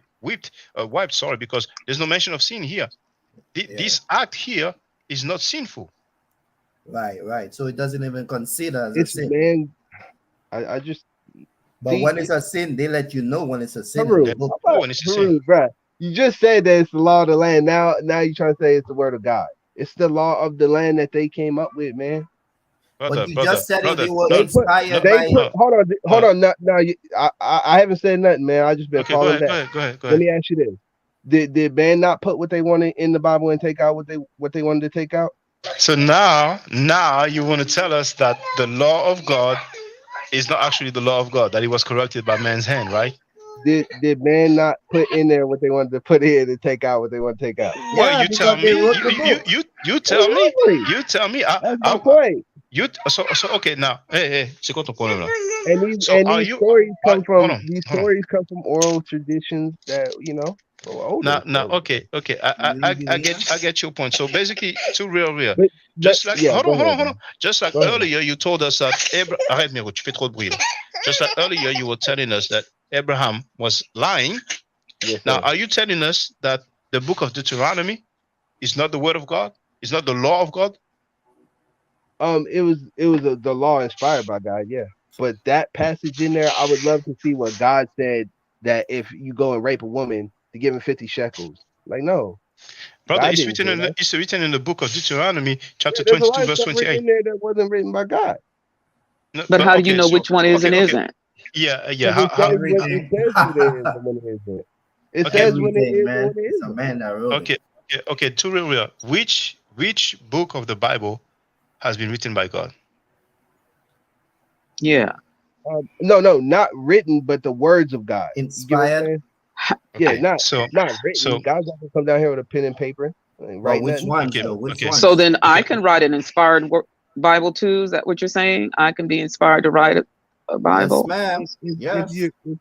you're spiritually in tune, yes, I believe. Mm. Yeah, but okay, So but the thing is everybody that that wrote that book the thing is that we are dealing with the Torah, right? We're dealing with the Torah. Okay, so are you saying that the book of Deuteronomy, which is in the Torah, is not the law of God? Some parts maybe. I would have to go through and look at which part. Yeah. No, I mean, you know, I'm just not asking you. Maybe. I mean, it's either you know or you don't know. I'm Now, gonna say I don't know. I'm gonna say I don't know. all right. So you don't know if the Torah is the law of God. No, I don't know if Deuteronomy, what parts exactly you're referring to that you're saying are the words of God. I would have to Okay. go through and see for myself which parts are the words of God. So how do you determine that it is the law of God or not? Because it says at parts where it says this, God said this, God said that, and God said unto him this and that. That would be the words of God. Now, if it's some part in there that says, "Oh, if you rape a woman, you got to pay 50 shekels," like that ain't God saying that. That's That's men coming up. Moses. That's Moses. Yeah, but that's men coming up with solutions. That's And not it might not men. be a good solution. That's the Hold on. prophet. Yeah. That's the prophet Moses. So basically, what you're telling us today is that the law of Moses, the law of God, is wrong. Some parts is not the word of God. Yeah, that's what I'm telling you. And just because you said so. No, because hold on, my grandpa had a doctor's in ministry, man. Like he went as high as you can go. He studied ministry for 40 years. That's why I still wear the necklace with the cross on it. I'm not no Christian. But my grandpa taught me a lot of stuff about the Bible, man. And yeah, he knows, even he knew that some parts are just men writing and some parts are God writing. But Or not God hey, writing, too but real. God Okay, wrote the now No Bible. hold disrespect. on, Let me say And something men real put their quick, Okay, own Shaka. go ahead, young hero. Go What? ahead. No disrespect to real, right? I'm gonna Yeah. just say this like that because you say your grandfather, which was in a doctrine, so that means he had a perspective, just like Yeah. every other man have a perspective. And even those in your religion would say they wouldn't even accept what you saying right now, I agree. because if certain things that Moses said, what Shaka just read, certain things that you said, oh, God said, or God ordained, it was still a man that wrote it. Is a Yeah. man that said God said. You see what I'm Yeah. saying? Exactly. So, Exactly. No, I yeah, agree. so So yeah, so in yeah. saying that all the words is either God words or man words or some inspired by Some more, God, some but more. it's Yeah. still man words because it's Yeah. his perspective and his experience and his thoughts in his mind, and every man have his own thoughts. That's why you have so many religions. Yeah. So that's my point right there. This is why I said at the beginning and at the onset that God is within you. Yeah, so You I'm know? just, yeah, exactly. So I'm making my point. You Yeah. choosing which one you want to take as God words or not because of your perspective, and people in your religion will do vice versa. So in Yeah. saying that, it doesn't matter what word it is, it's all about your interpretation and your perspective on your belief. You see what I'm Yeah. saying? So everybody, you know what I mean, could feel a Well, different way it's not a about that. book that's meant to be picked up and just read by, just people just read it and just you got to be able to understand it and understand the parables Yeah, and well, that's and what all I'm that. saying. Everybody will Yeah. say the same thing you But it's saying not, and say something I'm gonna different. say it clear, man. It's not, Okay. God did not write that Yeah. book. I said that before. Okay. Well, Now, at least we agreed on that. Now. Yeah. Oh, I'm sorry, because there's something going on right now, and I want you to see that, brothers and sisters. Now, Scam Cheddar Oh boy. has a live stream about Tory. So I thought, Sorry, damn, yes, Tory is man. back over there already, but it looks like he's not there. And I think this is from your ex live stream. He took the parts there, and he's commenting. You know what I'm saying? So you see, the title of the video is "Young Tory Today Lesson will be about keeping the commandment of the Most High, or you pretending." So let's hear from Scam Cheddar, who is actually live streaming right now. You see, he started 33 minutes ago. He has 567 people watching. And Tory, man, as long as you did not go there, I mean, maybe he went there to defend himself, but it's pointless to go defend yourself with a deviant like Scam Cheddar. But if you want to holler at the dude, you know what I'm saying? You have a platform here, man. You know what I'm saying? So Yeah. Scam Cheddar is so weak, he doesn't pop, he doesn't get on panel to confront people. But let's listen. Yeah, why you attacking Tory for? I thought they were cool, boy, man. right? This is a sweet, humble boy. Okay. He goes, he's very disrespectful. He's talking about me now. Now he's talking about me. He's over there with that girl. He's over there with the girl. He said, I'm disrespectful.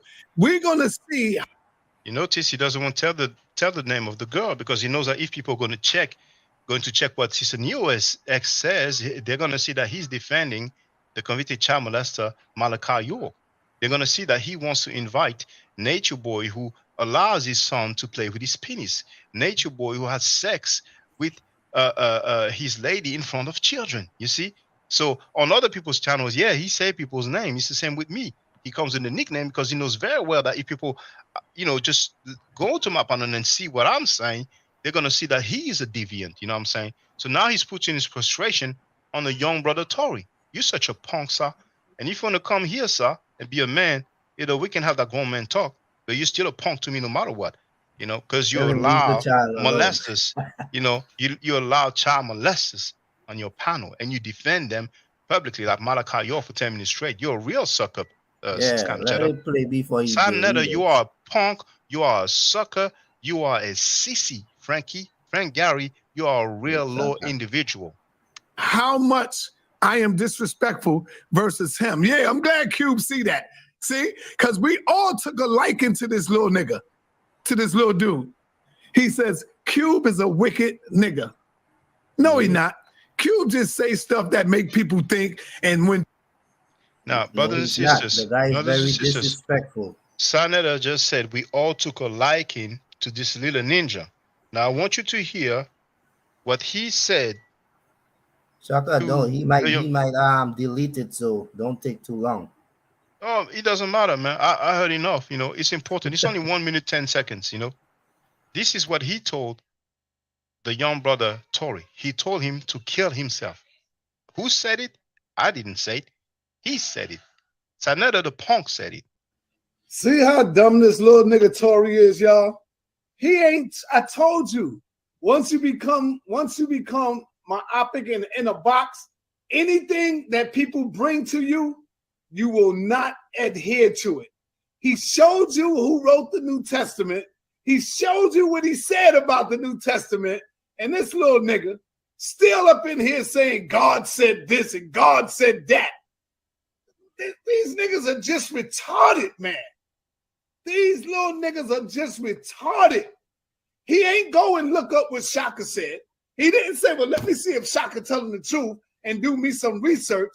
This dumb, stupid little nigga comes back with God said this and and God put all nations together and made them different. Like, nigga, shut up already, man. Just shut up, nigga. Damn. Slit your wrist or something, nigga. Because you're poison to the youth, man. You're already poison to the other youth that's coming up looking around you. You probably trying to teach your friends this shit. Nigga, slit your wrist already, nigga. Get it over with, nigga. Sugar Hayes has joined us. How you doing? Now, for those who don't know, just right now, Sanetta is live streaming right now, going at Tory, because Tory came on Neo X's channel. So let's continue here. People can't answer the goddamn question. People get in their feelings. People go crazy. Cube say stuff that make people say, oh man, this nigga crazy. Cube, man. Oh man, he frustrated. That's all it is. That don't mean he's wicked. He's not wicked. He's asking questions. Do you know what wicked is, bro? You know what real wickedness is, man? Cube ain't out there murdering nobody, killing nobody, robbing nobody, raping nobody, molesting nobody. He ain't doing none of that. He said Cube ain't in here raping nobody, molesting nobody. Well, Sanetta has convicted rapists on his channel. Sanetta is on tape defending, defending the convicted excuses for Cube, but he all know why. Everybody and their mama know why they saying that about Cube. The guy disrespect everybody in the worst way. Talk about them in all kind of way. Disrespect black people. I mean, he like anybody with respect for themselves won't have a comment, and that's why nobody don't watch him. You can't even go and watch his channel because you're just cursing and ignorance. You know what I mean? So from that perspective, that's why you would say he's wicked. He have no class about himself. Go ahead. That's foul, man. Sai is such a punk. Simply here to ask his question. And if you can't answer it, you get frustrated and you get mad. Simple as that, man. That's all it is. Check. That's all it is. So I want to show you. Shit, let's go to Captain Tazariak right away. I want to go to that. Yeah, let's get there. So here. Now, you can see how hurt Scam Cheddar is, man. A dude who has 300,000 subscribers combined with his 2 YouTube channel. He's hurt. All of that because he's on tape defending the convicted child molester Malachi York. And instead of owning up going to after it, a little boy Tory that don't even have a platform.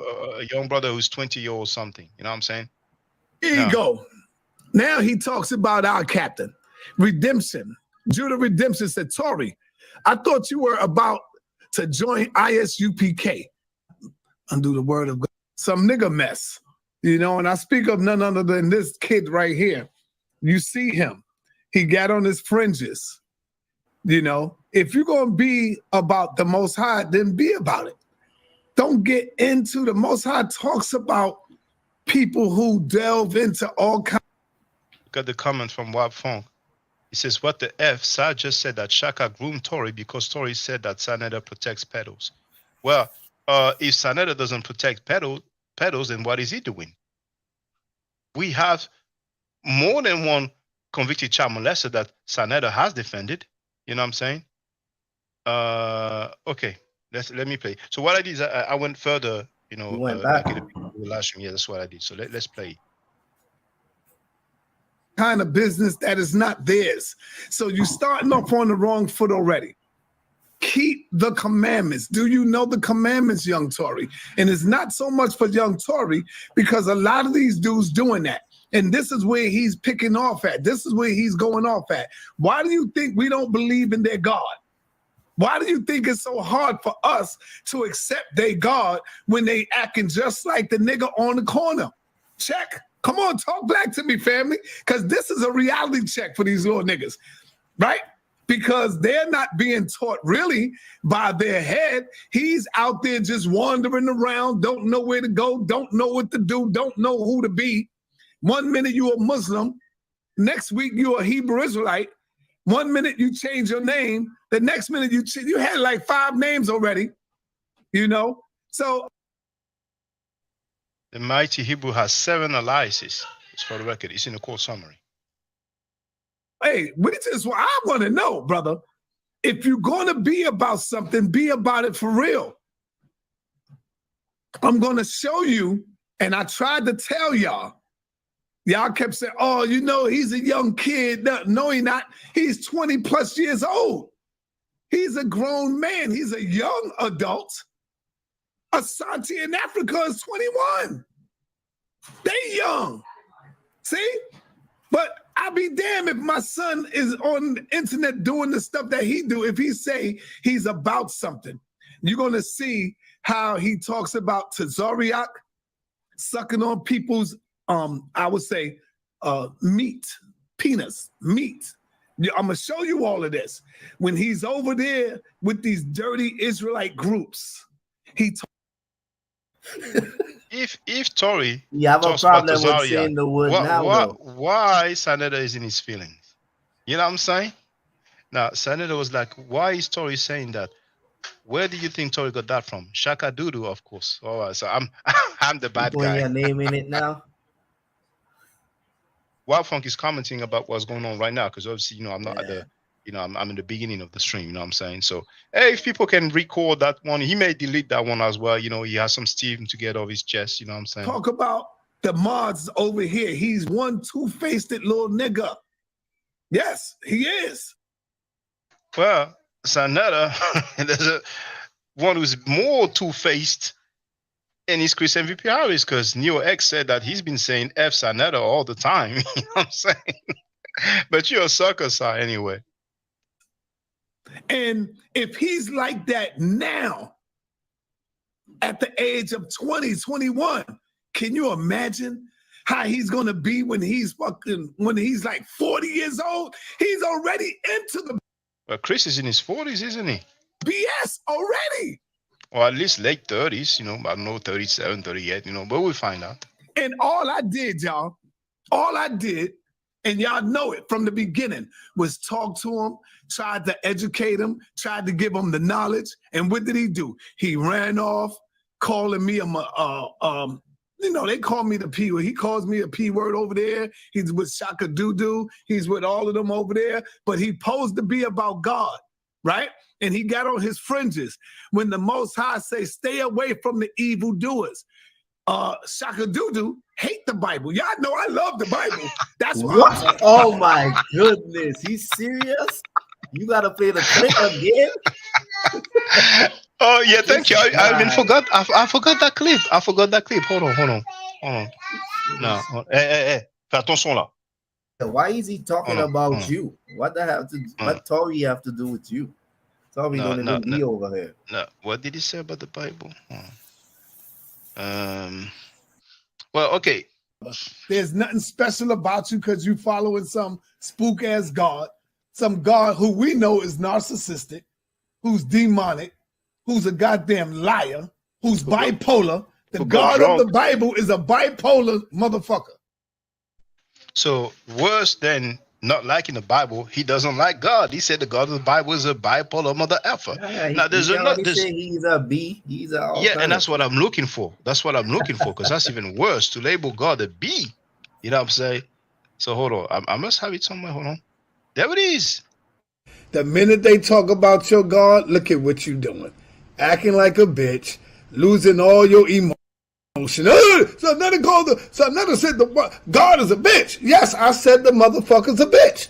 You said that you talk so much about Kemet. I don't give a fuck about that because it's all man-made shit. You don't see me turned up and going crazy and putting your name. Oh, Judah said this. I don't give a fuck. X's and all kind of shit. The mother effer is a B.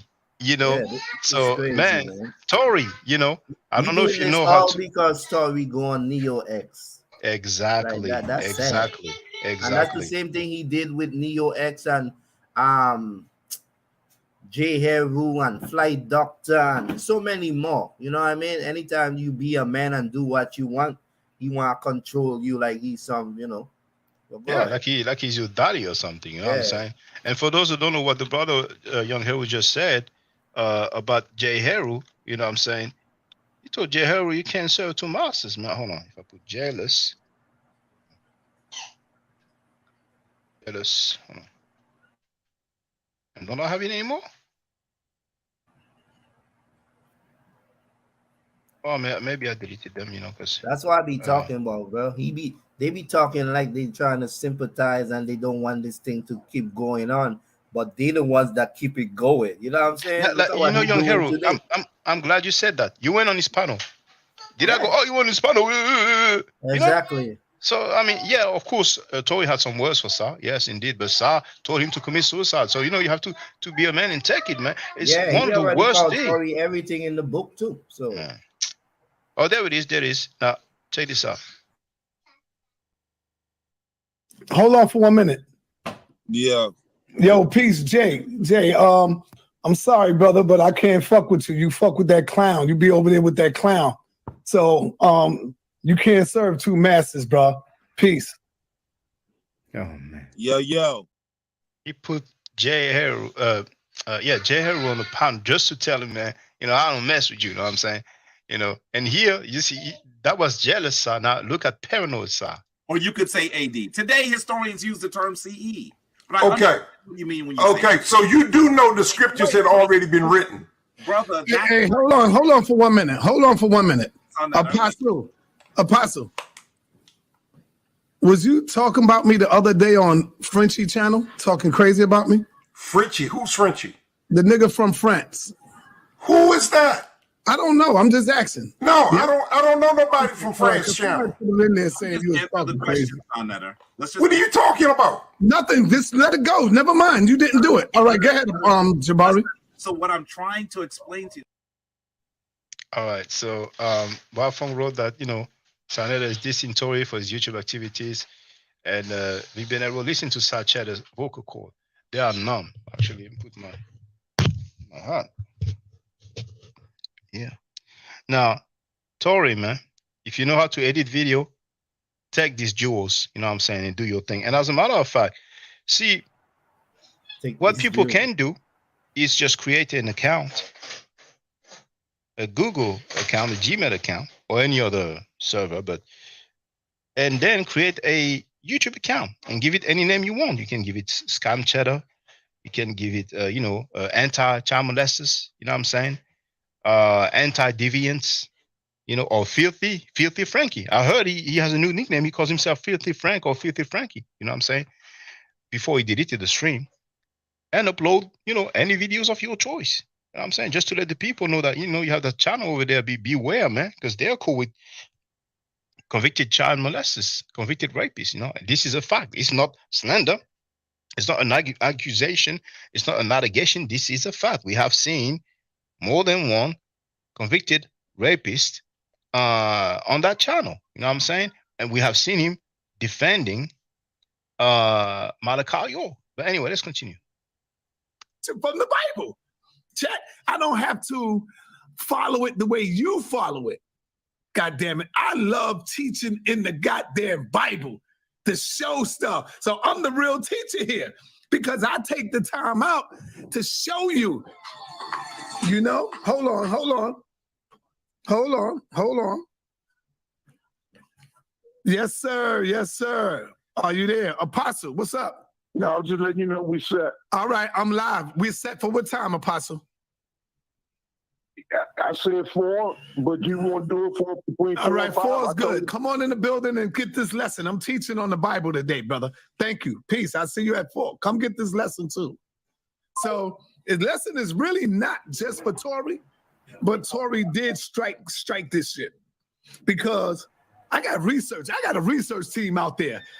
I don't be looking for this stuff. My research team sends me folders and say, yo, Tsar, take a look at this. And so I take a look at it and I'm like, oh, wow. But everybody was talking about how innocent this kid is and he is the best. I'm going to show y'all. I'm going to show you how innocent he is in a minute. I would love to get Tazariak on here and let him see this because y'all know, if y'all know Tazariak, he ain't do nothing but show this young kid love, all kind of stuff. But he can't stand on his own, man. Tazariak on here. Because we got to show you who these little snakes growing up to be. He got the Star David on. Chris is a snake, man. What's up, sir? Hey, yo, I think you need to tune in. I don't need you to come in, but tune in right now. I'm doing a class on the Bible. Okay. All right, no sir. Yeah, come on in. How old was the victim, though? How old was the victim, though? No, I don't want you to come in, Cesaria. My bad. Damn. I was saying, how old is the victim? This guy always needs backup, man. So apparently he's gonna expose Tory.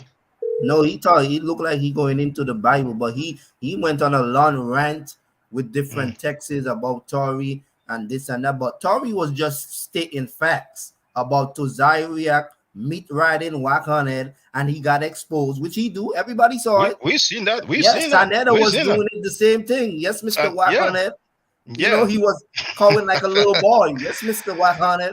You were meat riding him too. I mean, anything that Tory texts about ain't nothing worse than Sanetta already said or done.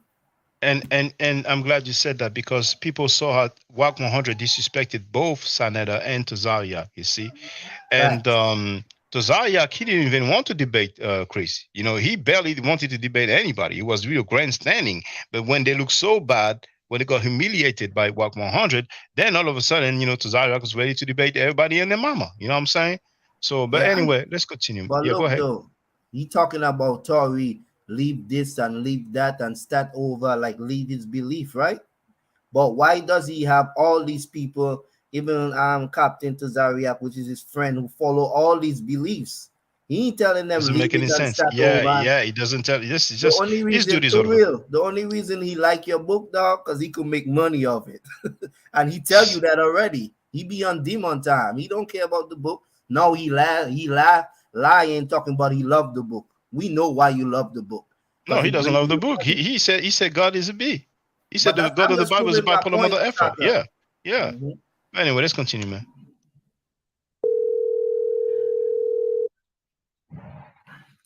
Yeah, so you wanted me to come in? I'm just leaving the gym. I can't No, come no, in. I don't want you to come in, but I need Oh, you you to want me to watch listen this to it? because it's about Oh, you. okay. It's about you. Okay. All right, peace, brother. All right, peace. The nigga So, snitching before he do. Wow. we all seen the young brother when he came in, and we all took a liking to him. We all learned the Bible or learned the scripture. Some stupid people. So the first thing that the police officers need to learn is the goddamn law. Just like every police, they got to be, ready for them. This is all a chess game when they come at you. Well, I'd rather remain silent. The law. So they pulled me over one time and they came to me and said, license registration. I said, for what, officer? Did I do anything wrong? No, this is a checkpoint. I said, well, I'd rather remain silent. And they kept coming over. Do you have this? Am I under arrest, officer? No, you're not. Am I detained, officer? No, you're not. May I go, officer? And they see, once you get to know it, go ahead. And they start telling me to go. I'm gone. Because they knew I knew what the hell I was talking about. Check. Y'all got to know this, man. That's against the law, all that check stuff and checkpoints and all of that. No. Now, if it's something really going on, like a man just shot up a whole thing, that's it. Because what you say gonna get. Then he goes over to Cube. Now he run to me. Now we're part of an organization. Back if y'all was to meet up or be at you. And do y'all, young Tory, just wearing the looking the part? Nigga, you look the part, but when somebody talk to you, running. And I know some of y'all gonna say, well, sir, he is a little kid. Well, let's see what the scriptures say. Let's go. Y'all know me. So, them are some wicked niggas. That's what he said. They told me I was sinning because I never been to a Passover. These dudes act as if with Nathaniel. You know what's funny? Is that from what we've seen, most of the stuff that he's quoting his story talking about ISUPK. Is Sanetta a member of ISUPK? I mean, this dude is so weak, man. You know what I'm saying? Yeah, he in his feelings so bad. Yeah, he's in his feeling indeed. And we know why. 60-year-old man upset over a 20-year-old. Yeah, what the hell? And who this Naya Rama, Yashawala, who that dude is, whoever this guy is, Tory obviously know him and he been screenshotting their texts because how Sanetta got this information in the first place. So whoever in Tory's circle, he need to source them out. Yeah, you have to mind your surroundings. Because with us right now, Tazariak was penis riding, D riding, dick riding. How disrespectful this. How disrespectful is it to say that I'm feeling on my daughter? How disrespectful is it for Sanetta to say this about a man's family and children? And I told you I would never apologize to you. You see, I'm a man of my word, right? I'm a man of my word, right? No, but you thought because you're gonna make 100 fucking videos that you're gonna wear me out and I'm gonna come to you on my knees. Please, chill, don't make a fucking video. Fuck you, nigga. Make 100 more, bitch. Make 100 more, nigga. That's showing you I don't give a fuck about you, your mother, anybody, or your daddy. Hey, Fuck man, you break it down, creep man, ass bro. Fuck your whole family, nigga. Your daughter, your son, everybody. Yes, I said it, you bitch ass nigga. Hey, your mother's a bitch, nigga. Get off my chat, nigga. What the fuck about this little nigga and he got a nerve to tell me, sir, he's very disrespectful. He's saying, Sanetta, you are very disrespectful. You are a punk. You are a sucker. You are a sissy. You are a coward. Yes, you insult people's mothers. No manners. No respect. I mean, dang. No this dude is discipline. man. I wonder if his mama ever whipped him with a tree branch. Because some children don't know what very disrespectful, y'all. But look at what he says to Captain Tazariak. Tazariak was meat riding, dick riding, penis riding. Considered one of my kids. How is he against the Africans? Yeah, but he's for my mother. I'm gonna say that again. Yeah, he's against the Africans. I'm not. Saneda is Oh, no, he's confirming not. that Tazariak is against the Africans. It's really weird that Sad just speaking on the young man because he's a coward, he's a sucker. He knows it. He's in his feelings, you know. Neo X, you did a good job. You know what I'm saying? Yeah. Let's continue. But I respect his teachings. He's for the black man, woman, and child here in the wilderness of North America. How can you be The wilderness of North America, that's Nation of Islam jargon, you know. mad at a brother like that? So what? He's against the Africans from the continent. But if it's one thing I do know, Saneda just said, so what if he's against, let's hear it again. The Africans from the continent? Africans from the continent. Be mad at a brother like that. So what is of North America? How can you be mad at a brother like that? So what? He's against the Africans from the continent. That punk senator is saying, so what if he's against the Africans from the continent? He don't see no problem with that. You know what I'm saying? Can you? Oh, let's continue. But if it's one thing I do know, he's for the black man, woman, and child that's here on this soil, on this land. That's what he's here. That's what he is for. All you niggas are agents. Stop trying to say ISUPK is agents. You're an agent too, nigga. Just for coming and saying that. We got to watch those who talk about people all the time. Look at them. Look at them.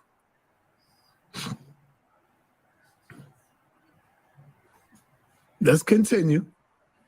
Let's go on. Tazariak was meat riding whack 100. Damn, Tori. Right, Quana. Told you. I knew it. I knew Quana was in his ear. Right, Quana. These dudes are way too emotional. Oh, Tori. You listening to people who hate these brothers. This is one group hating on another group, hating on another group, hating on another group. And guess what? Now you have put your little monkey raggedy ass in the equation. Now you are just another nigga hating on another group. So now you joined in. You didn't separate yourself from nobody. You joined in.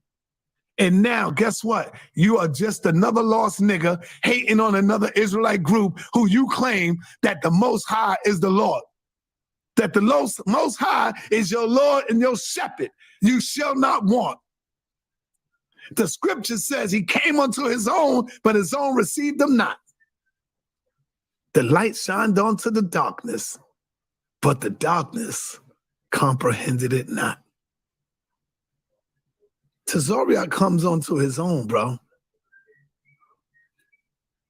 The brothers that you talking about, he come to his own. It's up to you. You received them not. The light shined onto the darkness. The knowledge shining onto the dumb, deaf, and blind. But you comprehended not, bro. Come on, Tori, man. Get up out of this bullshit before you can. Start all over, man. We love you, man. We're not going to give up on you. We love you, brother.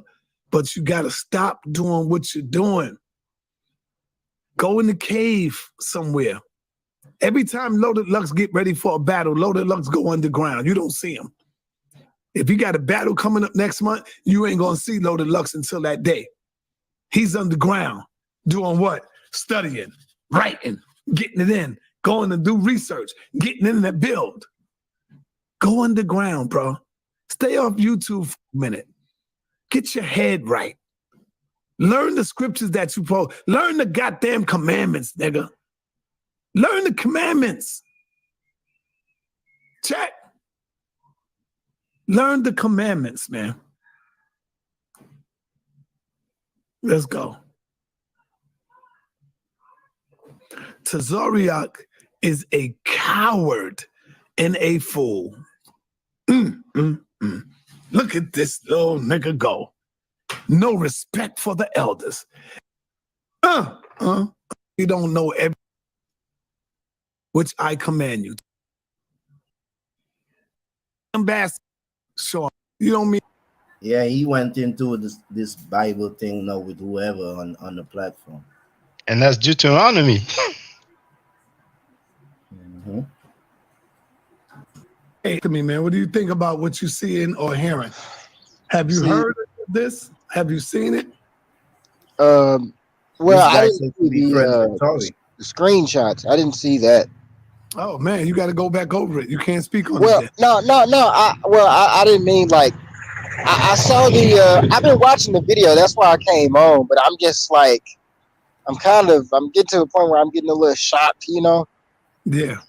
like man, this YouTube stuff is like getting a little too deep for my brother, man. Like, No, for That's why Saneda, you I got fool. on too, because we have 100 Tories in the world right now.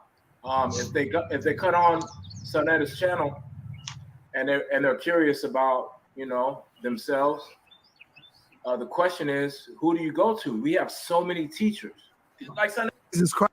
Scholar On they doctrine, and I'm on that argument. So, All right. Okay. So anyway, now, just for the record, every and then I may have a look to see if there's somebody else. But hold on, I don't have it there. Just for the record, so people can see. Here. You have the link in the chat. Gotta finish with the advertisement. This is such a sucker. Saneda is such a sucker. Oh, another ad.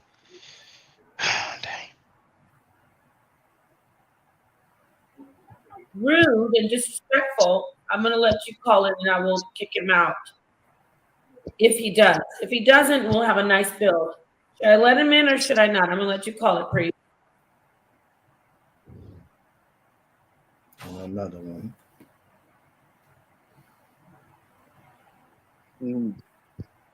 it depends on what level.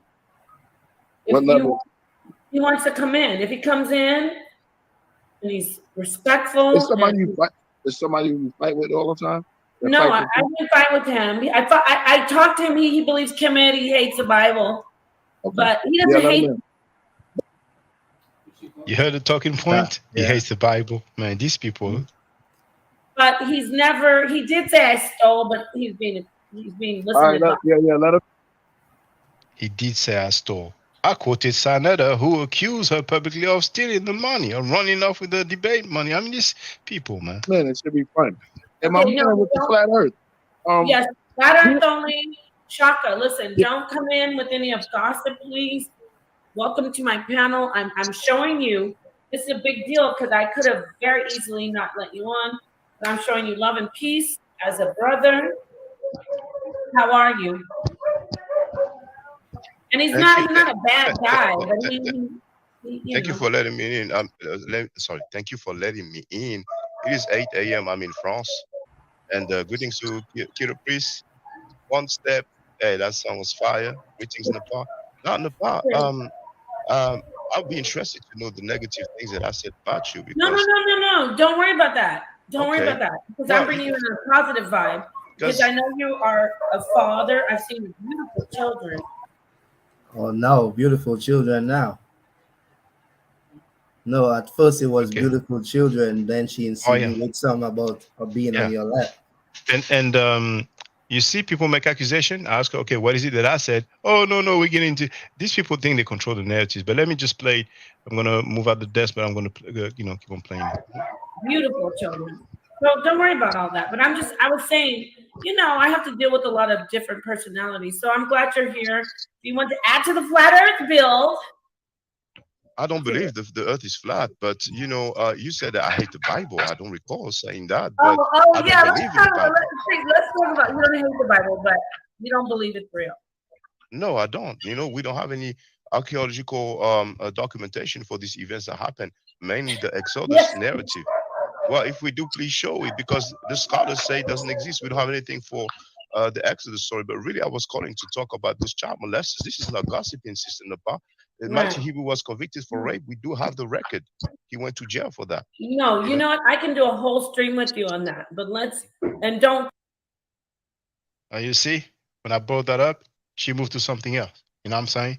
But she's on tape. She interviewed the dude. You know, he's still online. I think I won't, but I don't want to do that on this bill. Yes, we're 100% fine with that. But let's get back to the Bible saying there's no archaeological resources or references. There 100% is. We have the book of Numbers. So you can see how dumb she is.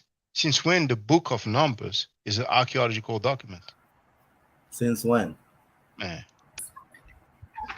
Balaam, and we have But if you don't mind, can I ask you, the priest, about the march regarding hip hop, because Killer Priest is a hip hop artist that is known. Of course, and go I don't, ahead. yeah, Killer Priest, I don't know if you are aware, and also Killer Priest is a Wu-Tang affiliate as well. There's Layla Wills, maybe you've heard of her, Brother Killer Priest. She has a protest against child molesters because of Africa Bambaataa. He was accused of molesting several boys, and there's a court case. He avoided the issue, so he may be found guilty by default. And the march, the protest, hold on, Sister Nepa. The protest is March 27. See, I saw she wanted to stop me. I said, hold on, Sister Nepa, the protest is on March 27. And I'm trying, and once again, she's not letting me, addressing that. Brother, I don't want to talk about child molestation right now. I know. I want you to join us. Wait, we're 100% on a full track for it. Shaka, if you want to work with me, and if you'd like to join Chuck Morgan and everyone else, that's fine. I want to do that. But right now in this particular stream, I don't want to do that. So, and I understand your zeal. You have children, your brother. I'm not dissing you. I'm not silencing you. I'm not trying to be overpowering you. But if I don't want to get on that vibe right now, but we can do a whole thing tomorrow. You know what I mean? And that's an excellent question. That's an excellent question. Well, so I would love to come here tomorrow. That. I would love to come here tomorrow. Chuck Morgan, actually, we've been in communication for a while. He told me it's tomorrow. He just didn't know the time yet, and I should be able to come. Do you know what time? And I have no issue with that. And I don't think Priest does. I'm gonna let him speak. But right now, we just are trying to keep this particular stream on about certain things besides that. But 100%, you won't lose any support from me. Well, okay. No matter what our differences is about the Bible, you and I can work, and Priest, of course, can work 100% for that. Moi, c'est Alison Cavaillé. J'avais cofondé Étage une banane avec mon frère. You see how things change fast? Okay, but not. Yeah, it went from 0 to 100 real fast. Yeah, only when you know who came back in the picture. At that time, she wasn't talking to you know who. Yeah, she was with Killer Priest, on his channel. Everything was Kuman Collective. Yeah. Yeah, I was gonna say this, man. I was gonna jump on his panel the other night when he was like calling people. I was gonna ask him some stuff, but I seen the way he did Haru, and I was like, I don't want to get on that vibration with him because I'll argue with him too. You know what I mean? Yeah. You see how I had to diss him back just because. Yeah, I seen like I had a feeling what he was gonna do if one of y'all you saw a lot of the questions I asked him. He just contradicted himself, or he couldn't answer the question. Yeah. He acted like he wanted to talk about it, but he didn't really want to talk about it, which is why I didn't want to jump on there because I was like, you know what I mean? I'm not gonna be arguing. Yeah, I even make him admit that he hit Inky. Yeah. Yeah, I seen that. Yeah, you hit him with some good points, and I don't think he really wanted to answer questions. You know what I mean? He didn't want to smoke at all. That's why he keep dropping me. But I'm gonna say this, man, because I got a dip. I gotta go. It was nice talking to y'all. We never agree, man. That shit always happen, but it's always cool. I don't want y'all to feel like I got hurt or nothing like that. You good, man? No, you're all right, man. You're all right. Yeah, I'm not hurt about it. We didn't say you hurt. Nah, Haru told me I was in my feelings. Well, that's not hurt. That's something this else. nigga here, all right. You know, Um, and it is a little triggering sometimes, you know what I'm saying, hearing what you believe in be yeah, it's only because of the attempted. way Shaka Yeah, was speaking, we were laughing. It I'm gonna wasn't, say attempting to debunk it because I don't think you could ever debunk it, but it is a little bit triggering hearing it. You know what I mean? And I got to work on that. That's on my end. You know, but it was nice talking to y'all, man. And yeah, if you could let Neo X know, man, to fall back because it messed up your numbers anyway, cursing a lot.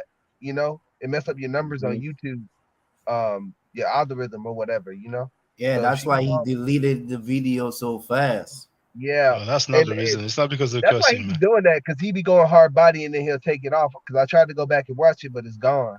You Yeah. No, know, that's no, because he said some foul stuff about my daughter spreading the legs and No, I mean stuff he like said that. all kind And of man, he foul I and seen stuff. and that. he admitted that he hates Enki because he was Yeah, acting like me and Enki were cool. Plus, he revealed that Enki paid him or something like that. And Yeah. New X pressured him. New X pressured the yeah, priest MVP Harris. Like did you get paid and stuff like that. I mean, Mhm. he looked bad. He looked bad. yeah. I ain't gonna lie. When he said that about your daughter, man, I lost all respect for Sinetta. I hate to say that but I did. You know what I mean? I lost all respect, bro, because that's a little girl. And somebody tried to play me like that when I had my son. One time I had my son sitting on my leg and I was like patting his leg, and this one lady, like she didn't say nothing to me like directly, but she had kind of mentioned like why is he touching him like that? I'm like, it's my son sitting on my leg and I'm touching his leg. You think I'm doing something perverted? My son's 2 years old. You know what I Yeah, mean? And that's sick, you know. it's Yeah. like, They are dude, come on, sick. man. They are This is sick. somebody's But then kid. when you're not there And for your children, you're a deadbeat father. You I you think just I can't think win. his kids would care more about seeing him online talking crap about somebody. But I don't think they want to see that either. You know what I mean? Him online talking about, oh, you got your daughter spread eagle. Like, come on, bro. Oh And yeah, you a yeah, old yeah, yeah. But he, you an like he old nigga said, too. like Like he you told supposed to be. Shaka, who gonna stop him? Jabari, Baba Heru, this Oh yeah, one, he Hey, that said one. there ain't yeah. So if he there ain't don't have nobody that can respect stop for his own elders or people in his circle, who do he have him. respect for? Yeah, there ain't nobody that can stop him. But if she can fall back on that, man, because I do be watching with my son. He don't be watching with me, but he be in the room and I be having y'all on the speaker sometimes. But I know when to turn it off when it's some stuff. But she be coming out the blue with it. I'm like, damn, Leo. So, I know she's going hard body and she's mad and they did disrespect her. Sinetta did disrespect the shit out of Neo. By calling her a bull dagger. I seen all that. That is, come on, bro. Like, for real. And the reason he did it was just because he didn't like, what she's saying. Like, come on. Like, I don't like what y'all saying, but I'm not out here calling y'all no names. We need to get past that as black Yeah, but people. we ain't talking about people's children and Nah, mother. y'all not. Y'all Yeah, not. so It's really them. He's the one doing it. So you can't get mad that people come back and have something to say about what you saying. Because if you say something, hey, I got AIDS, you can't be mad that a nigga play a video where you saying you got AIDS. How you gonna get mad about? You should never said it. And that's why some of these niggas need to get offline. And it's time to hang it up, Si. You get you getting up there, you forgetting what you're saying, and I noticed one thing, Shaka, and I hope it don't happen to you, nigga, because you get old too. But as you get older, you get a little bit more disrespectful, man.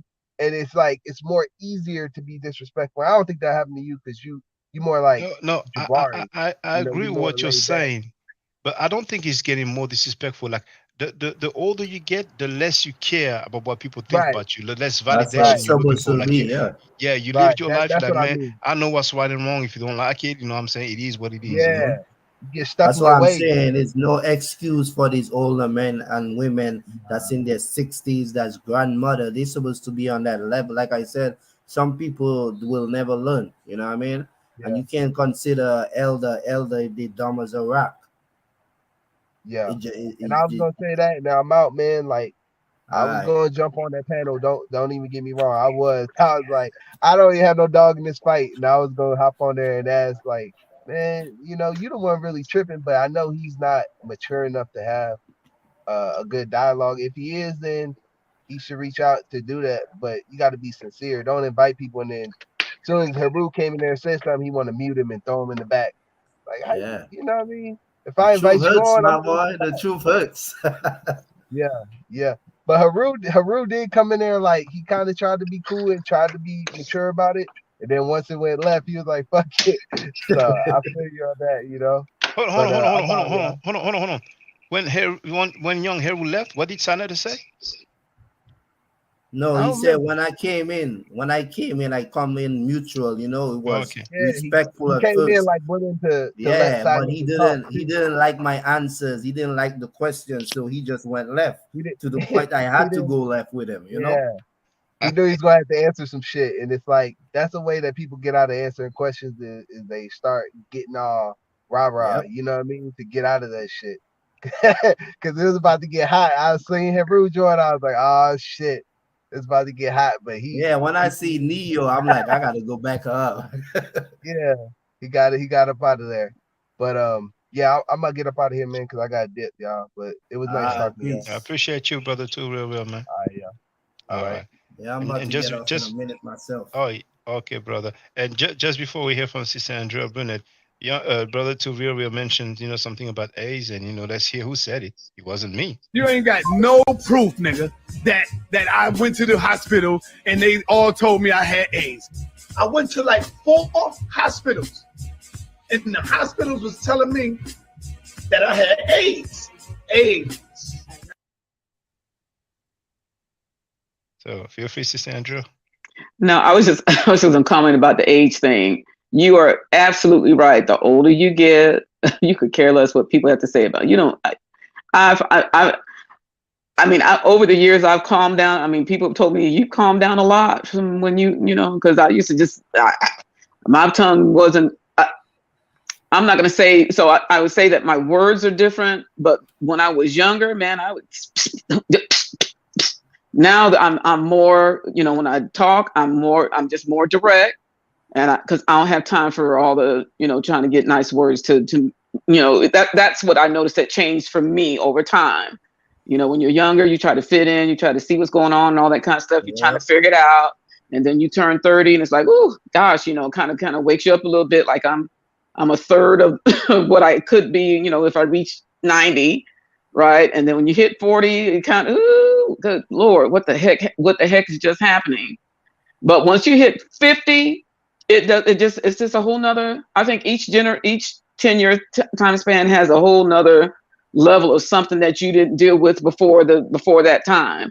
And now that I'm 60, it's like, I'm at the point where, I'm just going to say it, and it is what it is. I don't feel like I've forgotten anything that I said, I mean, my kids might remind me of something here every now and then, but I really do try to pay attention, because it does, it does affect you, if you don't remember what you said, because, so to me, if you don't remember, it's because you lied about it, because, you should be able to recall some of the stuff you said back in the day. And like, that is so obvious, you said what you said, and now you're going to come back and say, prove it, but you said what you said. That's not hard to forget that part. Right.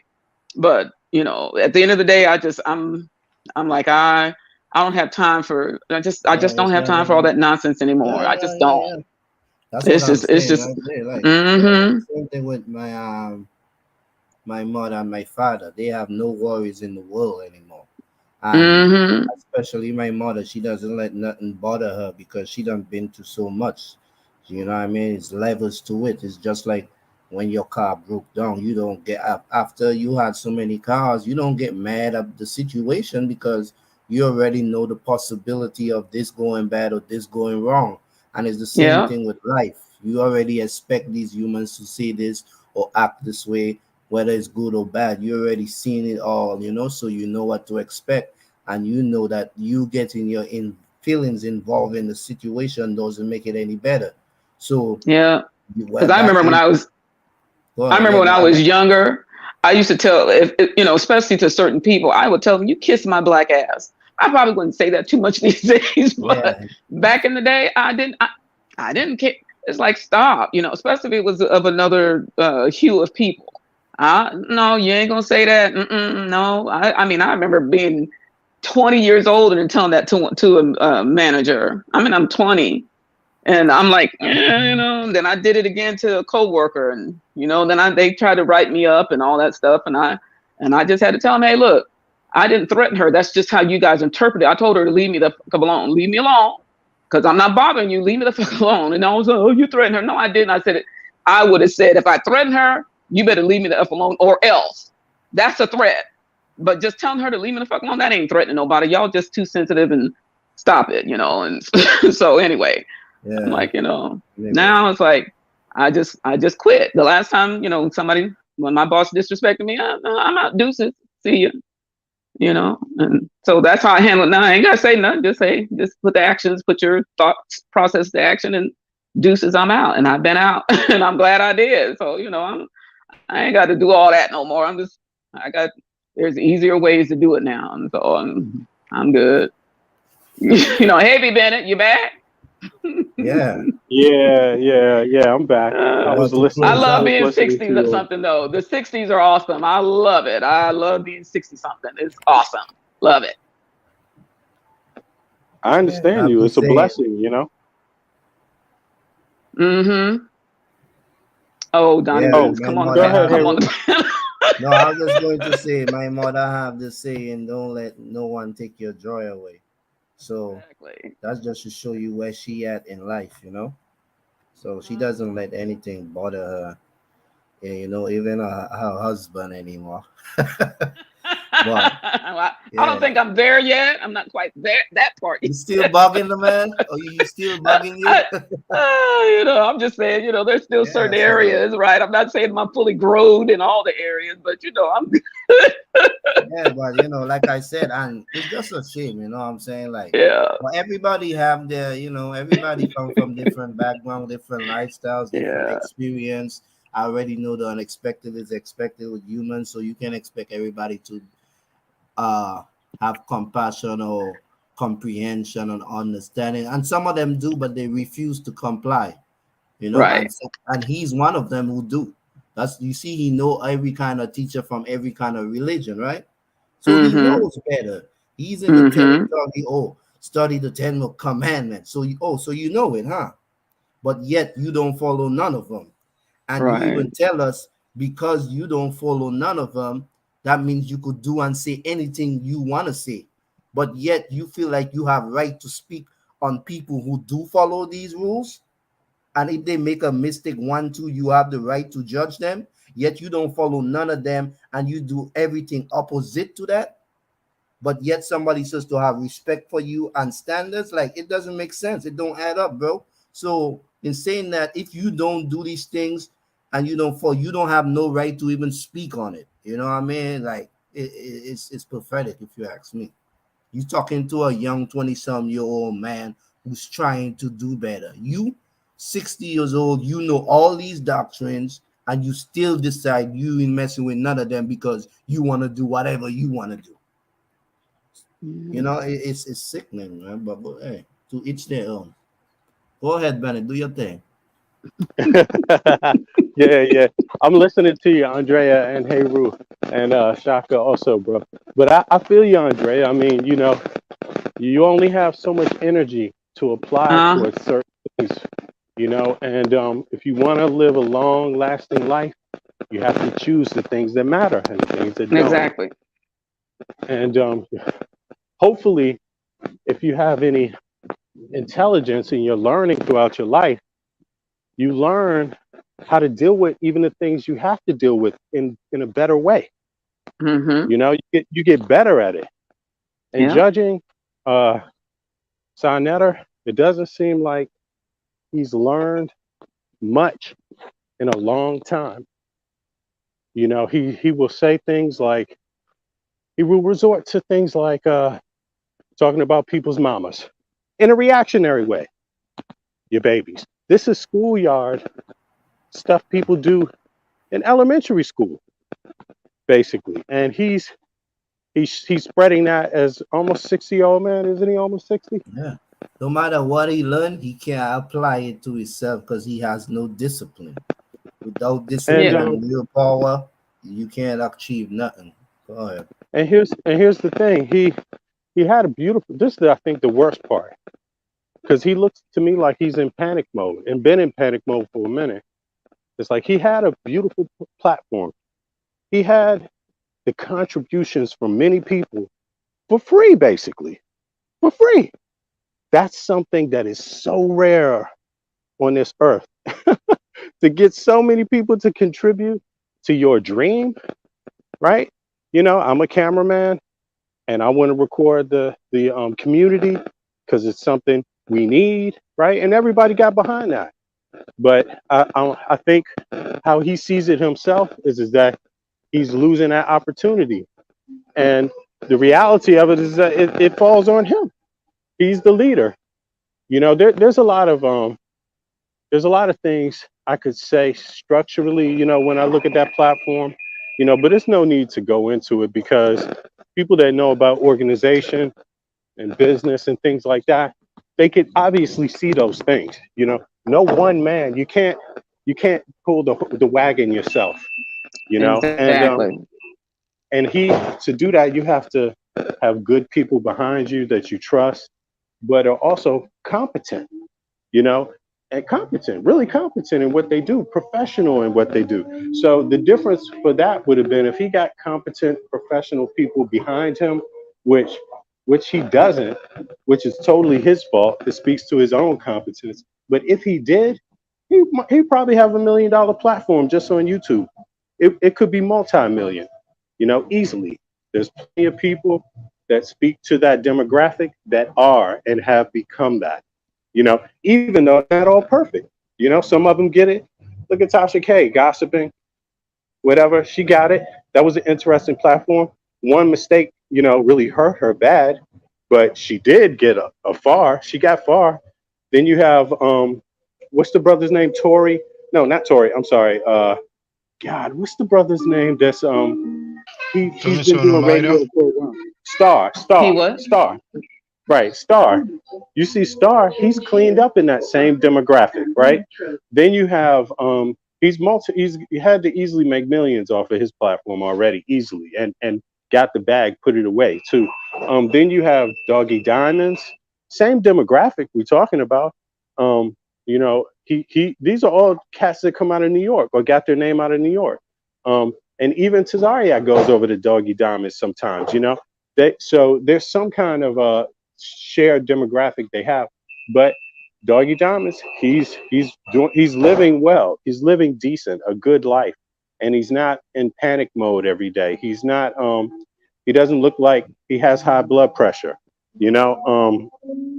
And I just think overall, you know, there's nothing we can do, but some things gotta die for other things to live.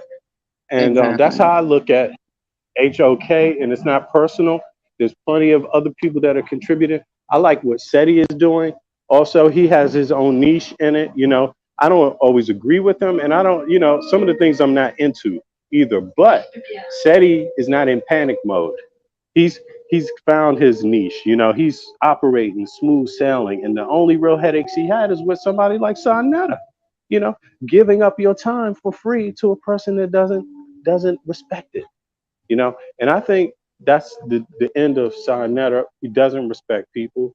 He doesn't respect the people that contribute to him, and you just see it in every way, shape, or form. I mean, the moment you start you competing, you're a 60-year-old man and you feel threatened by a 20-year-old man, and it's intellectually, it's over a dispute over what you think he should know about the Bible.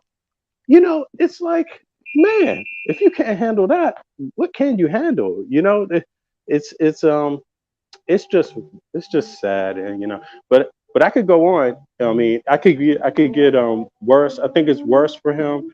I don't think he's got control. You know, when you grow out of things. There's some things you got to put behind you, and you might grow up smoking a little weed. You might grow up drinking some beer, doing whatever, do all those things. I did that too, plenty of that as a young, you know, person, even though I was really hustling and moving at the same time, you know. But when you get a certain age, you put all those things down. And I think that Sonetta is going to find out what happens to a lot of black men when they don't put these things down. You can't overdrink. You can't keep using the same drugs. You can't keep doing that stuff. And he has clear signs that he has not put these kind of things down. And when you go on TV every day, people can see it. And that's just it. But I don't want people to agree with me when I say this stuff. And I'm sure Sonetta, even if he did agree with me, he would never admit it. But he should consider taking a break for his own health. Seriously, get your health in order, get your mind right. But really, to get your mind right is a whole nother issue. If you could just get your health together, make sure you're drinking enough water. um put the drugs down, put the liquor down, man. Stay away from it for a year, 2 years. Like, find out if you have a problem with that. Do whatever you can for your physical health and your mind health, your mental health. Take a break from these people, because it looks like it's going to destroy him. He's going to go under from it. It's not that big of a deal. People don't have to like you, and when people don't like you, you shouldn't take it that hard. Yeah, I don't know him, so yeah, whatever you just said, I don't know him like that. But I do want to say, when we're growing up and stuff like that, your walk and your talk may not start out the same as you're growing up, but as you get older, what you say is also we should be doing what you're doing. You can't have one side of the corner, you just talk all the big game, and then behind the scenes you're doing something completely different. Because I don't care what anybody says, at some point all throughout our lives somebody's watching and somebody's listening. I don't care where we are. So we can't just keep thinking that we can just talk something and then behind the scenes do something else, because it just doesn't work that way. We're going to go by any kind of scripture that says what's done in the darkness be brought to light and all that stuff. All that stuff is really true, because somebody is watching. And it doesn't, especially now we got cameras everywhere. You got audio. I mean, it's just everywhere. We don't have that kind of freedom like we used to have back in the day, right? It seemed like we had that anyway, where you could be doing something behind the scenes and nobody would know about it. It's not like that anymore. It's too much out there, too much information, too much technology. And you better be walking what you're talking and talking what you're walking. And you can't, be on the sleight of hand no more. This ain't no magic trick where you can just pull the wool over people, somebody's eyes. It's not like that anymore. And so if you're not willing to do, that's when all this other stuff starts happening. And then you get all caught up in, we feel like we're being disrespected and all that kind of stuff. No, well, it's not. It's your stuff, it's your actions, it's your words that are coming back. And that's anybody, that's me, anybody. It's what we're doing and what we're saying that at some point comes back to haunt you. So it's just best to have them both lined up, walking that walk and talking that talk. They both should be the same. And that's just my take on it after living 60 plus years. So, when you get challenged, you really find out who a person is when you're challenged by somebody else. And you could really see that Sonetta has decided that other people talking about him, and criticizing him means a lot to him, like deeply. It means almost everything, because a person that had a platform with that many followers, if you knew what to do with it, you wouldn't even have that issue. You wouldn't even be worried about what somebody's saying about you, people criticizing you, because people can't be you. But apparently there must be something real going on. There must be something real to what a lot of people are saying about him. And I don't see him pulling himself out of it. I just don't see it. You know, but I mean, hey, hoorah! The pressure's building up. There's a trial coming up. Maybe he was summoned. Maybe somebody close to him was summoned. Maybe he was interrogated by a lawyer, on either part, the defense or, the other side, the victim side or the accuser side, the plaintiffs, let's say. But hey, I've never seen in my life before, sorry, where there's a rape case and we'll have somebody years prior who actually spoke about that same person, saying, yeah, I know this, I know that, girls voting, whatever. With all logic, that person will be asked some questions. So would it be at the trial? Would it be behind the scene? Or would it be somebody close to the dude? But one thing for sure, I have never in my life seen somebody defending a convicted rapist of children, a child molester who raped boys and girls as young as 5 years old. I've never seen in my life somebody defending such an individual for 10 minutes straight as a grown, functioning, mature individual, as an adult. And Senator is on tape defending the convicted child molester Malachi York. And he has no integrity. He cannot take that back and admit that he was wrong. He actually called his own followers dumb and stupid for disagreeing with him. That's one of the most damaging stuff ever. All these other talking points that his minions come and talk about, they want to talk about everything under the sun except the dude defending a convicted child molester. So the pressure is building up. The pressure is building up. But anyway, in 5 hours, 20 minutes. Yeah. Can I say one more thing? Of course. Yeah, it's just quick. I think the last thing I would say is when you watch the things he says and you watch these other cults, the things these other cultish people say, it seems like there's like a common technique, and that's like massaging people's egos, then tearing them down, then massaging the ego again, then tearing them down. And when you do that, it almost makes you numb to being torn down. You can get down into a place where just being called a piece of shit is normal. Being called dumb is normal. Being treated less than you are is normal. And I would even say, it's working on adult men. These adult men, how do you go to a place, have a grown man tell you that has a platform, I'm going to pay you to do this. And you do all this planning and time, and you go over there and you do that, then you don't get paid. Then you get ridiculed after, and you still go back. Like, to me, that's very similar to what an abused person does and what an abuser does. So that's all I wanted to say. That's what's up. So remember, brothers and sisters. Oh, what time is it again? Let me see. 3 a.m. So it should be 9 p.m. EST, if I'm not mistaken. New York time, but just double check. Whenever you hit that link, it will tell you, when it will be. For me, it will be 3 a.m. So I won't be able to make it because I work tomorrow morning. But yeah, in 6 hours from now, 9 p.m. EST New York time, Sister Neo X will be live. She will address the Chris Snakes dude.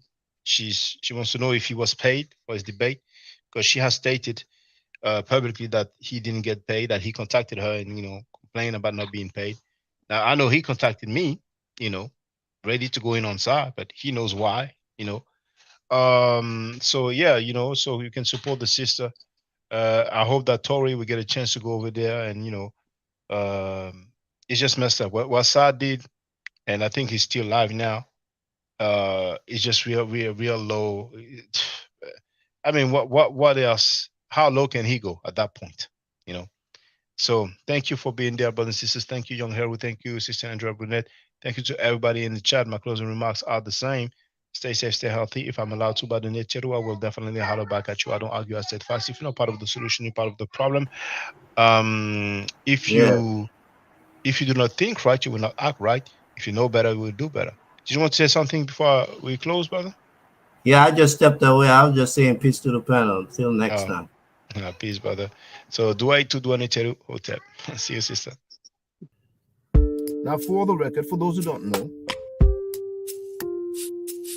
I'm giving middle nature classes. And here, that's the flyer. Okay? So, those who are interested, feel free to holler at me. If you're not interested, it's cool. But I recommend that everybody who has not yet seen the video, Kemet and Ma'at, Before Judaism, Christianity, and Islam, then watch it. It has about 300,000 views and really deserves to have a lot more. I just want to let everyone know who's listening now and who's going to listen to this stream in the future, I just had my first Meta Nature class by Brother Shaka today, and I've had other Meta Nature lessons by other teachers, and I can tell you right now, the brother is the best in the game. He is that was one of the best classes I've ever had, ever. So if you're interested in learning the Meta Nature, if you're interested in getting the basics of it, Brother Shaka is an awesome teacher. Get with him, and it's extremely affordable. This brother is giving us his time and his skills, and he's basically giving it away. I mean, I just consider it a donation. You know what I'm saying? So if anybody's interested in learning the Meta Nature, get with this brother right here. He's an awesome, awesome, awesome teacher. And I'll end with that. Hotep Senu, Hena Senut. This is Julie, also known as Servant of Yah, and I'm currently taking the Medu Neture classes with Brother Shaka, and it has been an amazing experience. Only 2 lessons so far, and I feel like I've been taking the classes for months, just with the how in depth he goes into the vocabulary words, the construction of the language, the grammar. It's been immeasurable, the experience. And one thing that comes across, hands down, is his extreme passion for teaching this to anyone who is willing to learn and has an interest in learning. So I highly suggest, if you are interested, even a minimal interest, that you subscribe to the classes with Brother Shaka. It's such a nominal amount for how much you get. I know, like, our last class was over 2.5 hours. It felt like 2 minutes, but because that's how, involved you are in what he's teaching and how he teaches and how compassionate he is about what he teaches. Also with sharing materials free of charge, no question, no doubt. It's just what he does. He doesn't have to, but he does. And so I just wanted to give a short testimonial about the class and the effectiveness of the class, and all of that is attested to how studied Brother Shaka is. So I highly recommend anyone with a minimal interest that you do sign up for the Medu Neture class. Hotep. Don't forget to subscribe to my channel, which is Ma'at Forever. Don't forget to watch the video entitled Kemet and Ma'at. Don't forget to share Kemet and Ma'at on my channel on Twitter, Facebook, Instagram, WhatsApp, or other social media that you use. Email, text messages, you name it. Those who wish to donate can do so on paypal.me/ma'atforever.